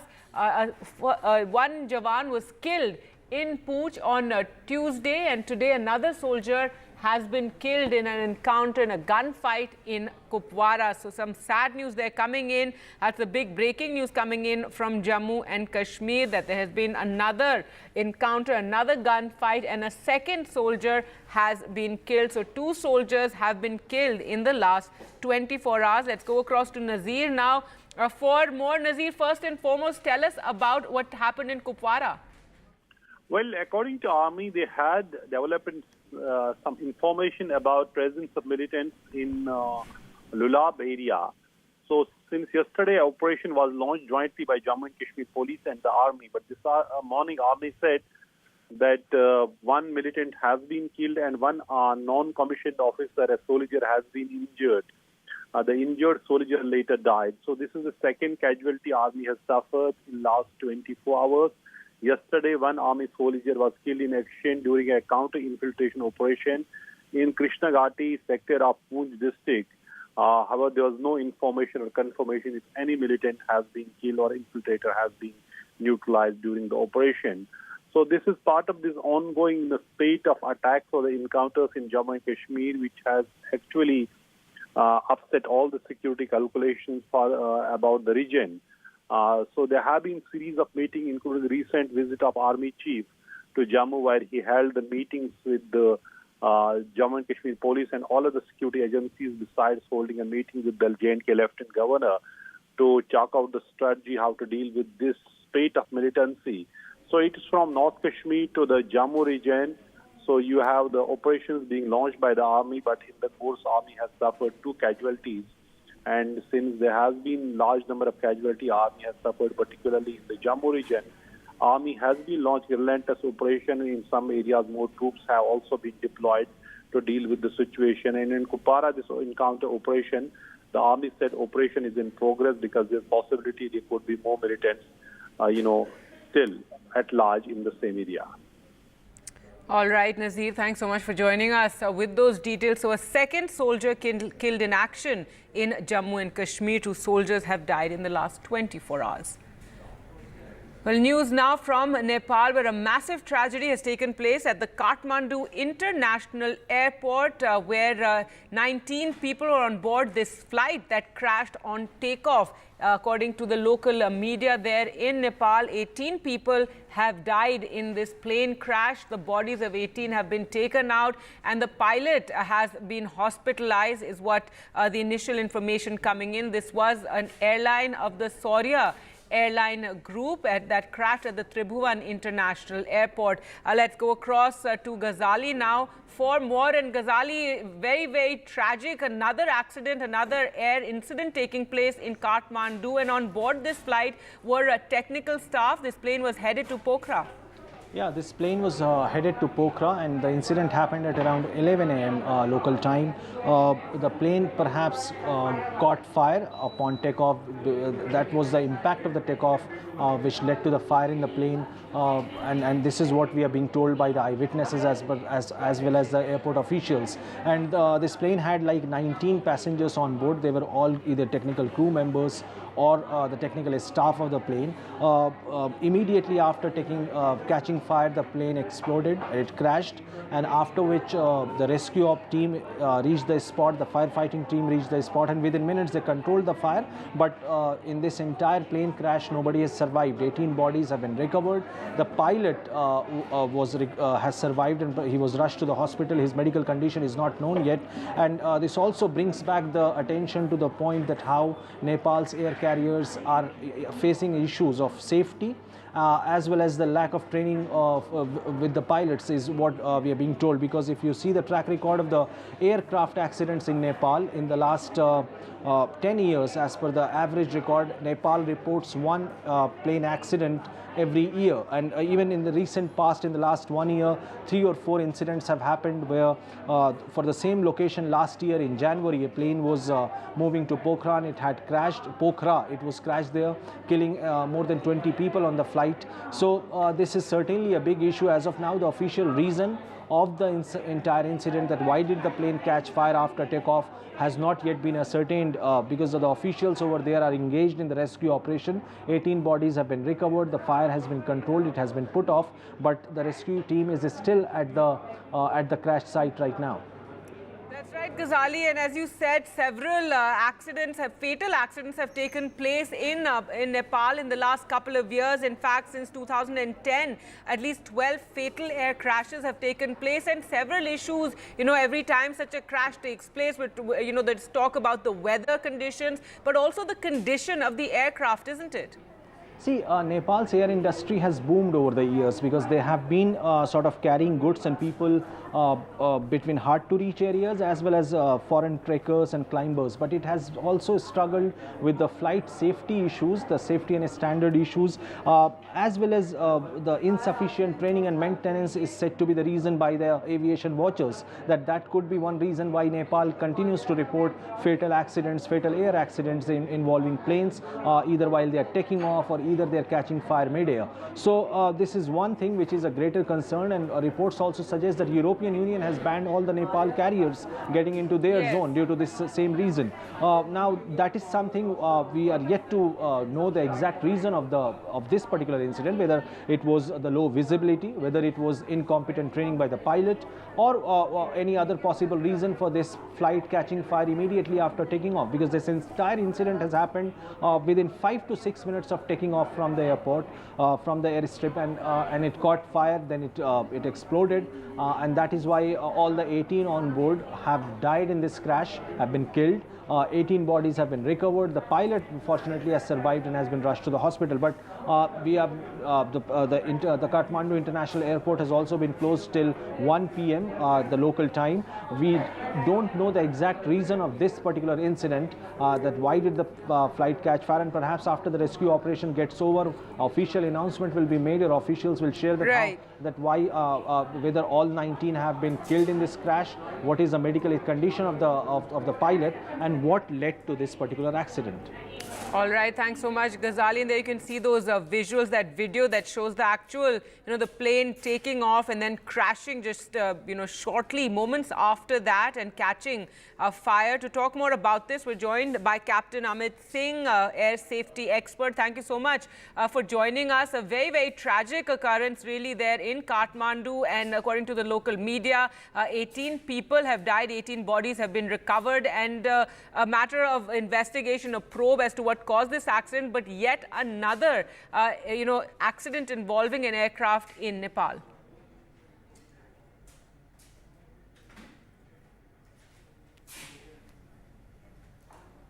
It is extremely tragic and disheartening to see these pictures.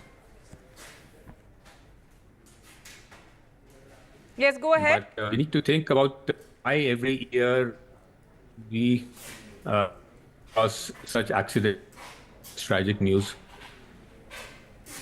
safety record of has been poor, I was say, and UN body ICAO and even the European Air Safety Agency has downgraded that they cannot fly to. They pull up their sock, but systemic failure in police safety systems that ultimately the pilots are left to handle the failures of all others. And if there is a technical failure, poor maintenance, an old aircraft coming in, and poor safety oversight, they have to look at the training of the pilots. They don't have simulators there, flight simulators. So the takeoff and landing are the most critical phases of any aircraft. And that the speed of the aircraft is about 200 to 250 kilometers an hour. That is a very high speed at which the aircraft travels, and maximum changes happen there. So that is a critical phase. Any failure there, the response of the pilot has to be immediate and adequate. If there is no reaction or overreaction, as we can see, the aircraft was in a steep bank as it came down and kind of leveled off, which means the pilot was trying or struggling to recover the aircraft from an upset position. We call it an upset when it goes beyond the normal regime of bank or pitch, which means a steep bank or a very high rate of climb or descent.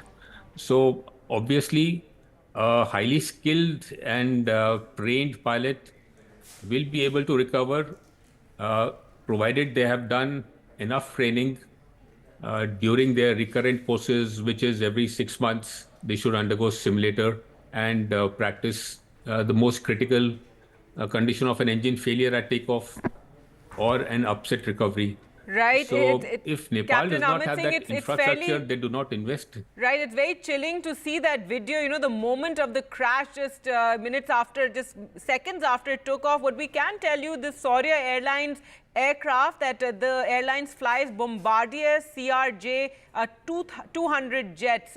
What do we know about these aircrafts? Well, not many accidents have happened on this aircraft, but this is a difficult aircraft to handle. That is what the pilots who have flown the Bombardier CRJ have said because of the wing and the aerofoil structure.